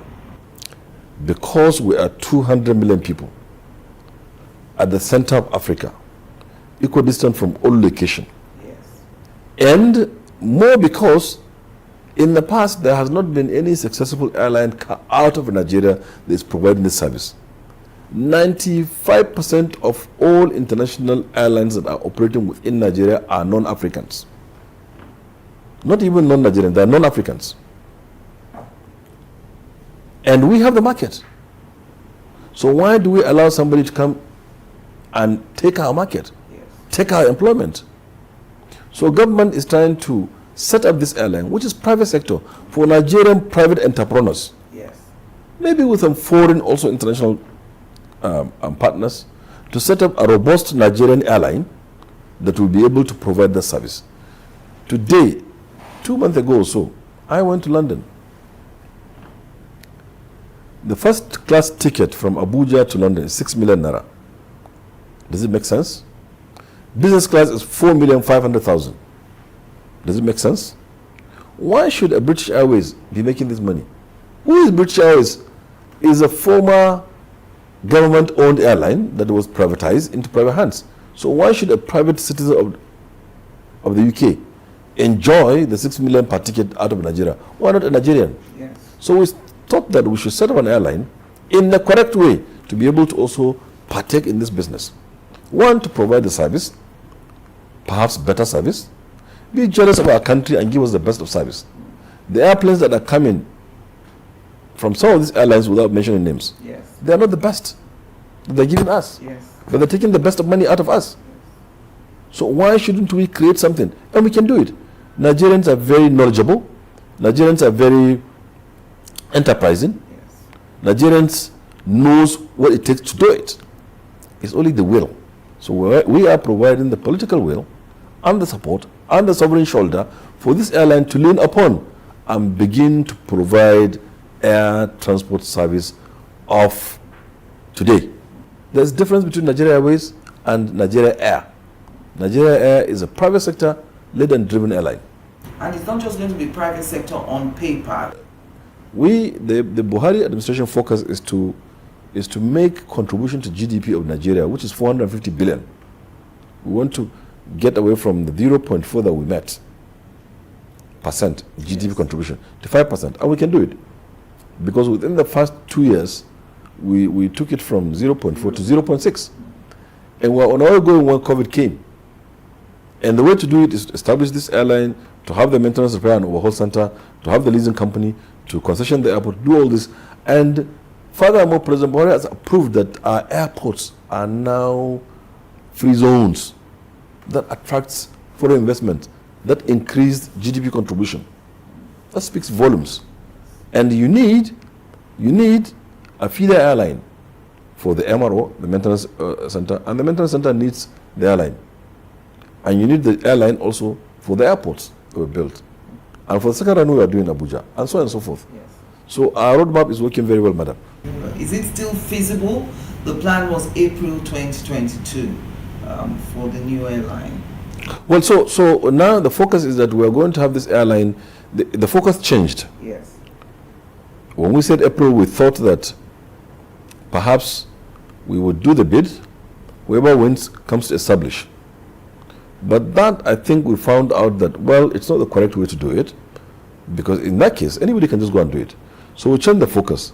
The focus now is to set up the airline first, get the AOC, Air Operator Certificate, get the ATL, Air Transport License, get everything in place, set up the airline, let it start to fly with its own aircraft and pilots and so on, and see how it's set up. Then we now invite the investors to come, both within and outside the country. So it's running parallel. And because of that, we hope that by 1st of July, we should be able to get this airline off the ground, flying domestically within Nigeria with few aircraft, and then we keep to add on to the fleet, and up to a time when we will not get the investor, and then later we commence international operations. So that's why, because of the change of focus, and which is for good cause, we now also had to tweak the time for the start of the airline. Timing. The Aviation Safety Roundtable Initiative, I was reading them and they were saying setting up a national carrier with 3 wet-leased aircraft is undeserving for Nigeria. It's impossible in an aviation industry, aviation business, airline business especially, where the profit margin has been proven to be 5% or below when you do it right. For you to borrow from a Nigerian business, from a Nigerian bank, from a Nigerian entrepreneur, to borrow at 23% and make money. And the kind of equipment that you go to lease, before, people will lease 18-year-old aircraft, 19-year-old, 20-year. In the past, even 25-year, 30-year-old airplanes. Bottom of the barrel. And those of them, those aircraft, madam, they are so inefficient to operate. They're so archaic. They burn more fuel. Some of them burn 4 times more fuel than the newer jets. They are not friendly environment-wise. Yes. And you bring them and you want to compete with airlines. If you are doing international airline, if you are a Hadi Sirika airline from Nigeria, and you go to lease a 777, and you put it 2 or 3 of them on London route, or on Qatar route, or on Dubai route, or even on Ethiopia route, you want to compete with an Ethiopian airline that's an A350, a brand new one that is just 3 or 2 years old, with their own airliner that is 19 years old, that is burning 4 times more fuel, fuel being 40% of your operational cost. How are you going to compete? How? So these are some of the reasons and some of the issues that these airlines do have. They don't have access to capital, there's lack of governance, and all of them, without exception, they are one-man show. It's a money bag who feels, okay, 117 passengers times 30,000 to Kano equals this big money. And these airplanes can be leased at $1 million, he has it. He leases them, he brings them in, he does it. By the time he goes for 1C check, and all the money gets popped, then he says, oh my God, wait a minute. Then he makes a rethink. So this lack of governance, this one-man show running of airline, this lack of understanding of the dynamics of airline business by these operators, and their unwillingness to come together and form a very strong, vibrant, new, state-of-the-art, high-tech airline, to also have access to capital through a leasing arrangement that we are setting up as a government, is part of the problems that is bringing this down these airlines, where cousins and uncles and in-laws are owners and operators of the airline, where tickets can be given for free and so on. Okay? So these are the issues, madam, where an entrepreneur will get up. And don't get me wrong, since I came minister, I had not refused one single airline to bring in an aircraft or a route that they want to go to. All of them applied. I've given them Dubai route, I've given them London route, I've given them Guangzhou route, I've given them Beijing route, I've given them India, and everywhere. I've given them 78 to 80 countries to go. Are they going? Those that have started going, how many people were left and abandoned in London? How many people were left and abandoned So it's easy to apply for these routes, but and they get them and to operate them because they are not operating these airlines according to the dynamics of the industry. They don't, most of them don't have what it takes to do so. Today, if there's a proper airline out of Nigeria going to Europe, British Airways will bring down their cost. Because when I was a member of House of Reps, I was the deputy chairman for the House Committee. And as a professional, they asked me to chair a committee to investigate why is it that the ticket from Abuja to London, which is shorter than Accra to London, why is it that the business class is half the price from Accra to London than it is from Abuja to London? And I summoned British Airways. The guy came in charge of Africa. He said, well, the only reason is because Nigerians can afford. Because they can afford. Yeah, and that's why he's giving us. So, okay, thank you very much. Now this is the Nigerian option. If we do it right, because Nigerians can afford, then we put the price right. And we force them to come down with the price also. And that Nigerians will benefit. Would you advocate for some of these airlines in the absence of proper capacity? Do you think they should merge? I think they should. More than merge, they should now come and own this airline that we're trying to set up. They should come and own this airline that we're trying to set up because it's meant for them, private sector. But you know, the ego thing is there. Yes. How is a chairman CEO of airline A, who is the chairman CEO, wherever he goes, he appears on television, he comes, he grandstand. How can he now be reduced to owning 5% of an airline and he lose the fame and the name? So he wants to remain 100% of nothing than to be owner of 5% of everything. Yes. 100% of nothing. Yeah. So two major challenges that still exist. Foreign exchange access, with rumors we've heard recently that some airlines now want to be paid in dollars, and of course importation of Jet A1 fuel.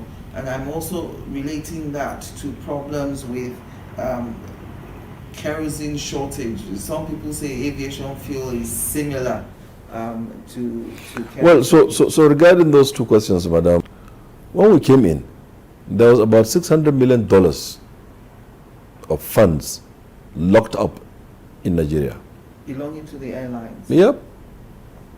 And at the time when Nigeria was in a recession, also at a time when we had to pay that 75 billion to workers. Yes. At a time when the oil prices were plummeting, I wrote him a simple memo for him to approve that the money be paid.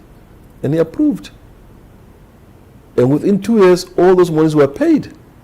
And more than 50% of them were for African airlines, especially Ethiopian. And we paid all. And now they're beginning to pile up because of the central bank's policy. I just written a memo now again to Mr. President, please direct CBN to allow this airline to repatriate their money. Because if a Nigerian airline also goes to their country, he has to also get his money back. Yes. And then as per the shortage of Jet A1 and causing the price of kerosene to go up, yeah, they're similar, yes, in terms of how they are being distilled in. We don't refine Jet A1 in Nigeria, unfortunately. Since we came, NNPC said they could do it. Yes. They even made me to make a promise that they would do it in 12 months. They haven't done it. As to why they are not importing, I don't know. But we pushed. The central bank is all access of foreign exchange by the majors who are importing these Jet A1s, and also by NNPC itself. NNPC and these majors ought to be given the funds, i.e. the foreign exchange, to be able to bring in this product for us to go. And the centrality of civil aviation in the dynamics of the economy of the country is very important. If you want to know how important an airline can be, or how civil aviation can be important, think about UAE, think about Dubai, Yes. and take out the airline Emirates and take out the airports, and see what Dubai becomes. Nothing. Nobody will go to a 350,000 people country like Qatar, if not because of the airline. That have been forgotten in the long corner of the Hijaz area. Or Abu Dhabi with Etihad. So civil aviation is very core, or is very central to every single economy. It's actually the backbone. Many countries have, Ethiopia, even during the war, they didn't allow the airlines to die. Would you go to Addis without the airline? You won't bother yourself to enter Rwandan Air or Kenya Air and then connect and go, unless it is very, very, pardon me, unless it is something very, very urgent and very pressing for you to go. Or you just want to go and see how the Abyssinians used to be, you know, from the Bible and the Quran. COVID-19, I can't talk with you without mentioning that. Obviously, you had all these plans, everything was moving seamlessly since 2015, and then COVID happened in 2019. Rationalize for us the effects COVID had. How did it slow down further improvement in the aviation sector? Well, it did in many ways. First and foremost, the entire sector was shut down. But the airports were remained opened for medical supplies, and for obvious reasons that you cannot shut them down, because restarting them will now cost you a lot of money. Right. So all of the income that we had before, the little left after salaries and so on, were put in to sustain and maintain these airports for emergencies, because there can be an airport in transit, has an emergency and needs to land in Kano. So you need to open it up. So this drained us out, drained the industry really, really bad. We are finding it very difficult up to now to pay salaries in our agencies. Entrepreneurs suffered lots of losses. Imagine you're a catering company and you've signed with a firm to be supplying you chicken, and you paid for the money for a period, or you contracted something out, and suddenly there is no business. Yes. Who suffers? You. You're not making any income, you have staff, you cannot lay them off, you have to keep them, some at half salary and so on, struggle. So it really impacted and slowed down our progress. Yes. You see, unfortunately, the reason why, fortunately, the reason why we've changed our focus under Buhari to make sure that aviation is private sector led and driven is because government cannot continue to fund civil aviation. Okay? If I go to council to debate, to get something approved, I'll be debating against cholera, which is healthcare. I'll be debating against illiteracy, which is education. I'll be debating against water supply, which you need. Like Fela said, in Broken, water no get enemy. Yes. So if I am debating, looking for money for an airport, or looking for money for one equipment or another, somebody is coming looking for medicines, or the Ministry for Humanitarian Affairs, there's a flood somewhere, they're looking for money. Who gets priority? Them, not me, certainly. So since I am not a priority, I am a priority because the emergency guy, humanitarian ministry, cannot take those blankets quickly to Birni Kebbi without me, a veto. Yes. He cannot supply that drugs to Maiduguri without me, if there's cholera. If there's Ebola in Lagos, he cannot supply those without me. But I don't take that significance because they don't see it. Okay? So I find it difficult to get funded. I think President Buhari, given the scenario and the dynamics, he done very well to support civil aviation. Since we know they cannot continue, and they cannot continue to be Buhari, we pray that the person who's coming will be better than Buhari. Yes. And better than him, and then better than him for the country. But for now, for me, he's the best. So since we know we cannot continue to have good Buharis, so we have to take it into private sector where we can access funds for services in civil aviation. So doing that had ensured that we're putting it back to people, back to entrepreneurs. And that's why you are seeing now the airlines have been doubled, the passengers have been doubled and tripled and so on, and the airports and what have you. So people are now participating more and more in civil aviation. And the funding is coming from private sector in most cases. So all our programs and objectives are now private sector led and driven. And in that way, we're getting a sector that we deserve as a country. Coming to those specifics of how, as a government... How did you come back from all that COVID? Yeah, so what we did was that we ensured, one, that we've reduced and encouraged the entrepreneurs. We give them rebate, some we written off their debts, some we give them 50%, some we reschedule their debts, for them to come back. For example, if you had to pay us maybe electricity, we like ask you to pay maybe 10% of it, or we put it on hold for you for 6 months until when we come back. So like that, we brought back businesses slowly and gradually. And up to now, we're giving concessions, we're writing off some of the debts, for the entrepreneurs that are within the civil aviation, And government also gave some money to us. In the first instance, 5 billion naira was given to us, which we now didn't use for ourselves as FAN, NAMA, NCA, NAMA. No, we gave it to entrepreneurs within civil aviation, like taxi companies, like catering companies, like food vendors, and like that, and ground handling and airlines and so on and so forth.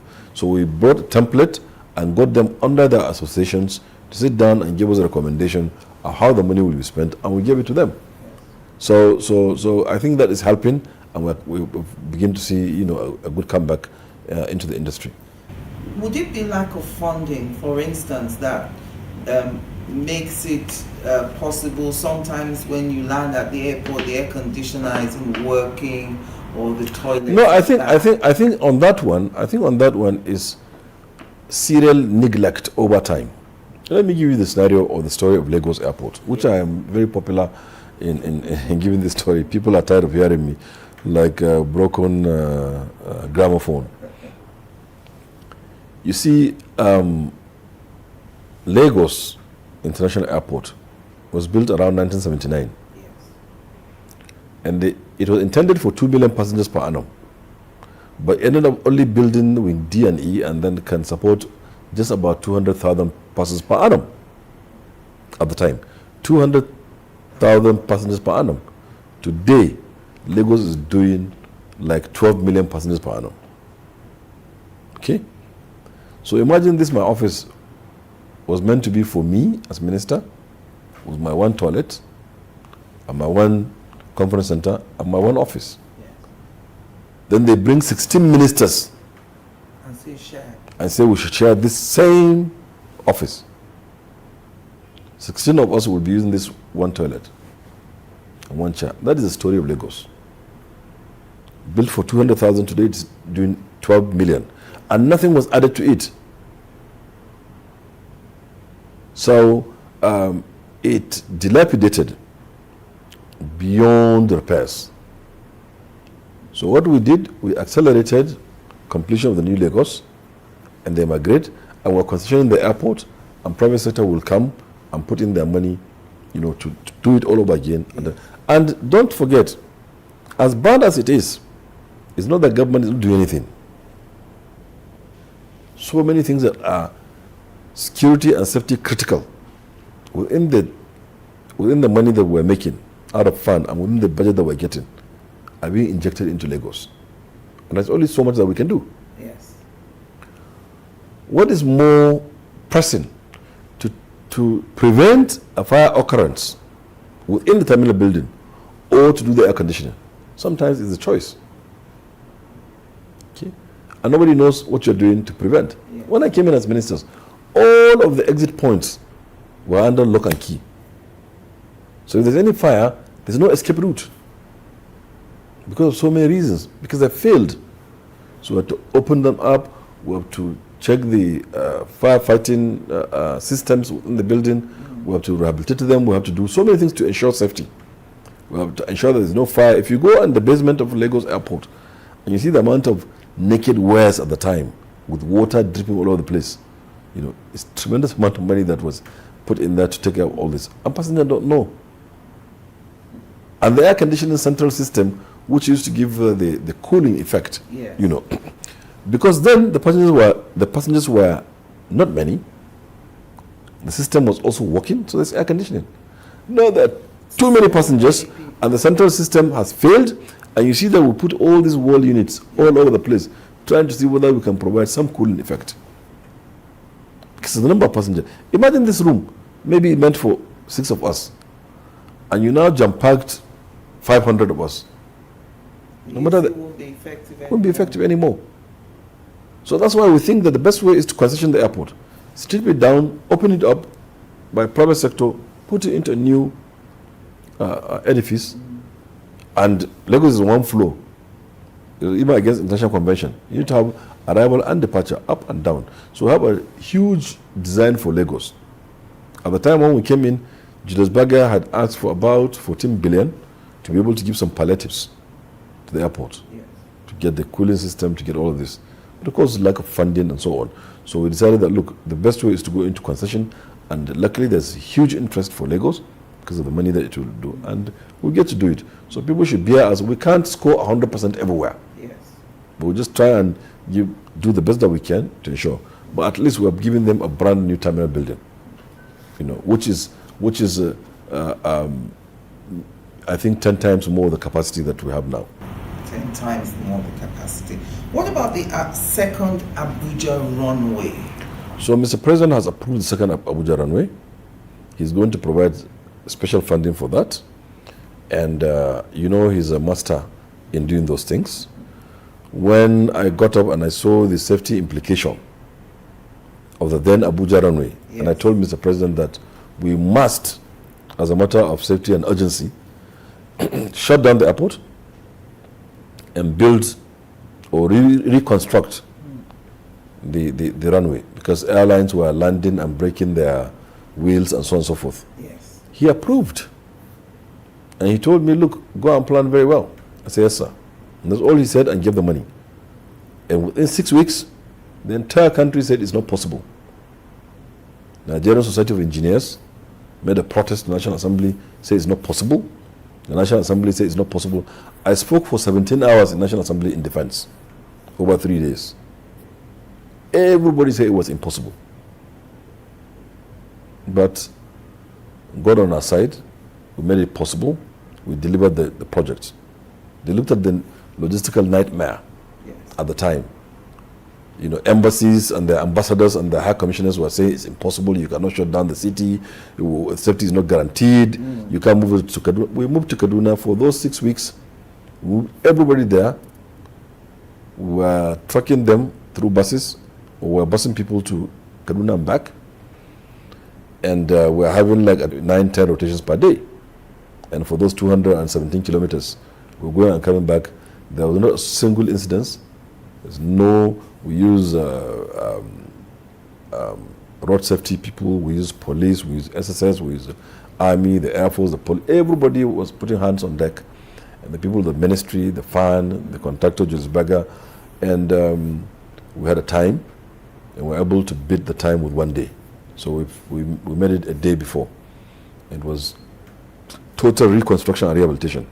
During that time, you know, President Buhari gave the order and left for his medical in London. Yes. It was a tough time for us, you know.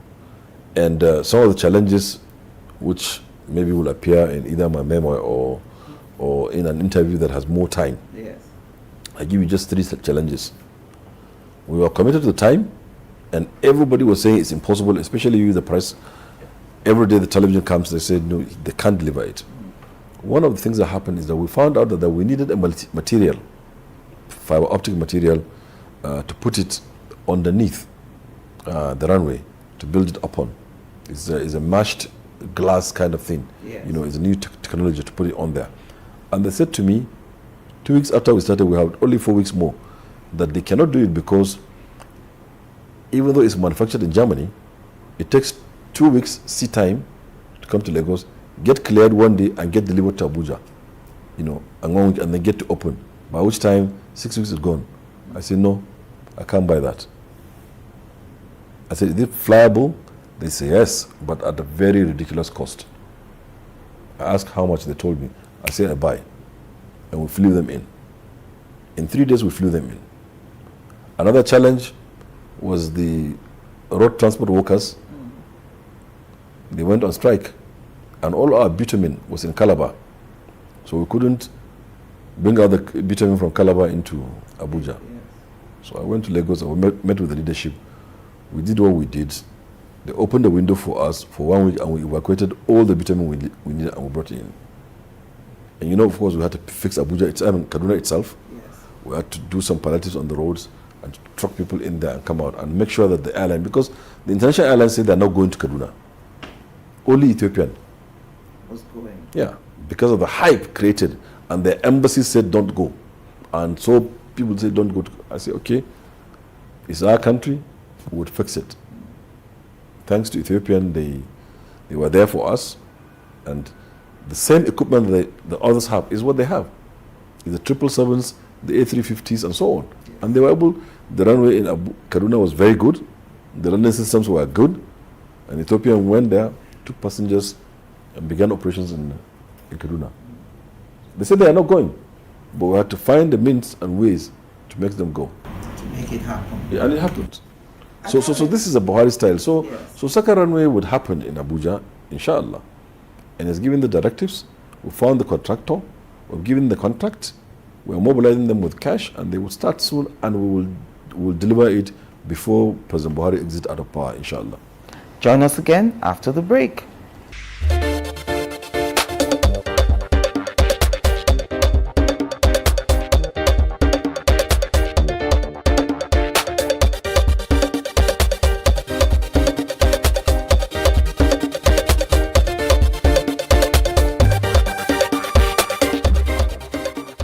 Welcome back to my concluding moments now with the Honorable Minister for Aviation, Hadi Sirika.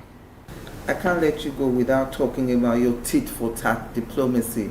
Nigerians loved you for that. The face-off between Nigeria and Dubai, the way I understood it is that Nigeria gave 21 slots to the Emirates airline, while Dubai gave only 1 slot to Air Peace. My question is, did Air Peace request for more than 1 slot and it was declined? So actually, I'm not in a position to do diplomacy on behalf of Nigeria because I'm not the Minister for Foreign Affairs. I'm not Minister for Foreign Affairs. And then it wasn't really like a tit for tat thing. Yes.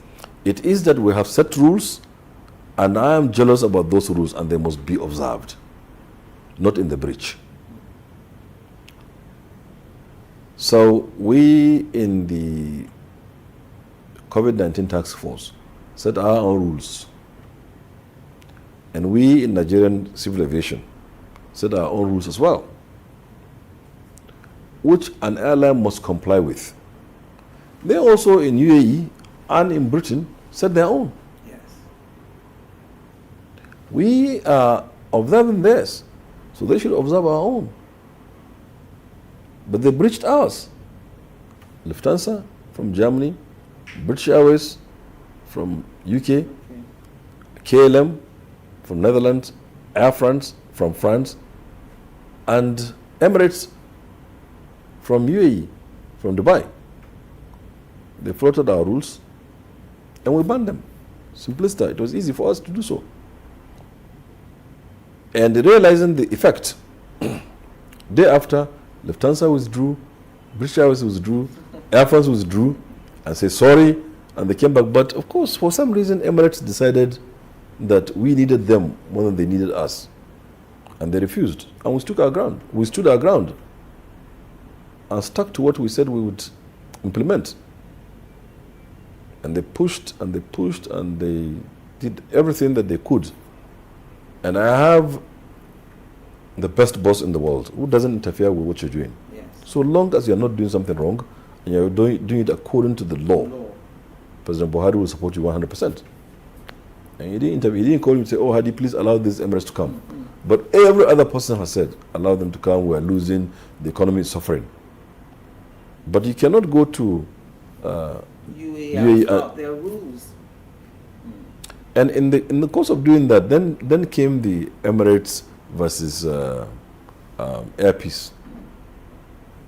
So they were coming to Nigeria 21 times a week.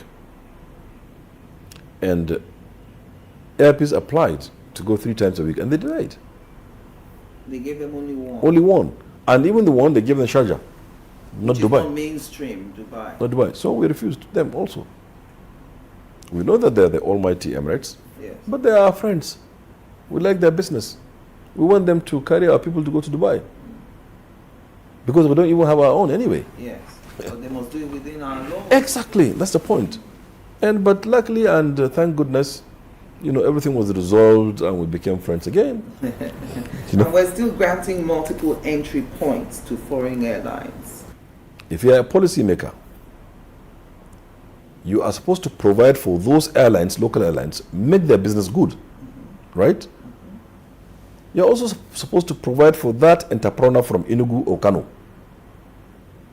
whose total capital is not more than 1 million naira. He wants to go and buy small wares in Dubai. Yes. Why would he have to fly from Enugu to Lagos or from Kano to Lagos? He will spend 150,000 naira to pay for ticket, go and come back, to pay for hotel, for taxi, to eat food, to waste his time. Why won't he go to Dubai direct and buy his wares and come and make money? Yes. I know people that go on those trips, all they make is 350,000 naira or 300,000 naira. I've done it before also. People that I've been doing business with to go far and near and buy wares and come and sell are still doing the business. I know it pinches. If my profit, total profit is 300,000 and I have to spend 150,000 to go to Lagos and come back, you've taken 50% of my profit.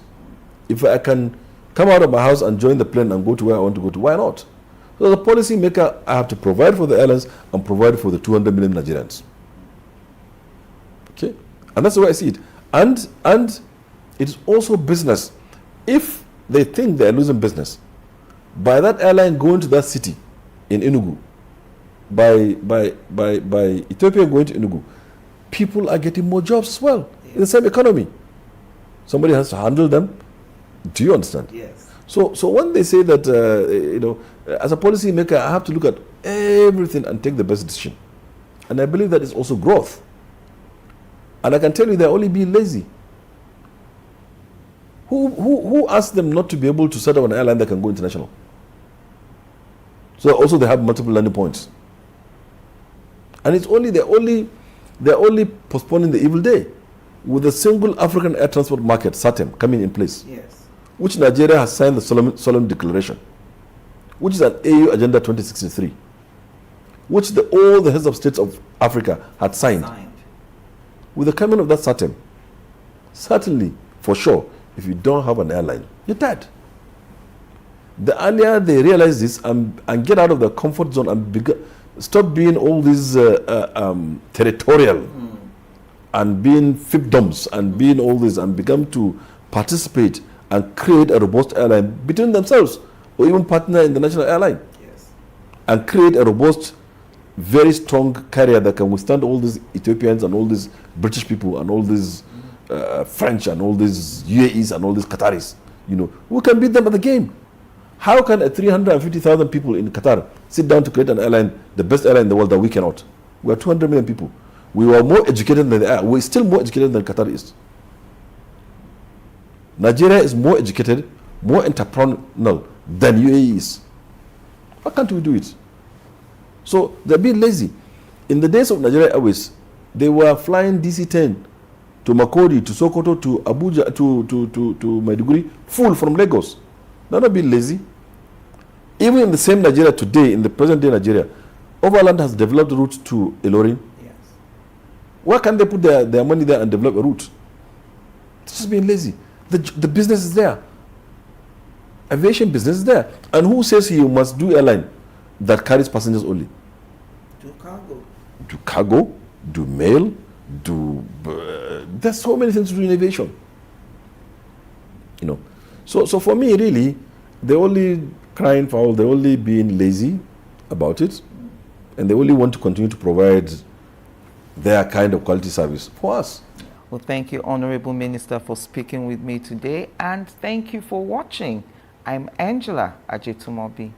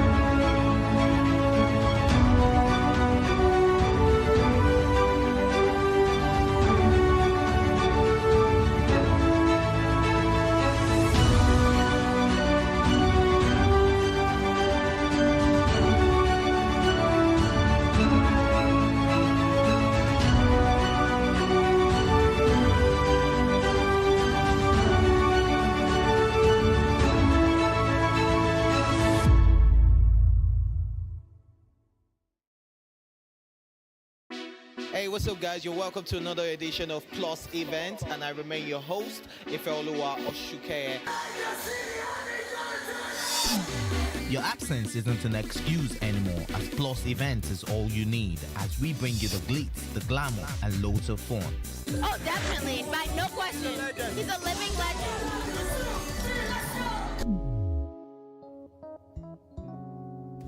Oh, God forbid, Holy Ghost fire, I know. I just want to be blown away. I want to be wild. This is 11 years of doing it.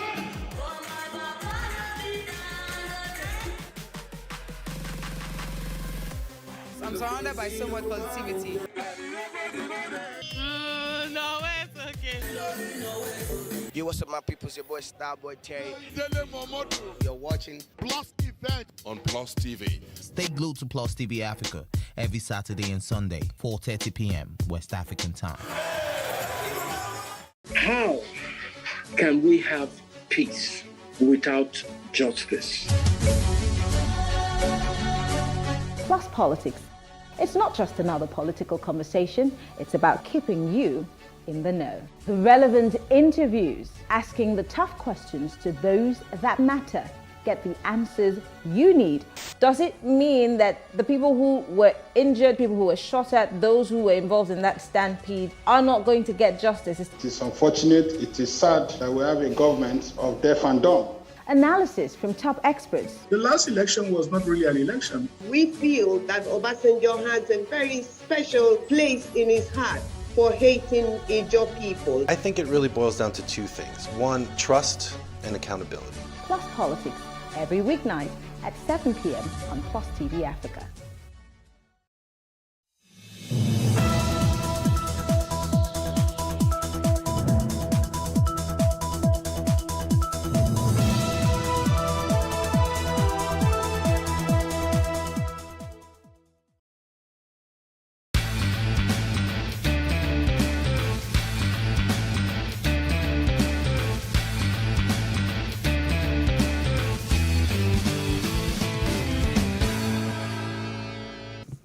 Hello everyone, welcome back to another interesting episode of Space and Style. If this is your first time of watching the show, this is where we talk about all things property. My name is Olamide Onifade, and today we are going to be talking about a very topical issue in property acquisition. And of course, on another segment, we have our interior decorator who will be sharing tips on how to take our DIY decor to another level. On the property of the week, we are going to showcase a unique property to inspire you to join the real estate ladder. And lastly, on the artisan of the week, we have a craftsman who will take us through the nitty-gritty of his craftsmanship. But before we jump into the show, let's go on a short break and please stay with us.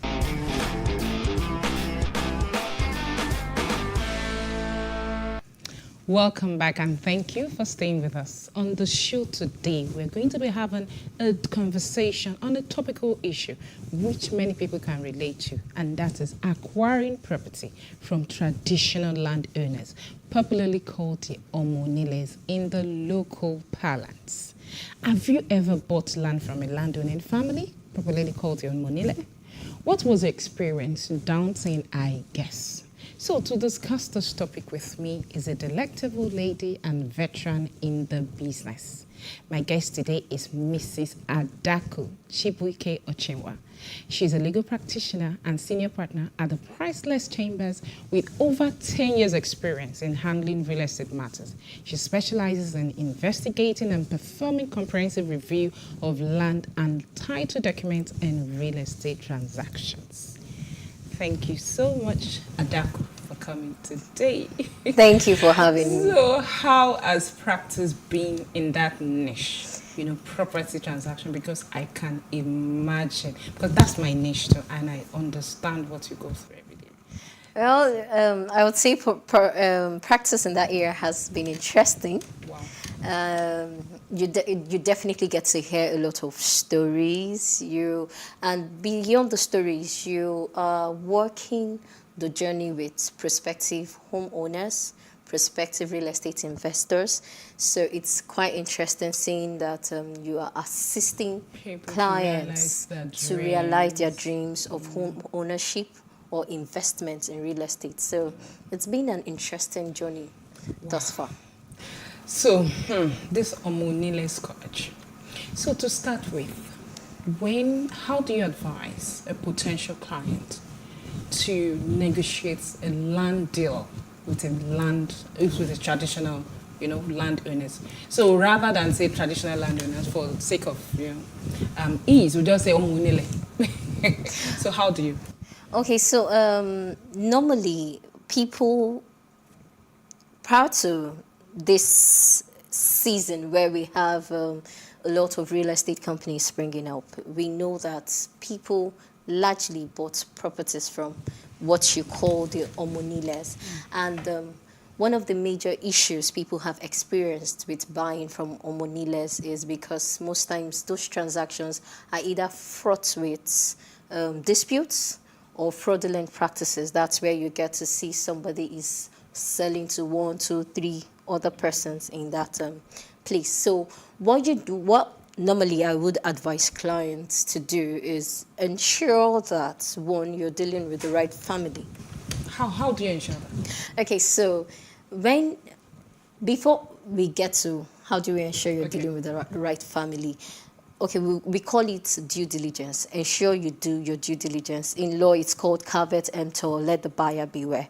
So I want to buy land from land-owning family. One, I want to find out what documents do they have on the land. If they have a registered survey, and most times, they do not have that. But some families do have it. But where you're dealing with a family that doesn't have it, one of the things you want to rely on is grapevine. Now, land and what properties. What do you mean grapevine? That's where I'm going. Now, land and properties are largely fixed assets. So they've been there for decades. There are people who know the story about this. There are, as in a neighborhood, people know that this property has been here. People have a story to tell you about this property. They know who has moved in, they know who have moved out and all that. So most times when you say grapevine, it's like getting the gists in the community about that property. So most times you get to say, Mumope, I know that something happened. They can readily tell you who the landowner is. They can They'll tell you the history family and all that. So, and not just the news you get from local intel. You can also look out for who the traditional ruler or leader is in that community. So you can either go there to see the person, and if you don't have access directly to the traditional ruler, you can definitely see the PA or somebody within the traditional ruling families to give you a gist about the property. Oh, I heard that family Lagbaja owns this property, and we just want to come and verify that indeed that this is what is here. Because I know that for a few clients have handled search, that's always the step we get to take when trying to investigate, especially where there are no documents to authenticate the fact that you are the landowning family. So are there pros? I know there are cons to buying from Omonile. Well, are there any pros at all? I mean, advantages from buying from them? Okay, so I would like to say that prior to the Land Use Act, what they had was a freehold title. In essence, their title was second to none, was more like. So definitely when you buy from them, you have an absolute title. However, with the Land Use Act, their title, though not removed, is still subject to that of the governor, who is the trustee of all the lands there. So when you're buying from them, the title you have is almost similar to what they have.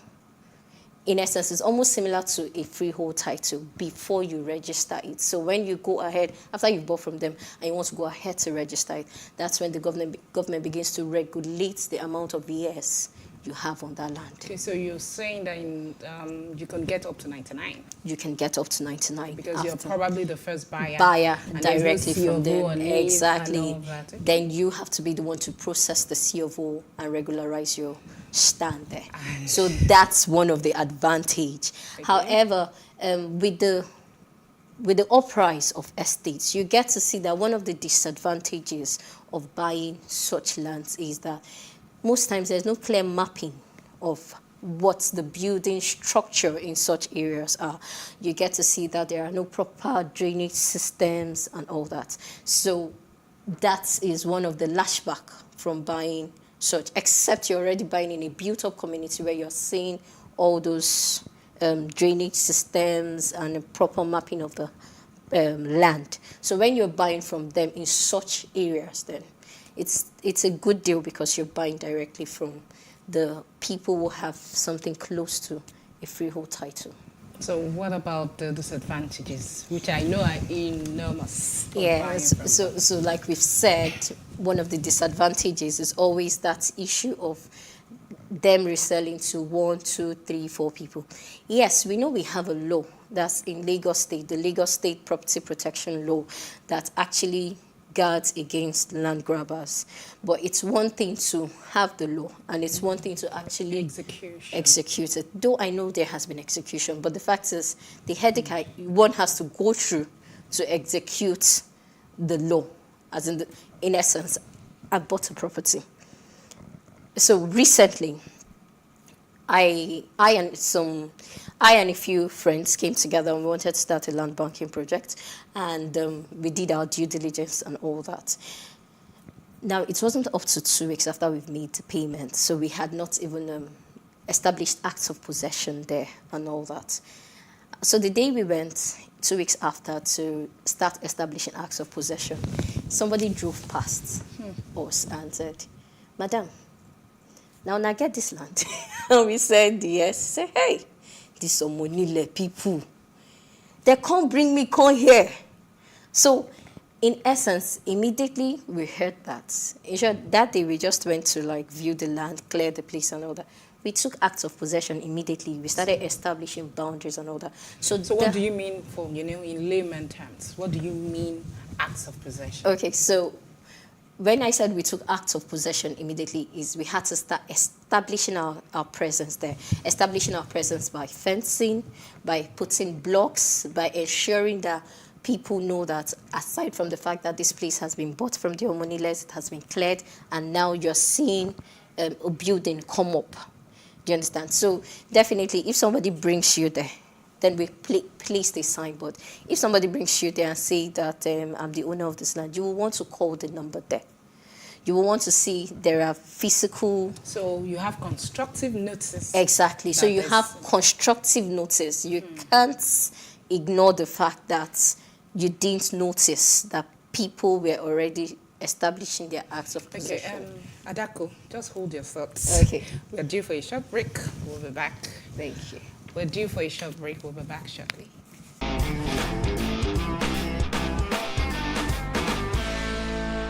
Welcome back, everybody, and you are still watching Space and Style. Adako Chibuike Ochinwa is still with us in the studio discussing how to acquire land from traditional landowners, popularly known as Omonile in local palace.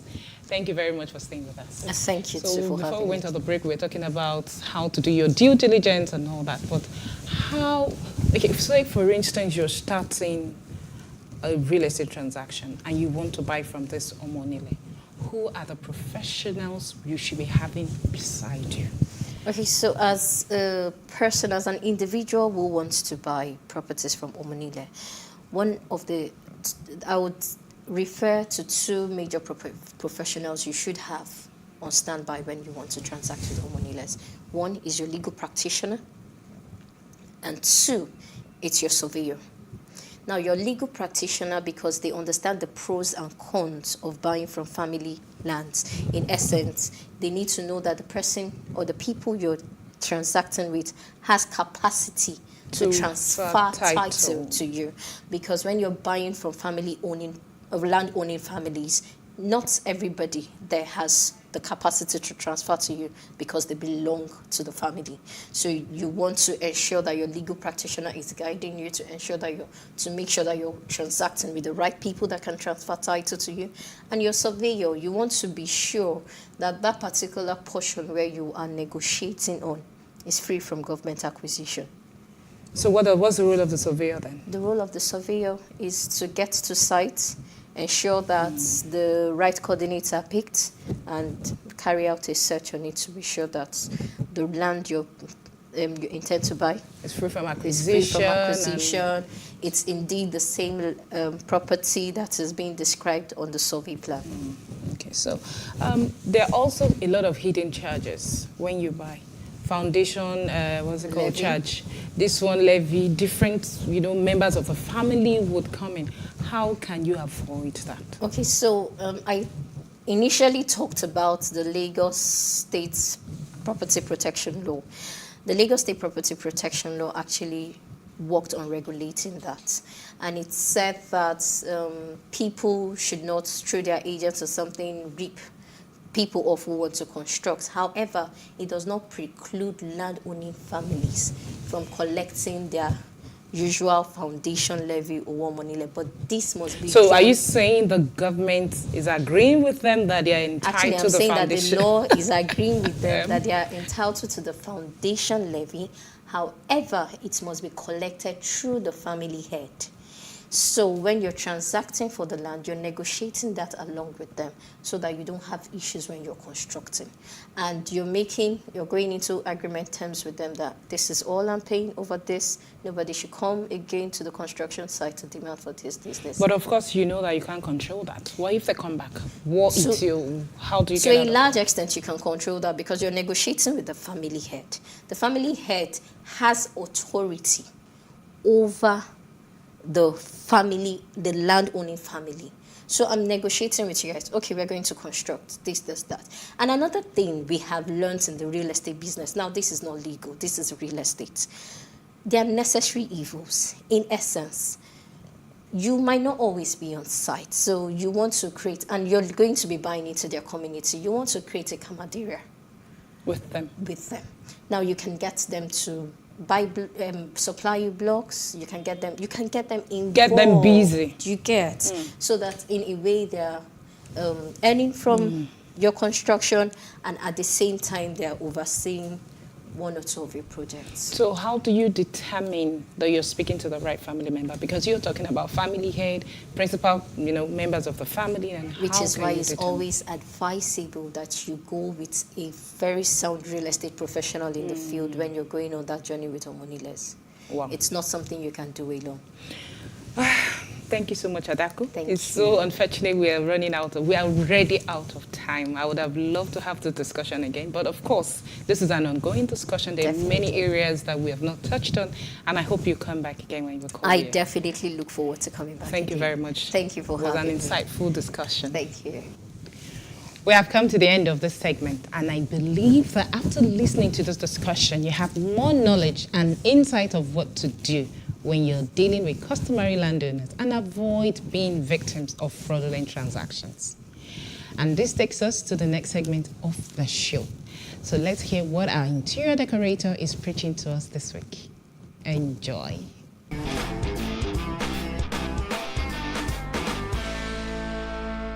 I'm Dr. Morenike Basharu, CEO and Chief Creative Director at Dewey Options Limited, an interior design firm.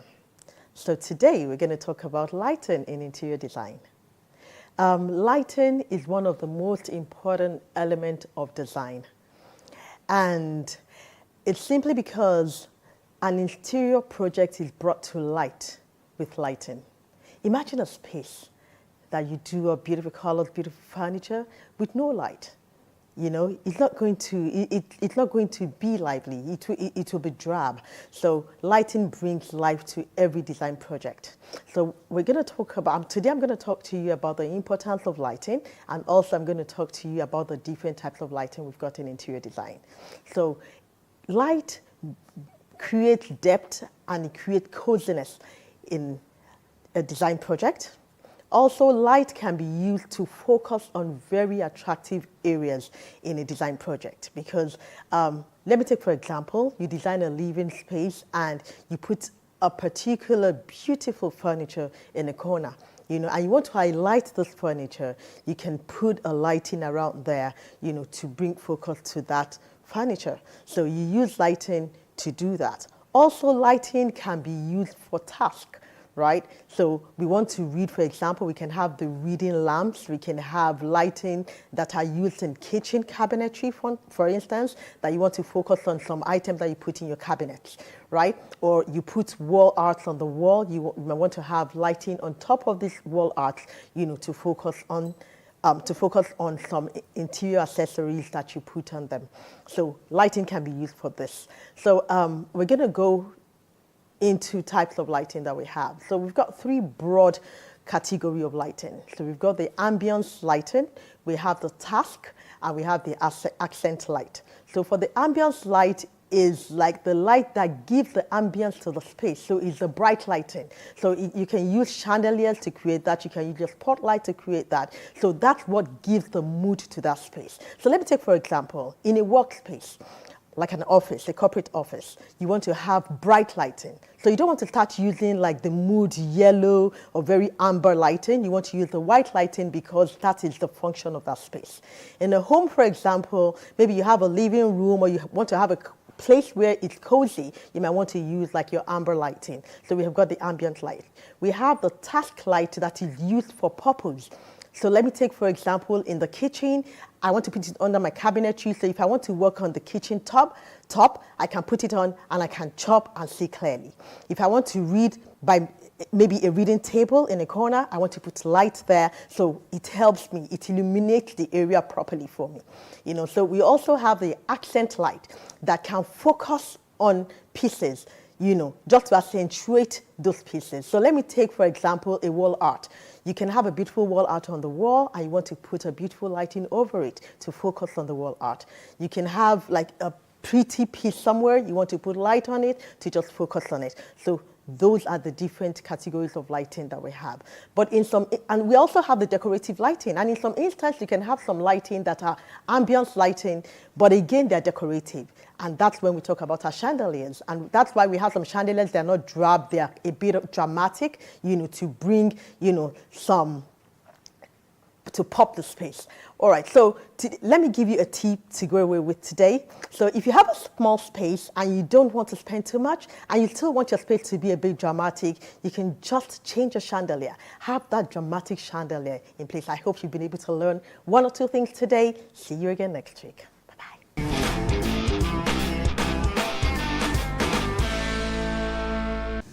Welcome back to the last segment of the show, the artisan spot, where we discuss with a highly skilled workman on the intricacies of his craftsmanship. Enjoy.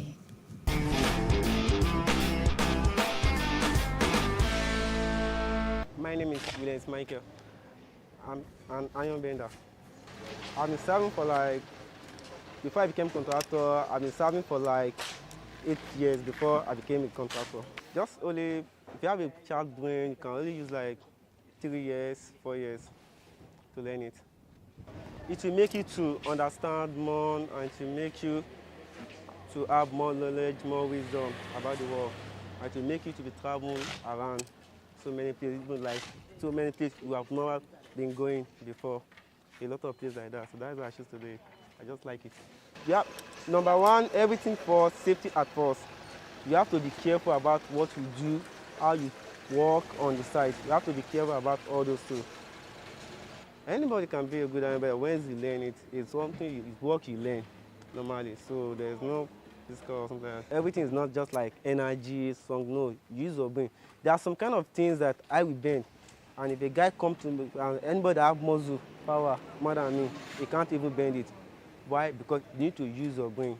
There's the way it's bent. If you don't learn it, you can't just come and do it. The best part of the job is laying and tightening.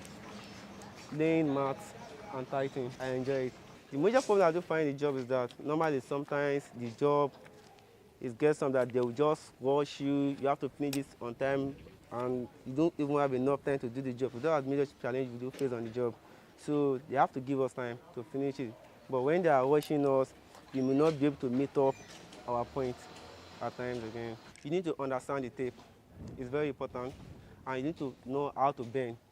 To bend is one of the most important things, and the tape again.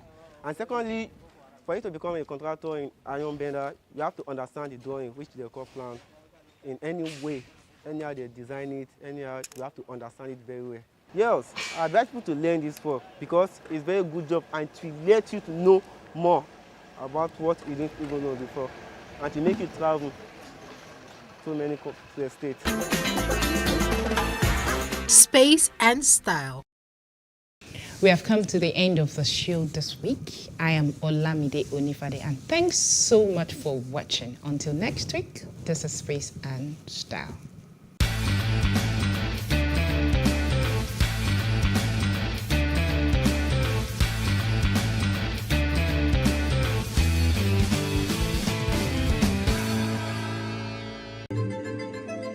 Nigeria, by extension, Africa, is faced with a lot of challenges. The growing youth population with little engagement, that is a ticking time bomb. We are a blessed people with diverse culture and highly cerebral minds who have a lot to say. And yes, we are talking. It is important we drive the right conversation that informs, inspires, influences thoughts and action. If we say there's beauty in our diversity, then let us embrace our diverse culture. We must continue to courageously be the voice of transformation as we are the hope for the future. Yesterday's conversations shape today. What are you saying to shape your tomorrow? We know you have a lot to say, and we are here to hear you.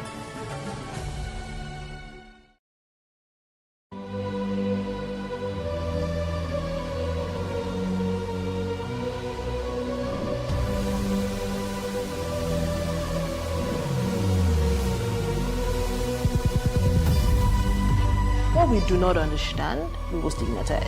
What you can see is the remaining of the tanker that exploded. The suspect equally confessed.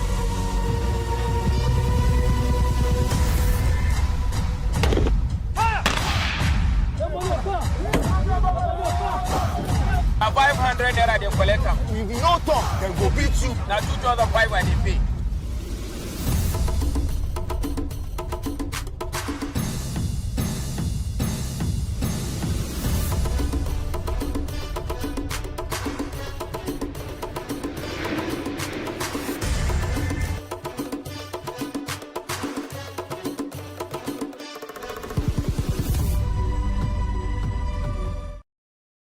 In raising our kids, parents should stop playing God. The internet is actually using the people. But when you are looking for money to help other people, then it becomes easy. Don't rush into marriage. I always say this. You rush in, you rush out. Family is the bedrock of every society and the essence of life. On Today with John and Helen, we dig deep into family values in every sense of the word. Join us every Saturday at 9:15 a.m. on PlusTvAfrica, DSTV channel 408. With you, we play a part in strengthening the values passed from generation to generation.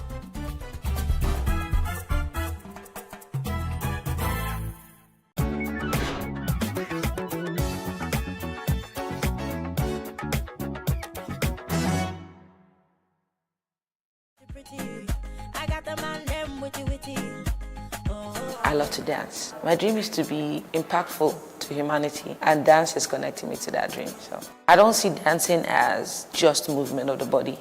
I see dancing as an amazingly powerful tool. Dance is the oldest form of communication. Before we are able to speak, we move first. Dance can speak to us, dance can nurture us, dance can empower us, dance can make us fit and healthy, dance can make us happy, dance can reduce stress level, depression rates, dance can stop you from even committing suicide, because it's an art form of expression. And when you get to express, you are able to live. When I look at dance, it's just a cloak I can wear to connect to humanity, to be a better person. Like some people ask me, so if you know the dance, what do you want to do? I go do dance again. And I come from a family that only celebrates children because our mommy is lawyer. We are like stifled in that pressure of what our family dictates that success is. And for me, you don't do that to a cafe. Don't say I can't be great as a shoemaker. I will prove to you that shoemaker, and in fact, I'm going to make shoe for Queen of England. I read book well. I love book well. And I dey pass. So it's not a second class option for me. So being great at it doesn't mean I'm the best at it, but I'll do the best with what I have. with what I know. So there has been a lot of trial and error, but there was more of trials that worked than errors that didn't. And most of my errors were things that I used to kind of like educate myself on what not to do next. I dance and people are happy because I dance with you and you are happy. So if you don't understand that it's a product, it's different. If you don't understand that it can be a service, it's different. It's up to me to make you understand that this thing you need it to. Money should never be your motivation because it hinders aspiration. It does. I see money as something that I can control. I want you, I get you. Who you are can make you make you be anybody that you want to be.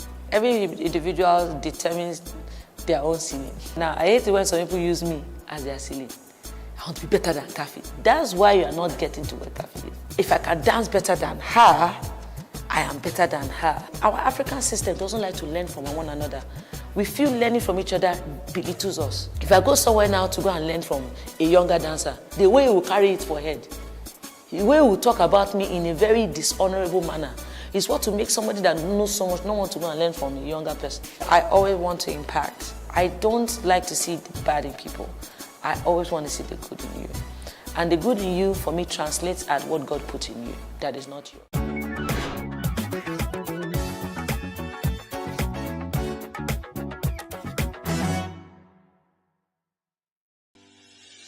Increase the reach of your events or business services. To advertise on Plus TV Africa, please call 0906 000 5719 or 0909 040 8408 or send an email to marketing@plustvafrica.com. Plus TV Africa. Big stories live here.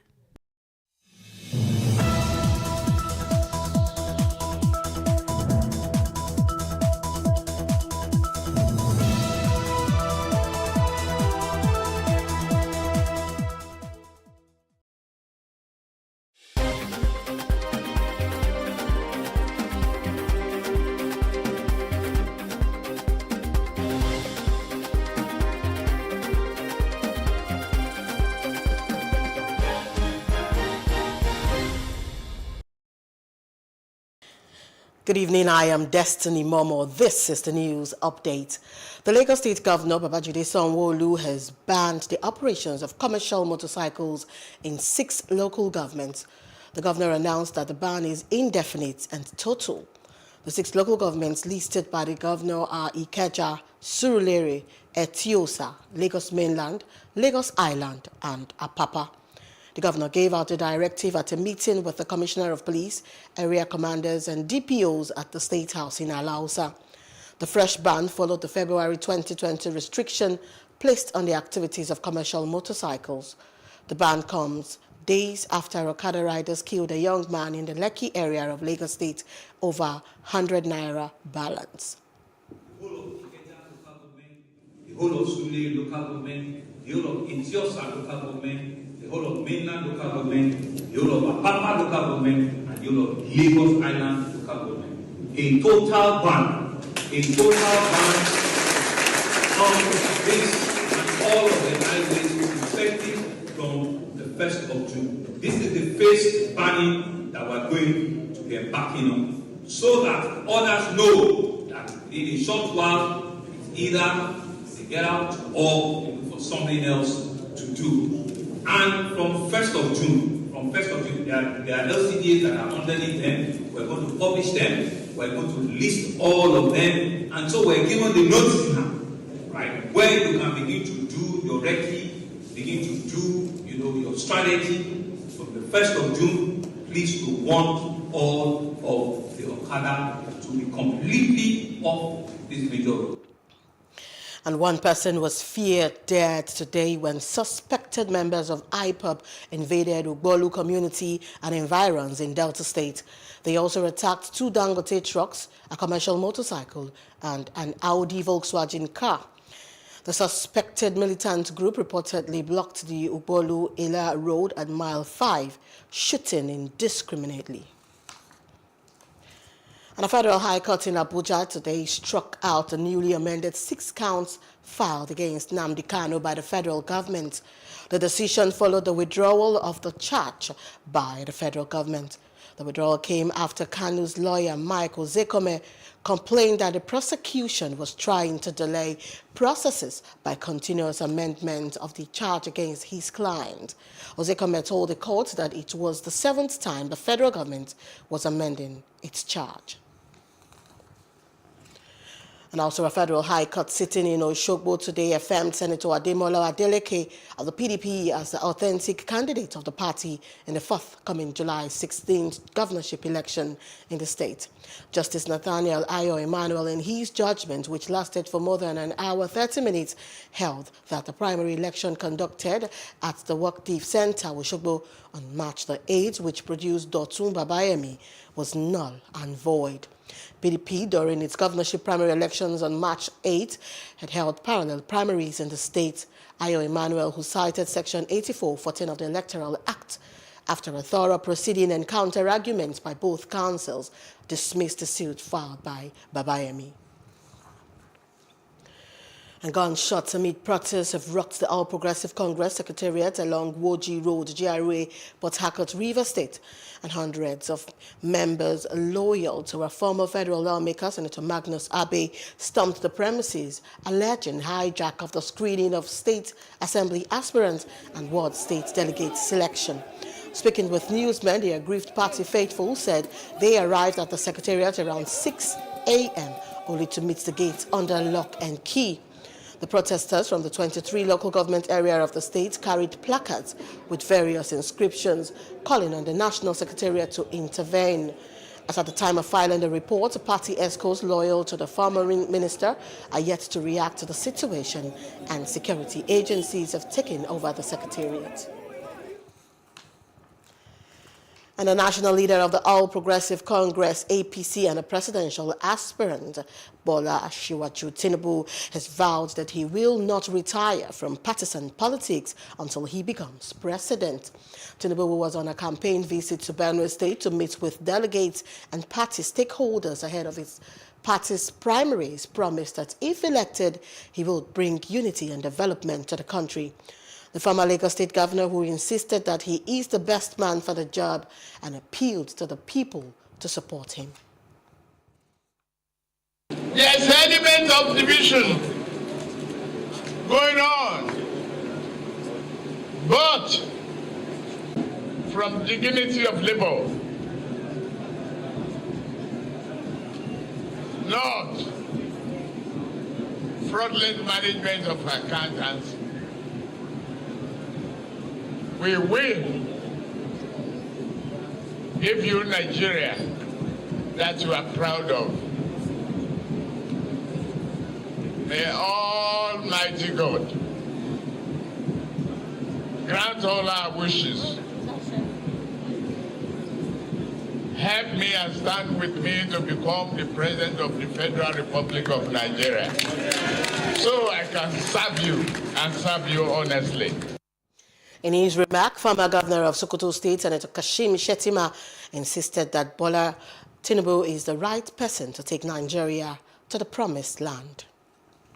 The true mark of leadership isn't the ability to lift a bag of cement. It is the capacity to come up with rational solutions to redeem our people and our territorial jurisdiction. This is the person that will lead us to the promised land. Our delegates from Benue, I wish to call on you. I wish to implore you. I wish to beseech you to vote with your conscience, to vote for the right person to catapult our nation to a higher pedestal. To welcome distinguished Nigerian leader of this great party and the most effective presidential aspirant we have in Nigeria today. I deeply wish to say that you are indeed welcome, sir. Benue is for you, and let me quickly hasten to say the leader of Benue, by extension the leader of North Central, is aware that we are sitting here today. If not for him, but for him, we are here. INEC says Kaduna State came tops in the northern part of Nigeria in the ongoing online voters registration with 486,589 registrants. The resident electoral commissioner, Ashmau Maikudi, and said in Kaduna, I beg your pardon, that the state also placed third in the region in the number of those who completed their registration physically. She was addressing a stakeholders meeting when she made the declarations. She noted, however, that while the feat was commendable, INEC discovered that about 37.4% of the new registration in Kaduna State was invalid. And Dr. Janet Ekpenyong, Director General DG Cross River Primary Healthcare Agency, has confirmed the death of 7 children from cholera in the state. Ekpenyong said the agency recorded more than 600 suspected cases in the state between March and April. Ekpenyong said the treatment was initiated after samples were collected for microscopic tests, but sadly, however, some of the children died before the results were out. Kano residents have disagreed with the government over the cause of explosion which rocked the Sabongari area of the state. The Police and National Emergency Management Agency said it's as a result of a gas explosion. The residents feel there is more to it than meets the eye. The eyewitnesses expressed their views on our street views. Take a look.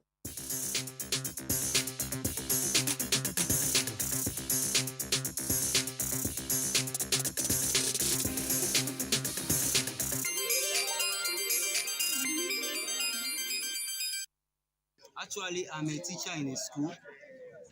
So after our assembly in the morning, I was in the class teaching, and all of a sudden we hear a sound. And on reaching here, we saw the whole thing that happened today. But the painful thing is that the government are telling us that it is gas, while the evidence of the whole thing showing here is showing that it's a bomb blast. So I don't know why the government will be lying to us. Anybody where they talk saying a gas, na lie, no be gas. Let the government tell us the truth. Let government say the truth. Yeah? But if they don't say the truth, God go say the truth. See everywhere now. After the gas, see, if you go up this Enugu road, it moves one building house. If you go to that place for Ijebu road, one new building, it blow all the glasses. He killed my brother, 2 of my brother here. Yeah? Come and come here, come they tell us now, gas. No be gas. Now bomb. A bomb. It's bomb blasters. This one is not a gas. It's bomb blasters. We just pay Kano State government to come and help us. Now I'm talking that human being body parts inside this place. Please, we are begging Kano State government to help us. Please. Some say this bomb blast, that is the people that are carrying bomb for body. But it's only God knows what happened exactly. It's a bomb explosion. It's a bomb explosion yesterday. So I just thank God for my God. So nothing happened.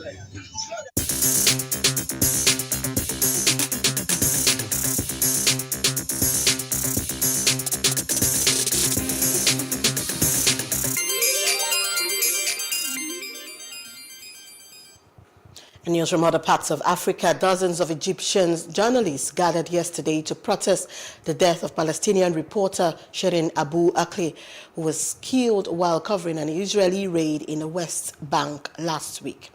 They protested inside the building of the journalist syndicate in downtown Cairo, where they chanted anti-Israel slogans and burned a piece of paper with the Israeli flag drawn on it. Palestinian authorities have described the death of Abu Akleh as an assassination by Israeli forces. The UN Security Council has strongly condemned Abu Akleh's killing and called for an immediate, thorough, transparent and fair and impartial investigation. And the Kinshasa government said that it was premature to withdraw Ugandan troops present in the DRC to fight the ADF rebel group. DRC is stressing that such a decision mentioned by Ugandan military officers was up to the heads of the 2 states. In a tweet, the head of Ugandan Army, General Muhoozi Kainerugaba said that the operation launched jointly with the Congolese army at the end of November to fight the ADF rebels was to last 6 months and would therefore end on May the 31st, unless otherwise instructed. However, in a second message on Twitter, he then clarified that the operation will continue even for another 6 months if both President Museveni and Tshisekedi decide to extend it.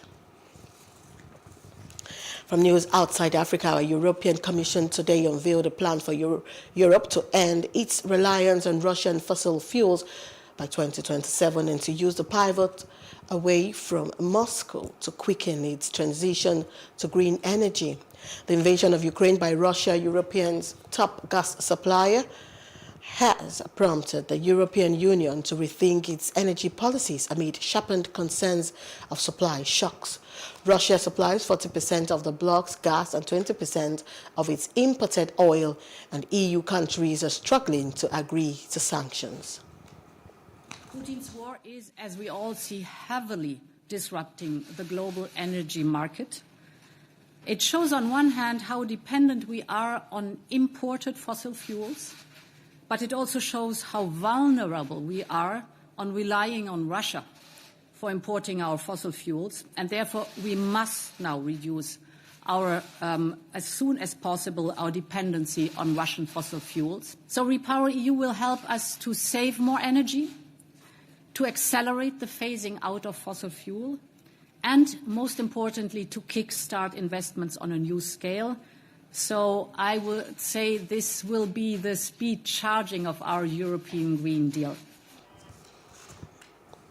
And that's a news update. For more stories, please follow us on our Facebook, Twitter, and Instagram, and then visit our website at PlusTvAfrica.com, and do subscribe to our YouTube channel at PlusTvAfrica and PlusTvAfrica Lifestyle.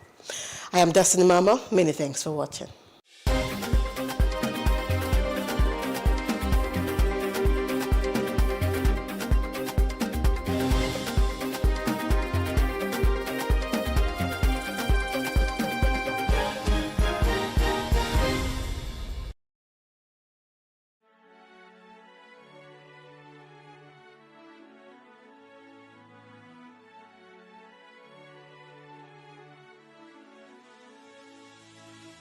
It is engagement we need to have. Those who suffer miscarriages are never taken into account. Members of the National Assembly are also influence peddlers.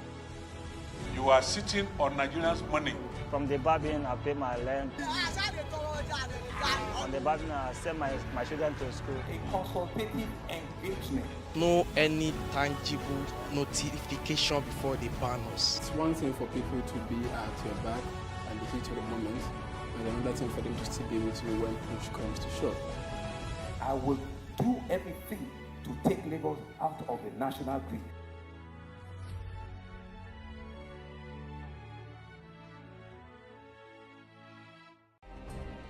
Nigeria's Niger Delta region, from where the black gold fuels Africa's largest economy, where the lines between wealth and poverty has never been thinner. Conflicts, poverty, insecurity, and environmental challenges daily confront the region. How can the Niger Delta story be changed for the better? Join Mamode Akuga at 9 p.m. every Friday evening on PlusTvAfrica as he probes deep in search of solutions. Inside the Niger Delta with Mamode Akuga, the authentic voice of Nigeria's oil-rich region.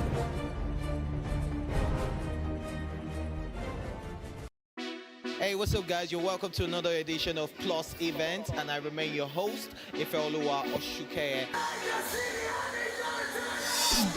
Your absence isn't an excuse anymore, as Plus Events is all you need, as we bring you the glitz, the glamour, and loads of fun. Oh, definitely, by no question. He's a living legend.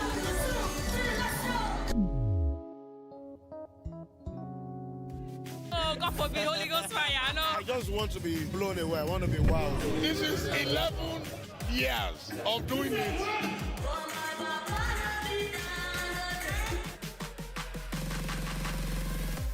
I'm surrounded by so much positivity. No, it's okay. Yo, what's up, my people? It's your boy Starboy Terry. You're watching Plus Event on Plus TV. Stay glued to Plus TV Africa every Saturday and Sunday, 4:30 p.m. West African time.